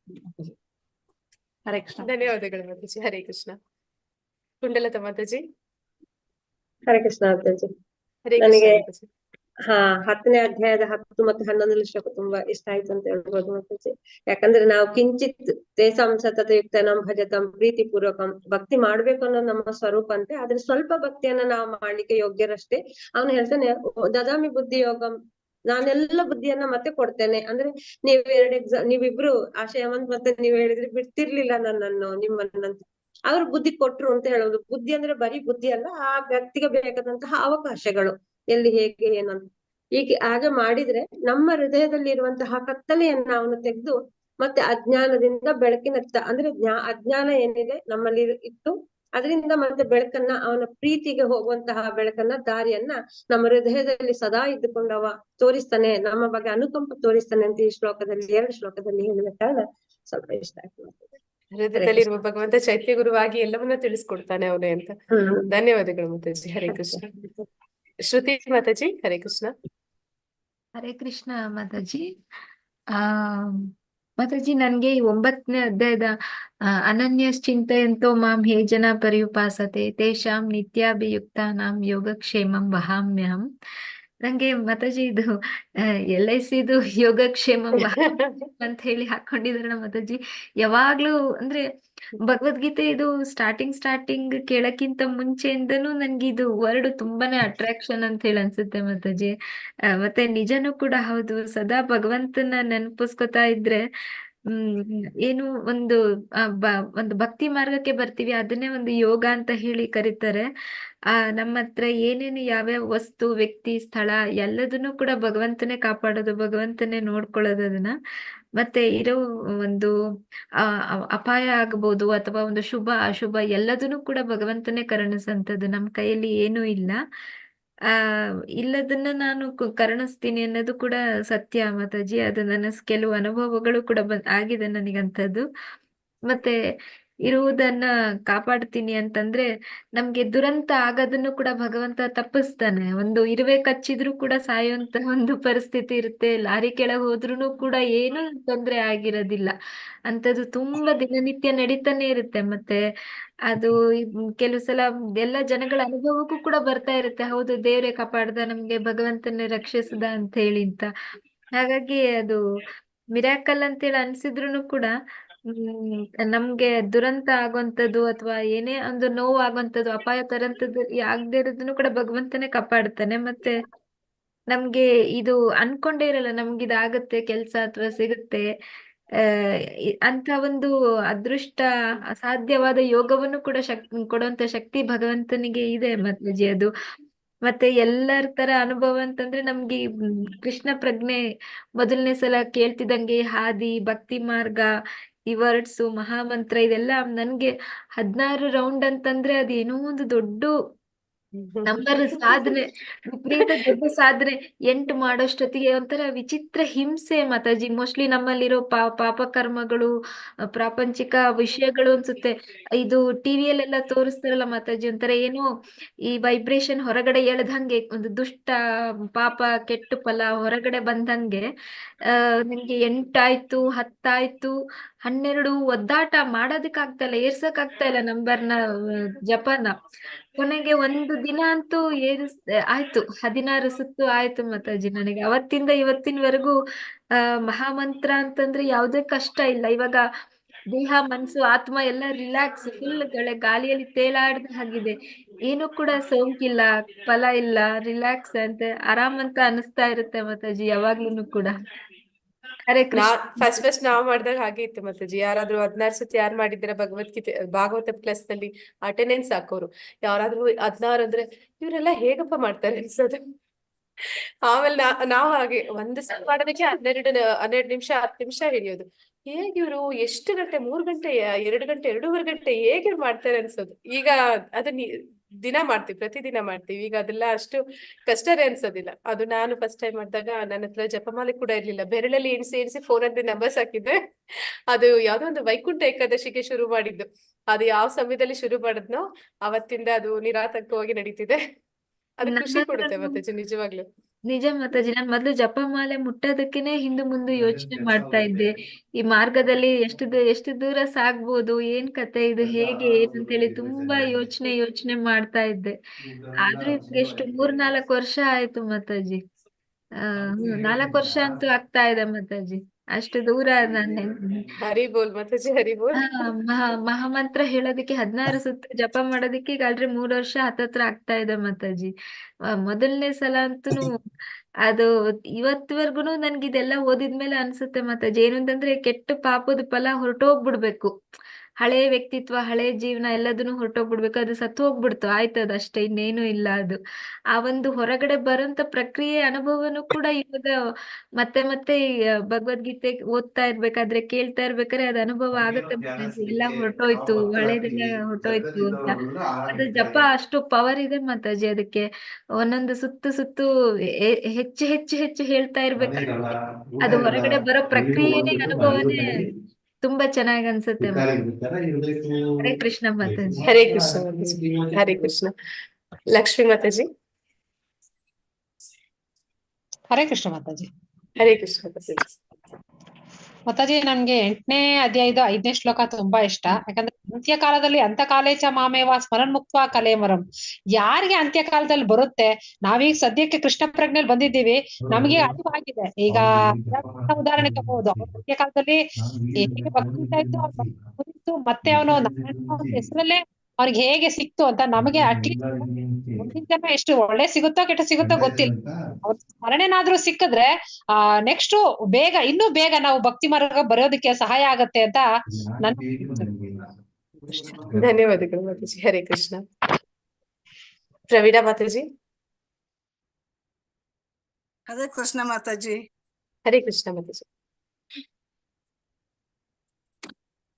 ಹರೇ ಕೃಷ್ಣ ಮಾತಾಜಿ. ನನ್ಗೆ 8ನೇ ಅಧ್ಯಾಯದ್ದು 14ನೇ ಶ್ಲೋಕ ಮತ್ತು 15ನೇ ಶ್ಲೋಕ ತುಂಬಾ ಇಷ್ಟ ಆಯ್ತು ಮಾತಾಜಿ. ಯಾಕಂದ್ರೆ ಯಾವನೇ ಒಬ್ಬ ಭಕ್ತ ಅನನ್ಯ ಚಿತ್ತನಾಗಿ ವಿಚಲಿತನಾಗದೆ ಕೃಷ್ಣನ ಭಕ್ತಿ ಮಾಡಿದ್ರೆ ಅವನಿಗೆ ಕೃಷ್ಣ ಖಂಡಿತವಾಗಿ ಸಿಗುತ್ತಾನೆ, ಅವನಿಗೆ ಭಗವಂತನ ಪ್ರಾಪ್ತಿಯಾಗುತ್ತದೆ ಎಂದು ಇದು ನಿಜ. ಅವನಿಗೆ ಕೃಷ್ಣನ ಕೈ ಬಿಡುವುದಿಲ್ಲ. ಕಾಯ ವಾಚ ಮನಸ ಕೃಷ್ಣನನ್ನು ನೆನೆಸುತ್ತಾ ಕೃಷ್ಣನದ್ದು ಹರೇ ಕೃಷ್ಣ ಮಹಾಮಂತ್ರ ಜಪ ಮಾಡುತ್ತಾ ಇದ್ರೆ ನಮ್ಗೆ ಕೃಷ್ಣ ಪ್ರಾಪ್ತಿ ಆಗುತ್ತಾನೆ. ಮತ್ತೇನೋ ಬೇಡ, always remember Krishna, never forget Krishna. ಹಾಗೆ ಅಂದ್ರೆ ಇಲ್ಲಿ ನಿಜ ಜೀವನವೂ ಹಾಗೇನೆ ಮಾತಾಜಿ. ಎಲ್ಲೇ ಹೋಗ್ಲಿ ನಾವು ಹರೇ ಕೃಷ್ಣ ಮಂತ್ರ ಮಾಡ್ತೇನೆ ಇರ್ತೀವಿ. ಇದು ಒಂದು ಮೊನ್ನೆ ತಾನೇ ಆದದ್ದು. ಇದು ನನ್ನ ತಂಗಿ ಮತ್ತೆ ನಾವು ಕಾರಲ್ಲಿ ಹೋಗ್ತಾ ಇದ್ವಿ, ಜೋರಾಗಿ ಮಳೆ ಬಂತು ಮಾತಾಜಿ. ನಾನು ಹರೇ ಕೃಷ್ಣ ಜೋರಾಗಿ ಅಂದ್ರೆ ಗಾಳಿ ಮಳೆ ತುಂಬಾ ಜೋರಾಗಿ ಬಂತು. ನನ್ ತಂಗಿ ಡ್ರೈವ್ ಮಾಡ್ತಾ ಇದ್ಲು, ನಾನು ಹರೇ ಕೃಷ್ಣ ಮಂತ್ರ ಜಪ ಮಾಡಿದೆ. ಆವಾಗ್ಲೇ ಮಳೆ ನಿಂತು ಹೋಯ್ತು ಮಾತಾಜಿ. ಇದು ಅಂದ್ರೆ ನಾವು ಅಷ್ಟು ಇದು ಉಂಟು ತುಂಬಾ ಪವರ್ ಉಂಟು. ಹಾಗೆ ನಮ್ದು ಬಾಯಲ್ಲಿ ಸದಾ ಹರೇ ಕೃಷ್ಣ ಬರ್ತಾನೆ ಇರ್ತದೆ. ಅನನ್ಯ ಚೇತಾಹ ಸತತಂ ಯೋ ಮಾಂ ಸ್ಮರತಿ ನಿತ್ಯಶಃ ಅಂದ್ರೆ ಇದು ನಂದೊಂದು ಬಾಯಾಟ ಆಗಿದೆ ಇವಾಗ. ಕೃಷ್ಣನನ್ನೇ ನೆನೆಸೋದು. ಕೃಷ್ಣ ನಮ್ಮನ್ನು ಯಾವತ್ತೂ ಕೈ ಬಿಡುದಿಲ್ಲ. ಹಾಗೇನೆ 15ನೇ ಶ್ಲೋಕ, ನಮ್ಗೆ ಪುನರ್ಜನ್ಮ ಇದ್ದೇ ಇದೆ. ಮಾಮಪೇತ್ಯ ಪುನರ್ಜನ್ಮ ದುಃಖಾಲಯಂ ಶಾಶ್ವತಂ. ಇಲ್ಲಿ ದುಃಖಾಲಯವೇ ಎಲ್ಲ. ಆದ್ರೂ ನಾವು ಕೃಷ್ಣನ ಭಕ್ತಿಯನ್ನು ಈ ಜನ್ಮದಲ್ಲಿ ಕೃಷ್ಣ ಪ್ರಜ್ಞೆಯಲ್ಲಿ ಇದ್ದುಕೊಂಡು ಮಾಡುತ್ತಾ ಇದ್ರೆ ನಮ್ಗೆ ನಂತರ ಇವಾಗ ನೆಕ್ಸ್ಟ್ ಜನ್ಮದಲ್ಲಿ ನಮ್ಗೆ ತುಂಬಾ ಒಳ್ಳೇದಾಗ್ತದಲ್ವಾ ಮಾತಾಜಿ? ಅದೇ ನೆಕ್ಸ್ಟ್ ಜನ್ಮ ಪುನಃ ನಮ್ಗೆ ಇದನ್ನೇ ಕಂಟಿನ್ಯೂ ಮಾಡುತ್ತಾ ಹೋಗ್ಬೋದಲ್ವಾ? ಹಾಗೆ ಮತ್ತೆ ನಂತರ ನಮ್ಗೆ ಭಗವಂತನ ಧಾಮ ಪ್ರಾಪ್ತಿಯಾಗಬಹುದು. ನಮ್ ಪುಣ್ಯದಲ್ಲಿ ಏನೋ ಗೊತ್ತಿಲ್ಲ, ಅದು ಮಾಡ್ತಾ ಇದ್ವಿ. ಹಾಗೆ ನಂಗೆ ತುಂಬಾ ಇಷ್ಟ ಆಯ್ತು ಮಾತಾಜಿ ಇದು. ಹರೇ ಕೃಷ್ಣ ನೀವ್ ಮಾತಾಜಿ. ಹೇಳಿದ್ದು ಅದು ದುಃಖಾಲಯ, ಅದು ನನ್ಗೆ ತುಂಬಾ ಸಮಾಧಾನ ಕೊಡುತ್ತೆ ಮಾತಾಜಿ. ಮೊದ್ಲು ನನಗೆ ಹೌದು ಗೊತ್ತಿರ್ಲಿಲ್ಲ ಲೈಫ್ ಹಾ. ನ ಏನದು ಬೆಟರ್ ಮಾಡ್ಬೇಕು, ಚೆನ್ನಾಗಿರ್ಬೇಕು, ನಾವು ಚೆನ್ನಾಗಿರ್ಬೇಕು ಪ್ರಯತ್ನ ಮಾಡ್ತಾ ಇದ್ವಿ. ಈಗ ಹೌದು ಮಾತಾಜಿ. ಇದು ದುಃಖಾಲಯ, ಎಲ್ಲಿ ಪ್ರಯತ್ನ ಮಾಡ್ತಾ ಇದೀವಿ? ಹೌದು ಯಾವ್ದು ಮಾತಾಜಿ. ಪ್ರಯೋಜನ ಇಲ್ದಿರೋ ಪ್ರಯತ್ನ ಮಾಡ್ತಾ ಹೌದು. ಇದೀವಿ. ತಿಳ್ಕೊಂಡಾಗ ಅಯ್ಯೋ ಇದಿರೋದೇ ಹೀಗೆ, ಇದಕ್ಕೆ ಯಾಕೆ ಇಷ್ಟೊಂದು ತಲೆ ಕೆಡಿಸ್ಕೋಬೇಕು ಅಂತ ಸಮಾಧಾನ ಆಗ್ಬಿಡುತ್ತೆ ಮಾತಾಜಿ. ನಮ್ಗೆ ಮತ್ತೆ ಸಕಾರಾತ್ಮಕ ಚಿಂತನೆ ಬರ್ತದೆ ಮಾತಾಜಿ. ಅಂದ್ರೆ ಪುನರಪಿ ಜನನಂ ಪುನರಪಿ ಮರಣಂ. ಜನ್ಮ ಮತ್ತು ಜರ ವ್ಯಾಧಿ ಹೋಗ್ತದೇನೆ, ಅದು ಕಡಿಮೆ ಆಗ್ತಾ ಹೋಗ್ತದಲ್ವಾ ಜನ್ಮ ಜನ್ಮಕ್ಕೂ. ಅದು ಒಂದು. ಹಾಗೆ ಸಕಾರಾತ್ಮಕ ಚಿಂತನೆ ಎಲ್ಲದರಲ್ಲೂ ಬರ್ತದೆ. ಎಲ್ಲ ವಿಷಯದಲ್ಲಿ ನಾವು ಚಿಂತನೆ ಮಾಡ್ತೀವಿ. ಅದ್ರಲ್ಲಿ ಕೃಷ್ಣನಿದ್ದಾನೆ, ಹರೇ ಕೃಷ್ಣ ಮಹಾಮಂತ್ರನೇ ಮೇನ್. ಹಾಗೆ ನನ್ನ ಇದ್ರಲ್ಲಿ ಅದೇ ಅದಕ್ಕೆ ನಿಮ್ದೆಲ್ಲ ಶುದ್ಧ ಭಕ್ತರ ಸಂಘನೂ ಸಿಕ್ಕಿದೆ. ಧನ್ಯವಾದಗಳು. ಮಾತಾಜಿ ಕೃಷ್ಣ ಪ್ರಜ್ಞೆಯಲ್ಲಿ ಹಾಗೇನಿಲ್ಲ ಮಾತಾಜಿ, ಹೌದು ನಾವು ಕೂಡ ಮಾತಾಜಿ. ನಿಮ್ಮ ಹಾಗೆ ನಿಮ್ಮೆಲ್ಲರದು ಆಶೀರ್ವಾದ ಬೇಕು. ಮಾತಾಜಿ, ನೀವು ನಮ್ಗೆ ಮಳೆ ಕೊನೆ ಕ್ಲಾಸ್ ಬರೋಕ್ಕೂ ಮಳೆ ನಿಲ್ಸೋದಕ್ಕೂ ಕೃಷ್ಣ ಪ್ರಜ್ಞೆ ಯೂಸ್ ಮಾಡ್ತೀರಾ? ಹರೇ ಕೃಷ್ಣ. ಎಲ್ಲದಕ್ಕೂ ಪ್ರಭುಜಿ, ಎಲ್ಲದಕ್ಕೂ ಕೃಷ್ಣ ಪ್ರಜ್ಞೆ, ಎಲ್ಲದಕ್ಕೂ ಕೃಷ್ಣನೇ. ಅಲ್ಲಿ ಕೂಡ ಕೃಷ್ಣನ ಸೆಂಟರ್ ಮಾಡಿ ಅವನೇ ಸಂಬಂಧ ಹೌದು ತರ್ತಾರೆ, ಮಾತಾಜಿ. ಅಲ್ಲೂ ನೆನೆಸ್ತಾರೆ. ಹೌದೌದು, ಎಲ್ಲದಕ್ಕೂ ಕೃಷ್ಣನೇ. ಹರೇ ಕೃಷ್ಣ ಮಾತಾಜಿ. ಹರೇ ಧನ್ಯವಾದಗಳು ಮಾತಾಜಿ, ಕೃಷ್ಣ, ಹರೇ ಕೃಷ್ಣ ಧನ್ಯವಾದಗಳು. ಮಾತಾಜಿ, ಧನ್ಯವಾದಗಳು ಮಾತಾಜಿ. ವಿನಿತಾ ಮಾತಾಜಿ. ಹರೇ ಕೃಷ್ಣ ಮಾತಾಜಿ. ಹರೇ ಕೃಷ್ಣ ಹರೇ ಮಾತಾಜಿ. ಕೃಷ್ಣ ಮಾತಾಜಿ. ನಾನು ನನಗೆ ಇಷ್ಟವಾದ ಶ್ಲೋಕ, ತೇಷಾಂ ಸತತ ಯುಕ್ತಾನಾಂ ಭಜತಾಂ ಪ್ರೀತಿ ಪೂರ್ವಕಂ ದದಾಮಿ ಬುದ್ಧಿಯೋಗಂ ತಮ್ಮೇನ ಮಾಮುಪಯಾಂತಿ. ಈ ಶ್ಲೋಕ ತುಂಬಾ ಇಷ್ಟ. ಯಾಕಂದ್ರೆ ಈ ಭಕ್ತಿ ಶಾಸ್ತ್ರಿ ಸೇರೋ ಮೊದ್ಲು ನಾನು ಹಿಂದೆ ಮುಂದೆ ಮಾಡ್ತಿದ್ದೆ. ಯಾಕಂದ್ರೆ ನನ್ಗೆ ಸಮಯ ಇಲ್ಲ.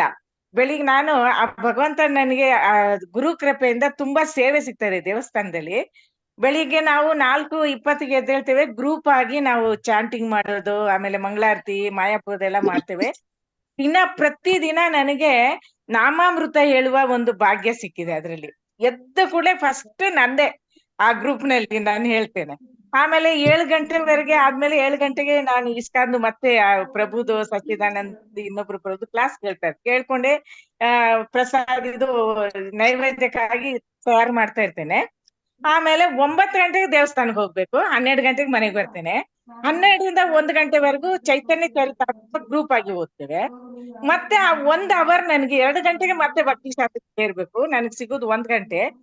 ಏನೋ ಒಂದು ತಯಾರು ಮಾಡುದು, ಊಟ ಮಧ್ಯಾಹ್ನಕ್ಕಾಗಿ ತಯಾರು ಮಾಡಿ ಸೇರ್ತೇನೆ. ನನ್ಗೆ ಶ್ಲೋಕ ಕೊಟ್ಟಿರ್ತಾರೆ. ನನಗೆ ಅದನ್ನು ಹೇಳ್ಲಿಕ್ಕೆ ಏನ್ ಮಾಡುದು, ಮಾತಾಜಿ ಕೊಟ್ಟಿದ್ದಾರಲ್ಲ, ಅದನ್ನು ನೀವು ನಂಬಿದ್ರೆ ನಂಬಿ, ಇಲ್ಲದ್ರೆ ನಾನ್ ಭಗವಂತನ್ ಬೇಡ, ಭಗವಂತ ನನಗ್ ಬುದ್ಧಿ ಇಲ್ಲ, ನನಗೆ ಯೋಚನೆ ಮಾಡ್ಲಿಕ್ಕೆ ಟೈಮ್ ಇಲ್ಲ, ನೀನು ಆ ಜ್ಞಾನವನ್ನು ನೀನೇ ಕೊಡ್ಬೇಕು ಅಂತ ಪ್ರಾರ್ಥನೆ ಮಾಡಿ ಆ ಶ್ಲೋಕ ತೆಗೆದು ಪಾಯಿಂಟ್ಸ್ ಹಾಕ್ತೇನೆ.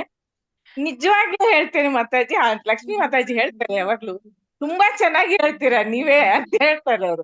ಆ ತರ ಬುದ್ಧಿಯನ್ನು ಭಗವಂತ ಕೊಡ್ತಾನೆ ಮಾತಾಜಿ. ಅಂದ್ರೆ ಮಾತಾಜಿ ಯಾವಾಗ ಶರಣಾಗ್ತಿವಿ ಆಗ ಭಗವಂತನಿಗೆ ನಿಮಿತ್ತ ಆಗ್ಬಿಡ್ತೀವಿ. ಅವನು ನಮ್ ಮೂಲಕ ಅದನ್ನ ಹೇಳಿಸ್ತಾರೆ ಹೊರತು ನಾವೇನು ಹೇಳಕ್ ಆಗಲ್ಲ ಮಾತಾಜಿ. ಏನು ಹೇಳಲ್ಲ, ಅವ್ರ ಪಾಯಿಂಟ್ ಅವ್ರು ಕೊಡ್ತಾರೆ, ನಾನ್ ಹೆಸರು ತಗೊಳ್ತೇನೆ, ಅದ್ರ ಪಾಯಿಂಟ್ಸ್ ಕೊಡೋರು ಭಗವಂತ ಮಾತಾಜಿ. ಹಾಗೆ ದೇವಸ್ಥಾನದಲ್ಲೂ 2ರಿಂದ ಹೋಗಿ ಅಲ್ಲಿ ಕಿಚನ್ ಕ್ಲೀನಿಂಗ್ ಮಾಡೋ ಕೆಲಸ ಮಂಗಳವಾರ ಇರ್ತದೆ. ಆಮೇಲೆ ಗುರುವಾರ, ಬುಧವಾರಕ್ಕೆ 3 ದಿನ ಮಧ್ಯಾಹ್ನ ಮತ್ತೆ ಹೋಗುದು. ಇದ್ರಲ್ಲಿ ನನಗೆ ಈವ್ನಿಂಗು ಇರ್ತದೆ. ನಾನು ಕ್ಲಾಸ್ ಏನಾದ್ರೂ ಸ್ವಲ್ಪ ಇದು ಕೊಟ್ಟಿರ್ತಾರೆ ನಮ್ಗೆ ತೆಗಿಲಿಕ್ಕೆ, ಏನೋ ಒಂದ್ ಮಾಡ್ತಾ ಇರ್ತೇನೆ. ಅದ್ರ ಸಮಯ ಅನ್ನೋದು ಓದ್ಲಿಕ್ಕೂ ಸಿಗ್ತಾ ಇಲ್ಲ, ಬರೀಲಿಕ್ಕೂ ಸಿಗ್ತಾ ಇಲ್ಲ. ಹೇಗೋ ಕಷ್ಟ ಪಟ್ಕೊಂಡು ಆ ಬುದ್ಧಿಯನ್ನ ಭಗವಂತ ಕೊಡ್ತಾ ಇದ್ದಾನೆ ಪ್ರತಿ ಕ್ಷಣ ನಮ್ಗೆ ಅನ್ನೋದನ್ನ ಈ ಶ್ಲೋಕ ಓದಿದಾಗ ನಂಗೆ ತುಂಬಾ ಆಯ್ತು. ಅಂದ್ರೆ ನಾವು ಏನೂ ಮಾಡ್ತಾ ಇಲ್ಲ, ಎಲ್ಲಾ ಮಾಡೋದು ನಾವು ಭಗವಂತನೇ ಆದ್ರಿಂದ ಆ ಭಗವಂತನನ್ನು ಯಾವಾಗ್ಲೂ ಸೇವೆ ಮಾಡ್ಕೊಂಡು ಕೊನೆವರೆಗೂ ಅವರ ಸ್ಮರಣೆ ಮಾಡ್ಕೊಂಡು ಅವರ ಬಗ್ಗೆ ಲೀಲೆ ಕೇಳ್ಕೊಂಡು ಚಾಂಟಿಂಗ್ ಮಾಡ್ಬೇಕು, ಅವ್ರ ಪಾದ ಸೇರ್ಬೇಕು. ನಾವು ಅವ್ರ ಪಾದ ಸೇರ್ಬೇಕಾಗಿದ್ರೆ ನನಗೆ ಭಗವಂತ ಅವರ ಜ್ಞಾನವನ್ನು ಅವರನ್ನು ಸ್ಮರಿಸುವ ಶಕ್ತಿಯನ್ನು ಕೊಡ್ಬೇಕು ಅಂತ ಹೇಳಿ ಬೇಡ್ಕೊಂಡು ನಾನು ಮುಗಿಸ್ತೇನೆ. ಮತ್ತೆ ನಿಜ ಹರೇ ಮಾತಾಜಿ. ಕೃಷ್ಣ. ಅಂದ್ರೆ ನಾವು ಓದಿ ಹೇಳೋದಕ್ಕಿಂತ ನಾವು ಸೇವೆ ಮಾಡಿದಾಗ ಭಗವಂತ ಒಳಗಿಂದ ಕೊಡೋ ಜ್ಞಾನ ಅದು ನಿಜವಾದ ಜ್ಞಾನ ಆಗಿರುತ್ತೆ. ಧನ್ಯವಾದಗಳು ಮಾತಾಜಿ. ಹರೇ ಕೃಷ್ಣ. ಜಯ ಮಾತಾಜಿ. ಪದ್ಮಿನಿ ಮಾತಾಜಿ ಲೀವ್ ಆದ್ರು ಅನ್ಸುತ್ತೆ, ಇದ್ರೆ ನೀವು ಹೇಳ್ಬಿಡಿ ಮಾತಾಜಿ. ಹರೇ ಕೃಷ್ಣ. ಓಕೆ, ಲಕ್ಷ್ಮೀ ಮಾತಾಜಿ. ಹರೇ ಕೃಷ್ಣ.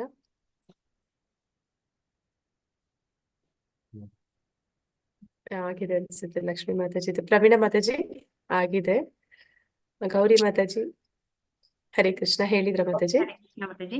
ಹರೇ ಕೃಷ್ಣ ಮಾತಾಜಿ. ನನ್ನ ಫೇವರೇಟ್ ಶ್ಲೋಕ ಬಂದ್ಬಿಟ್ಟು 9th ಚಾಪ್ಟರ್ 29th ಶ್ಲೋಕ.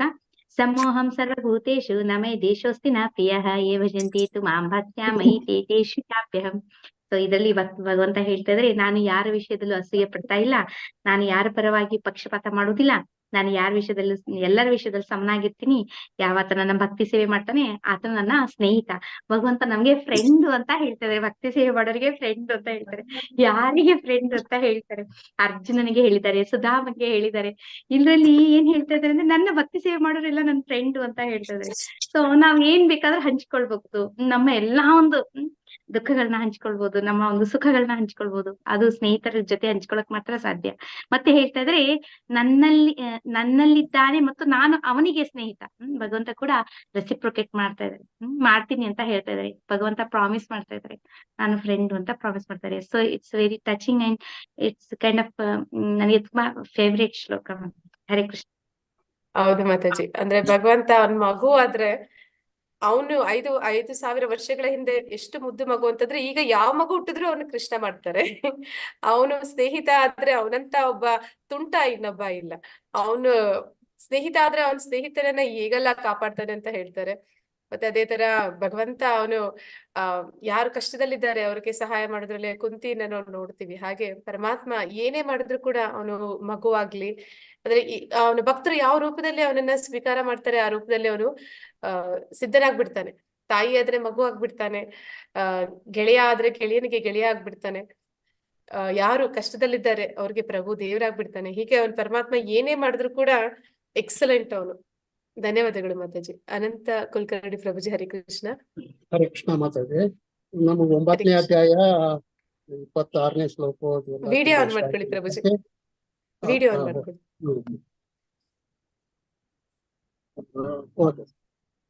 ಮಾತಾಜಿ 9ನೇ ಅಧ್ಯಾಯ ನಮಗೆ ಇಷ್ಟ ಆಯ್ತು.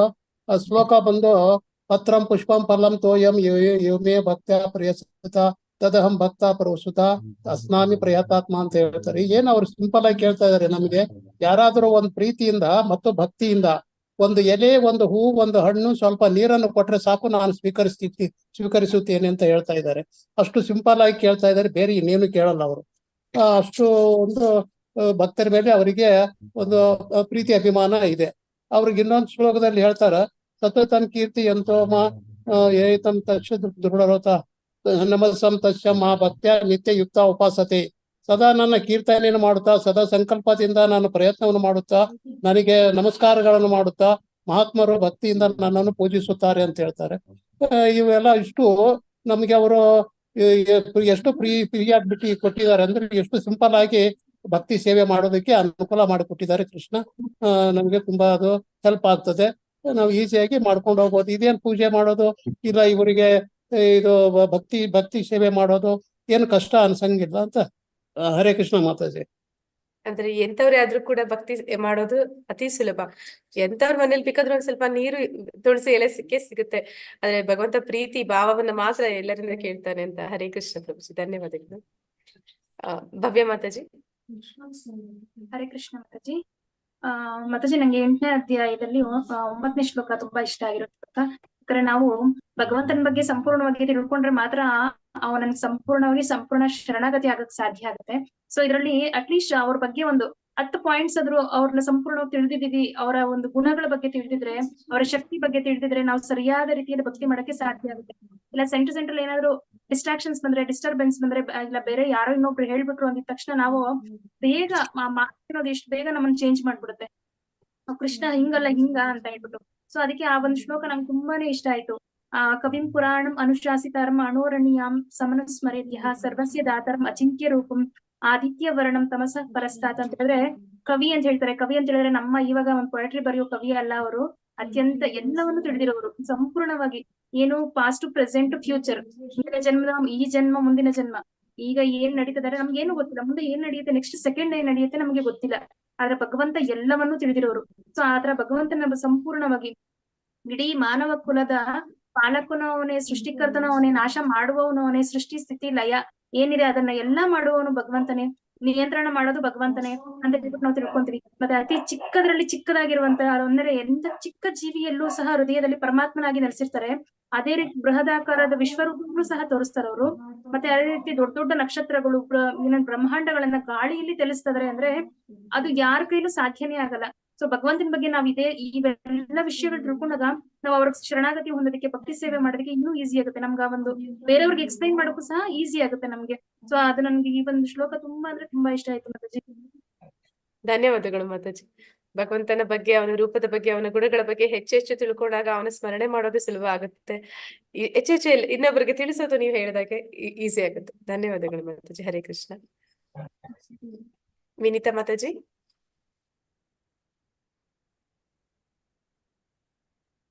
ಹರೇ ಕೃಷ್ಣ.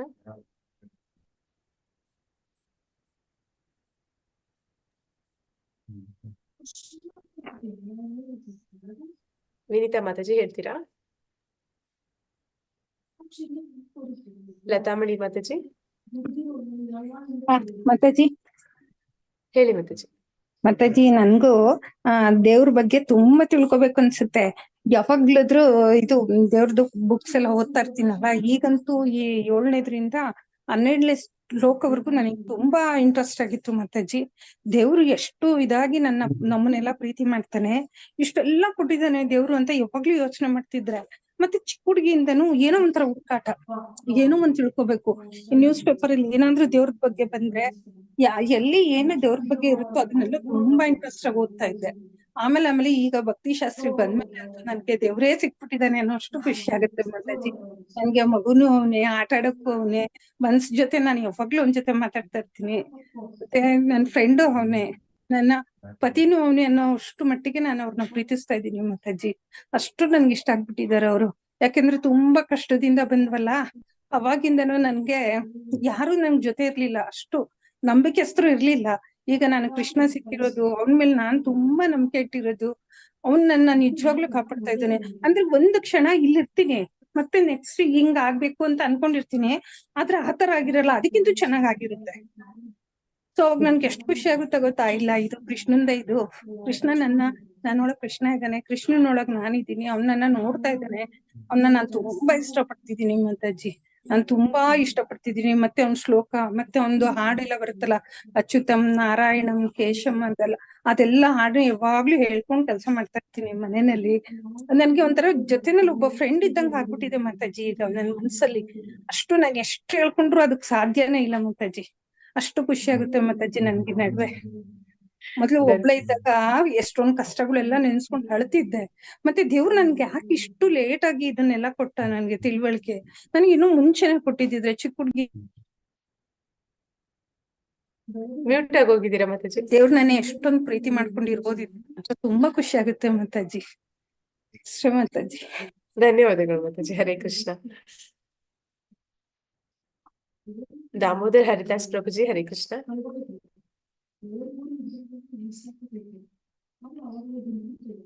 ಯಾರೆಲ್ಲ ಹೇಳಿಲ್ಲ ಹ್ಯಾಂಡ್ ರೈಸ್ ಮಾಡಿ, ನಮ್ಗೆ ಗೊತ್ತಾಗ್ತಿಲ್ಲ ಹೆಸರುಗಳು. ಹರೇ ಕೃಷ್ಣ. ರಾಜು ಪ್ರಭುಜಿ. ಹರೇ ಕೃಷ್ಣ ಮಾತಾಜಿ. ಹರೇ ಕೃಷ್ಣ. ಹರೇ ಕೃಷ್ಣ ಪ್ರಭುಜಿ. ಏನ್ ಹೇಳ್ಬೇಕು ಮಾತಾಜಿ, ನಾನು ಲಾಸ್ಟ್ 4 years ಇಂದ ಇದ್ರಲ್ಲಿ ಕೃಷ್ಣನಲ್ಲಿ ಇದ್ದೀನಿ. ಆಕ್ಚುಲಿ ನಾನು ಫಸ್ಟ್ ಗುಡಿಗೆ ಇಸ್ಕಾನ್ ಟೆಂಪಲ್ ಕನೆಕ್ಟ್ ಆಗಿದ್ದು 2004 ಅಲ್ಲಿ ಮಾತಾಜಿ. ಅಲ್ಲೇ ಹೋಗಿದ್ದಾದ್ರೆ ಅವಾಗ ಭಗವದ್ಗೀತೆ ತಂದಿದ್ದೆ. ಸೊ ಅವಾಗ ಅದ್ರದ್ದು ಪ್ರೊಸೀಜರ್ ಗೊತ್ತಿರ್ಲಿಲ್ಲ. ಸುಮ್ನೆ ನಾನು ಭಗವದ್ಗೀತಾ ಡೈಲಿ ಒಂದ್ ಶ್ಲೋಕ ಓದ್ತಿದ್ದೆ ಬೆಳಗ್ಗೆ. ಅದ್ರಲ್ಲಿ ಅದು ಅಷ್ಟೊಂದು ಬೆಳಗ್ಗೆ ಎದ್ಕೊಳ್ಳಿಲ್ಲ, ಓದ್ಬೇಕಪ್ಪ ಅದು ಮಾಡ್ಬೇಕಂತ ಡೈಲಿ ಒಂದ್ ಶ್ಲೋಕ ಓದ್ತಿದ್ವಿ. ಯಾವಾಗ ಇದು ಕೊರೋನಾ ಬಂತು, ನಾನು ಮಂಗಳೂರು ಇಸ್ಕಾನ್ ಕನೆಕ್ಟ್ ಆದೆ. ಸೊ ಅವಾಗಿಂದ ಗೊತ್ತಾಯ್ತು ಭಗವದ್ಗೀತೆ ಯಾವ ರೀತಿ ಓದ್ತಾರೆ ಅಂತ. ಸುಮ್ನೆ ನಮಗೆ ಅದ್ರ ಅನುಭವ ಇಲ್ಲ. ಡೈಲಿ ಒಂದ್ ಶ್ಲೋಕ ಬೆಳಗ್ಗೆ ಸ್ನಾನ ಆದ್ಮೇಲೆ ಒಂದ್ ಶ್ಲೋಕ ಓದೋದು, ಮತ್ತೆ ನಮ್ಮ ಶಾಪಿಗೆ ಹೋಗ್ಬಿಡ್ತಿದೆ. ಈಗ ಬಂದ್ಮೇಲೆ ಇಲ್ಲಿ ಗೊತ್ತಾಯ್ತು ಭಕ್ತಿ ಹೇಗ್ ಮಾಡ್ತಾರೆ, ಯಾವ ರೀತಿ ಇರ್ತದೆ, ಕೃಷ್ಣ ಅಂದ್ರೆ ಏನು, ಯಾಕೆ ನಮಗೆ ಇಷ್ಟು ಮುಂಚೆ ನಮಗ್ ತಿಳಿಲಿಲ್ಲ ಅಂತ ಹೇಳಿ ನನಗೆ ಈಗ ಅದು ಇದಾಯ್ತು. ಆದ್ರೆ ಈಗ ಶ್ಲೋಕ ಕೊಟ್ಟಿದ್ರಲ್ಲ ಮಾತಾಜಿ, 35 ಶ್ಲೋಕ ಏನ್ ಕೊಟ್ಟಿದ್ರಲ್ಲ, ಇದನ್ನ ಕಂಪ್ಲೀಟ್ ಅಲ್ಲಿ ನಾವು ಸಪೋಸ್ ಲೈಫ್ ಅಲ್ಲಿ ಅದನ್ನ ಅಡಾಪ್ಟ್ ಮಾಡ್ಕೊಂಡ್ರೆ ನಿಶ್ಚಿಂತವಾಗಿ ನಾವು ಪುನರ್ಜನ್ಮದಲ್ಲಿ ಸತಿ ಸಂತೋಷವಾಗಿ ಭಕ್ತರಾಗ್ತೀವಿ ಅನ್ನೋದು ಸಂಶಯನೇ ಇಲ್ಲ ಮಾತಾಜಿ. ಅಷ್ಟೊಂದು ಭಕ್ತಿ ಆರ್ತಿ ಕೊಟ್ಟಂತ ಪ್ರಭುಪಾದ ಕೊಟ್ಟಂತ 35 ಶ್ಲೋಕ ಅದ್ರ ಅರ್ಥ ನಾವು ಅಳವಡಿಸ್ಕೊಂಡಿದ್ರೆ ಅದರಲ್ಲಿ ಸಂಶಯನೇ ಇಲ್ಲ. ನಾವು ಪ್ರಭುಪಾದ ಹೇಳೋಕ್ಕಿಂತ ನಾವನ್ನೇ ಕಾನ್ಫಿಡೆಂಟ್ ಆಗಿ ಇರ್ಬೋದು ಮಾತಾಜಿ. ಅಷ್ಟು ಇದು ಇದ್ರಲ್ಲ ಅದರಲ್ಲಿ ಇದೆ ಮಾತಾಜಿ, ಅಷ್ಟು ಹೇಳ್ಬೋದು ಮಾತಾಜಿ ನಾನು. ಹರೇ ಕೃಷ್ಣ ಮಾತಾಜಿ, ಹರೇ ಕೃಷ್ಣ. ಹರೇ ಕೃಷ್ಣ ಪ್ರಭುಜಿ. ಮತ್ತೆ ಯಾರಾದ್ರೂ ಏನಾದ್ರು ಹೇಳ್ತೀರಾ ಅಂದ್ರೆ ಹ್ಯಾಂಡ್ ರೈಸ್ ಮಾಡಿ. ಲಕ್ಷ್ಮಿ ಮಾತಾಜಿ ಹ್ಯಾಂಡ್ ರೈಸ್ ಮಾಡಿದ್ದೀರಾ? ಹರೇ ಕೃಷ್ಣ ಮಾತಾಜಿ. ಹಾ ಮಾತಾಜಿ. ಮಾತಾಜಿ ಕೃಷ್ಣ ಹೆಂಗ್ ಬಂದ್ರು ನಮ್ದು ಜೀವನದಲ್ಲಿ ಗೊತ್ತಿಲ್ಲ ಮಾತಾಜಿ. ನಮಗ ಅದ್ ಹೆಂಗಾಯ್ತೋ ಏನೋ, ಆದ್ರೂ ಬಂದಿದ್ದೆಲ್ಲ ಒಳ್ಳೇದಾಗಿದೆ ಮಾತಾಜಿ. ಏನೋ ಪ್ರಾಬ್ಲಮ್ ಬರ್ಲಿ ಅದ್ 2 ದಿನ ಬಿಟ್ಟಾದ್ರೂ ಸಾಲ್ವ್ ಆಗತ್ತದೆ ಮಾತಾಜಿ. ಮತ್ತೆ ನಾನ್ ಮೊದ್ಲ ಒಂದೇ ಜಪ ಮಾಡ್ತಿದ್ದೆ ಮಾತಾಜಿ. ಆಮೇಲೆ ಒಬ್ರು ಹೇಳಿದ್ರು ಮಾತಾಜಿ ಬೆಳಗಾವ್ದವ್ರು, ಅವ್ರ 8 ಅಥವಾ 10 ಜಪ ಮಾಡ್ಬೇಕ ಅಂದ್ರೆ ನಿಮ್ಗ ಮಾಲಿ ಹಾಕೊಳ್ಲಿಕ್ಕ ದೀಕ್ಷಾ ತಗೊಳ್ಳಿಕ್ ಎಲ್ಲಾ ಚೆನ್ನಾಗ್ ಆಗ್ತದ ಅಂತ. ಅದು 8 ಜಪ 10 ಜಪ 16 ಜಪ ಹೆಂಗ್ ಮಾಡ್ಬೋದು ಅಂತೆಲ್ಲಾ ಯೋಚನೆ ಮಾಡ್ತಿದ್ದೆ ಮಾತಾಜಿ. ಆಮೇಲೆ ಬರ್ಬರ್ತ 8 10 ಹಿಂಗ ಈಗ 17 ಜಪ ಮಾಡ್ತೇನೆ ಮಾತಾಜಿ. ನಾನ್ ಬೆಳಗ್ಗೆ 3:45 ಹೇಳ್ತೀನಿ, 4 ಗಂಟೆ ಬ್ರಷ್ ಅದು ಮಾಡಿ ಕೈಕಾಲ್ ಮರಿ ಜಳಕ ಮಾಡ್ಲಿಕ್ ಆಗಲ್ಲ ಮಾತಾಜಿ. ನಮ್ದು ಒಲೆ ಇದೆ, ಹೊರಗ್ ಹೋಗ್ಬೇಕ. ಕೈಕಾಲ್ ಮರಿ ತೊಳ್ಕೊಂಡ್ ಜಪ ಮಾಡ್ಲಿಕ್ಕೆ ಮಂಗಳಾರತಿ ಎಲ್ಲಾ ನೋಡ್ತೀನಿ ಮಾತಾಜಿ. ಮೊದ್ಲೆ ನಮ್ ಮನೇಲಿ ಎಲ್ಲಾರ್ ಮಕ್ಳು ಒಂದೊಂದು ಜಪ ಮಾಡ್ತಾರ ಮಾತಾಜಿ. ನಮ್ಮ ಅತ್ತೆನು ಅವ್ರಿಗೆ ಹರೇ ಕೃಷ್ಣ ಹರೇ ರಾಮ ಅನ್ಲಿಕ್ ಬರಲ್ಲ ಮಾತಾಜಿ. ಕಲೆ ಹರೇ ಕೃಷ್ಣ ಹರೇ ರಾಮ ಅಷ್ಟೇ ಅಂತಾರ ಮಾತಾಜಿ ಅವ್ರೆ. ಆದ್ರೂ ಅಷ್ಟಾದ್ರೂ ಮಾಡ್ತಾರ ಮಾತಾಜಿ ಅವ್ರು. ಎಲ್ಲಾರು ಕೃಷ್ಣನ್ ಪ್ರಜ್ಞೆಯಲ್ಲಿ ಇದಾರ್ ಮಾತಾಜಿ. ಮತ್ ಕೃಷ್ಣ ಏನೋ ಪ್ರಾಬ್ಲಮ್ ಬರ್ಲಿ ಸಾಲ್ವ್ ಮಾಡ್ತಾರ ಮಾತಾಜಿ. ಎಷ್ಟೋ ಇದಾಗ್ಲಿ ನನಗ್ ಮೊದ್ಲಂತೂ ಬಾಳ್ ಸಿಟ್ಟು ಬರ್ತಿತ್ ಮಾತಾಜಿ. ಮತ್ ಬಾಳ್ ತೊಂದ್ರೆ ಇತ್ತು ಮಾತಾಜಿ. ಈಗ 2-3 ವರ್ಷದಿಂದೆಲ್ಲ ಬಾಳ್ ಸುಖವಾಗಿದ್ದೇನೆ ಮಾತಾಜಿ. ನಾನು ಬಾಳ್ ಸುಖವಾಗಿದ್ದೇನೆ ಮಾತಾಜಿ. ಹರೇ ಕೃಷ್ಣ ಮಾತಾಜಿ, ಹರೇ ಕೃಷ್ಣ. ಧನ್ಯವಾದಗಳು. ಕೇಶವ್ ಪ್ರಭುಜಿ. ಹರೇ ಕೃಷ್ಣ ಮಾತಾಜಿ. ಹರೇ ಕೃಷ್ಣ ಪ್ರಭುಜಿ. ಮಾತಾಜಿ, ನಾನು ಕೃಷ್ಣ ಪ್ರಜ್ಞೆಗೆ ಅಂದ್ರೆ ಈಗ ನೋಡಿ, ಜಪಮಾಲೆ ನನ್ನ ಹತ್ರ 2010 ನಾನು ತೆಗೆದಿಟ್ಟಿದ್ದೆ. ಅದೇನೋ ಗೊತ್ತಿಲ್ಲ ನನ್ಗೆ. ಆಸ್ ಯೂಶುವಲಿ ಇಸ್ಕಾನ್ ಟೆಂಪಲ್ ಹೋಗ್ತಾ ಇದ್ದೆ. ಸುಮ್ನೆ ನ್ಯಾಚುರಲ್ ಆಗಿ ಇರ್ಲಿ ನನ್ನ ಹತ್ರ ಜಪಮಾಲೆ ಇರ್ಲಿ ಅಂತ ನೋಡಕ್ಕೆ ಒಂದು ಇದು ತೆಗೆದಿಟ್ಟಿದ್ದೆ. ನಾನು ಇಲ್ಲಿ ಮಂಗಳೂರು ಕನೆಕ್ಟ್ ಆದ್ಮೇಲೆ ಕ್ಲಾಸ್ ಈಗ ಫಸ್ಟ್ ಸ್ಟಾರ್ಟಿಂಗ್ 18 days ಕ್ಲಾಸ್ ತಗೊಂಡಾಗಿಂದನೂ 16 ರೌಂಡ್ ಸ್ಟಾರ್ಟ್ ಮಾಡ್ಬಿಟ್ಟೆ ನಾನು. ಅವಾಗಿಂದನೂ 16 ರೌಂಡ್ಸೇ ಮಾಡೋದು. ಆಮೇಲೆ ಈ ಶ್ಲೋಕಸ್ ಎಲ್ಲ ನಮ್ಗೆ ನಮಿತಾ ಮಾತಾಜಿ ಅವರ ನಮ್ ಗ್ರೂಪ್ ಡಿಸ್ಕಷನ್ ಇರ್ತಾರಲ್ಲ, ಈ ಶ್ಲೋಕ ಓದೋದು ಎವ್ರಿ ಏಕಾದಶಿ ರೆಸಿಟೇಷನ್ ಎಲ್ಲ ಬಹಳ ಕಷ್ಟ ನನಗೆ. ಸಂಸ್ಕೃತ ತಿರುಗ್ತಾನೆ ಇರ್ಲಿಲ್ಲ. ಅದಕ್ಕೆ 8ನೇ ಅಧ್ಯಾಯದ 8ನೇ ಶ್ಲೋಕ ತುಂಬಾ ಇಷ್ಟ. ಆಮೇಲೆ ಪ್ರತಿಯೊಬ್ಬರಿಗೂ ನಾನು ಅದೇ ಹೇಳೋದು, ಅಭ್ಯಾಸ ಯೋಗ ಯುಕ್ತೇನ ಚೇತಸ ನಿತ್ಯಗಾಮಿನ ಪರಮಂ ಪುರುಷಂ ದಿಯಂ ಯತಂ ಪ್ರಾತನ್ ಚಿಂತಿಯಾನ್ ಅಂತ ಪ್ರತಿ ಹುಡುಗರಿಗೂ ಅದೇ ಹೇಳ್ಕೊಡ್ತೀನಿ. ಯಾಕೆ ಅರ್ಜುನ ನೋಡು, ಅಷ್ಟಾಂಗ ಯೋಗ, ಯಮ ನಿಯಮ, ಪ್ರಾಣಾಯಾಮ, ಪ್ರತ್ಯಾಹಾರ, ಧಾರಣ ಇವೆಲ್ಲ ಮಾಡಕ್ಕೆ ಕಷ್ಟ. ಆದ್ರೆ ಅದಕ್ಕೆ ಕೃಷ್ಣ ನೋಡಿ ಈ ತರ ಹೇಳ್ತಾನೆ, ಅಭ್ಯಾಸ ಯೋಗ ಯುಕ್ತೇನ ಚೇತಸ ನಿತ್ಯಗ practice and makes man more perfect ಅಂದಂಗೆ ಇಂಗ್ಲಿಷ್ ಅಲ್ಲೇ ನೋಡ. ಅವಾಗ್ಲೇ ನಮ್ಮಲ್ಲೇ ಇದೆ ಭಗವದ್ಗೀತೆ. ಈ ತರ ಉದಾಹರಣೆಗಳು ತುಂಬಾ ಕೊಡ್ತಾ ಇರ್ತೀನಿ ನಾನು. ಆಮೇಲೆ ಸುಮಾರು ಜನಕ್ಕೆ ಈಗ ಉದಾಹರಣೆಗೆ ನಮ್ಮ ರಿಲೇಟಿವ್ಸ್ ಅಲ್ಲಿ ನಮ್ಗೆ ಗೊತ್ತಿರೋರೆ ಎಲ್ಲ ಕೆಲವ್ರು ಕ್ಯಾರಿಂಗ್ ಇದ್ರು. ಅವ್ರಿಗೆಲ್ಲ ಆ ಟೈಮಲ್ಲಿ 18 days ಕ್ಲಾಸ್ ನಾನು ಇನಿಷಿಯೇಟ್ ಮಾಡಿದೆ. ಅವ್ರು 18 days ಕ್ಲಾಸ್ ಇನಿಷಿಯೇಟ್ ಮಾಡಿ ಅವ್ರು ಎಷ್ಟು ಖುಷಿ ಇರ್ತದೆ ಅಂದ್ರೆ, ನಾನು ಹೇಳ್ದೆ ನಿಮ್ಗೆ ಕೃಷ್ಣನೇ ಹುಟ್ಟೋದು ಹೋಗಿ ಅಂತ. ಅವ್ರಿಗೆ ಪ್ರತಿಯೊಬ್ಬರು ಎಲ್ಲ ಕೃಷ್ಣನೇ. ನಾನು ಹೋದ ತಕ್ಷಣ ಕೃಷ್ಣ ಅಂತ ಮಾತಾಡಿ ಹುಡುಗ ಮಕ್ಳು ಹುಟ್ಟಿರ್ತಾರಲ್ಲ ಅವ್ರನ್ನ ಮಾತಾಡಿ, ಆಮೇಲೆ ನೆಕ್ಸ್ಟ್ ಅದಾದ್ಮೇಲೆ 18ನೇ ಚಾಪ್ಟರ್ ಲಾಸ್ಟ್ ಶ್ಲೋಕ, ಯತ್ರ ಯೋಗೇಶ್ವರ ಕೃಷ್ಣ ಯತ್ರ ಪಾರ್ಥೋ ಧನುರ್ಧರ ತತ್ರ ಶ್ರೀ ವಿಜಯ ಧ್ರುವಾನೀತಿ ಮುರ್ಮಾತಿ ಮುರ್ಮ.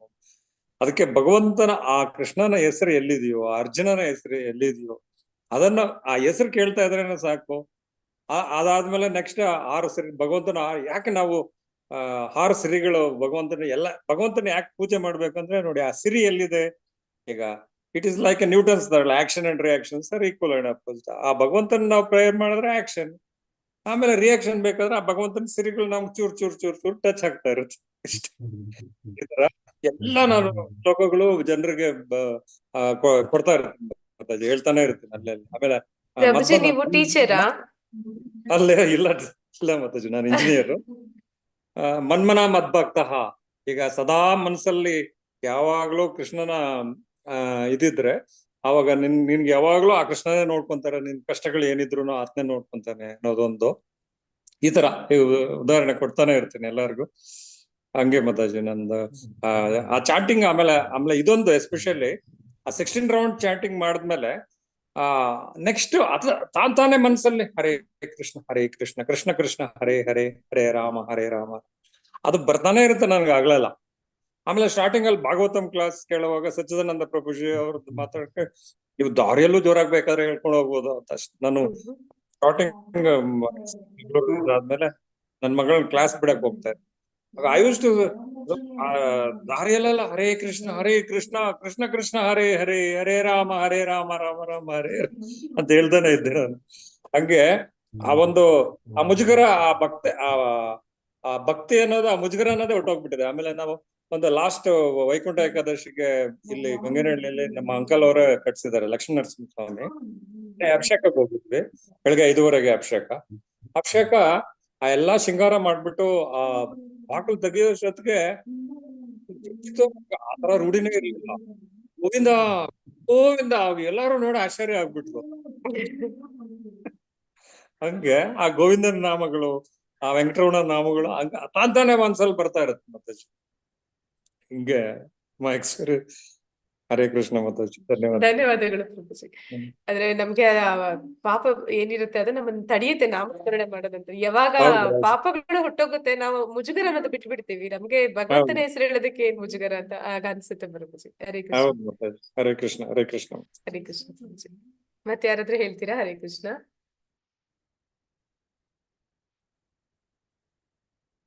ತುಂಬಾ ಸಮಯ ಆಗಿದೆ, ಯಾರು ಹೇಳೋದಿಲ್ಲ ಅಂದ್ರೆ ಇವತ್ತಿನ ತರಗತಿ ಇಲ್ಲಿಗೆ ಮುಗಿಸೋಣ. ವಾಂಛಾ ಕಲ್ಪತರುಭ್ಯಶ್ಚ ಕೃಪಾ ಸಿಂಧುಭ್ಯೈವ ಚ ಪತಿತನಾಂ ಪಾವನೇಭ್ಯೋ ವೈಷ್ಣವೇಭ್ಯೋ ನಮೋ ನಮಃ. ಅನಂತ ಕೋಟಿ ವೈಷ್ಣವ ವೃಂದ ಕಿ ಜೈ. ನಾಮಾಚಾರಿ ಹರಿದಾಸ್ ಠಾಕೂರ್ ಕಿ ಜೈ. ಇಲ್ಲಿ ನೆರೆದಿರುವಂತ ಎಲ್ಲ ಭಕ್ತರಿಗೂ ಜೈ. ಹರೇ ಕೃಷ್ಣ. ಹರೇ ಕೃಷ್ಣ. ಹರೇ ಕೃಷ್ಣ ಮತ್ತು ಹರೇ ಕೃಷ್ಣ. ಹರೇ ಕೃಷ್ಣ ಪ್ರಭುಜಿ. ಮಾತಾಜಿ. ಹರೇ ಕೃಷ್ಣ ಮಾತಾಜಿ. ಹರೇ ಕೃಷ್ಣ. ಹರೇ ಕೃಷ್ಣ ಮಾತಾಜಿ, ಧನ್ಯವಾದಗಳು. ಹರೇ ಕೃಷ್ಣ ಮಾತಾಜಿ.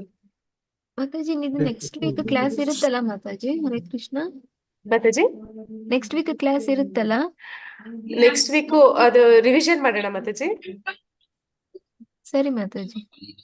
ನೀವ್ ಯಾವ್ದೆಲ್ಲ ಪ್ರಿಪೇರ್ ಆಗಿದ್ದೀರಾ ಅದು ಪ್ರಿಪೇರ್ ಆಗಿರೋರ್ದು ಕೇಳೋಣ, ಮತ್ತೆ ನಾವು ನೋಡೋಣ ಅದ್ರಲ್ಲಿ ಯಾವ್ದಾವ್ದು ಕ್ವೆಶನ್ಸ್ ಇದೆ ಹೇಗಿದೆ ಅಂತ. ಮಾತಾಜಿ ಅದ್ರಲ್ಲಿ 8, 9, 9, 10 ಅಧ್ಯಾಯಗಳ ಸಂಪರ್ಕ ಸಂಬಂಧ ಇದ್ರ ಬಗ್ಗೆ ಚರ್ಚಿಸಿ ಅಂತಿದೆ ಮಾತಾಜಿ. ಇದ್ರ ಬಗ್ಗೆ ಸ್ವಲ್ಪ ನಾಲೆಡ್ಜ್ ಬೇಕು ಮಾತಾಜಿ. ಅದೆಲ್ಲ ಫುಲ್ ಕ್ಲಾಸಸ್ ಮಾಡಿದಾಗ ರೆಕಾರ್ಡಿಂಗ್ ಅಲ್ಲಿ ಸಿಗುತ್ತೆ ಮಾತಾಜಿ. ನನಗೂ ಅದೇ ಅನ್ಕೊಂಡೆ, ಅದ್ ಕ್ವಶನ್ಸ್ ನೋಡಿದಾಗ ಇದೇನಿದು ಬುಕ್ ಅಲ್ಲಿ ಇಲ್ಲ ಅದೆಲ್ಲ ಕೊಟ್ಟಿದ್ದಾರೆ ಅಂತ. ಹಾ ಮಾತಾಜಿ, ನಾವು ಡಿಸ್ಕಸ್ ಮಾಡೋಣ. ಸರಿ ಮಾತಾಜಿ. ಹಾ ಮಾತಾಜಿ.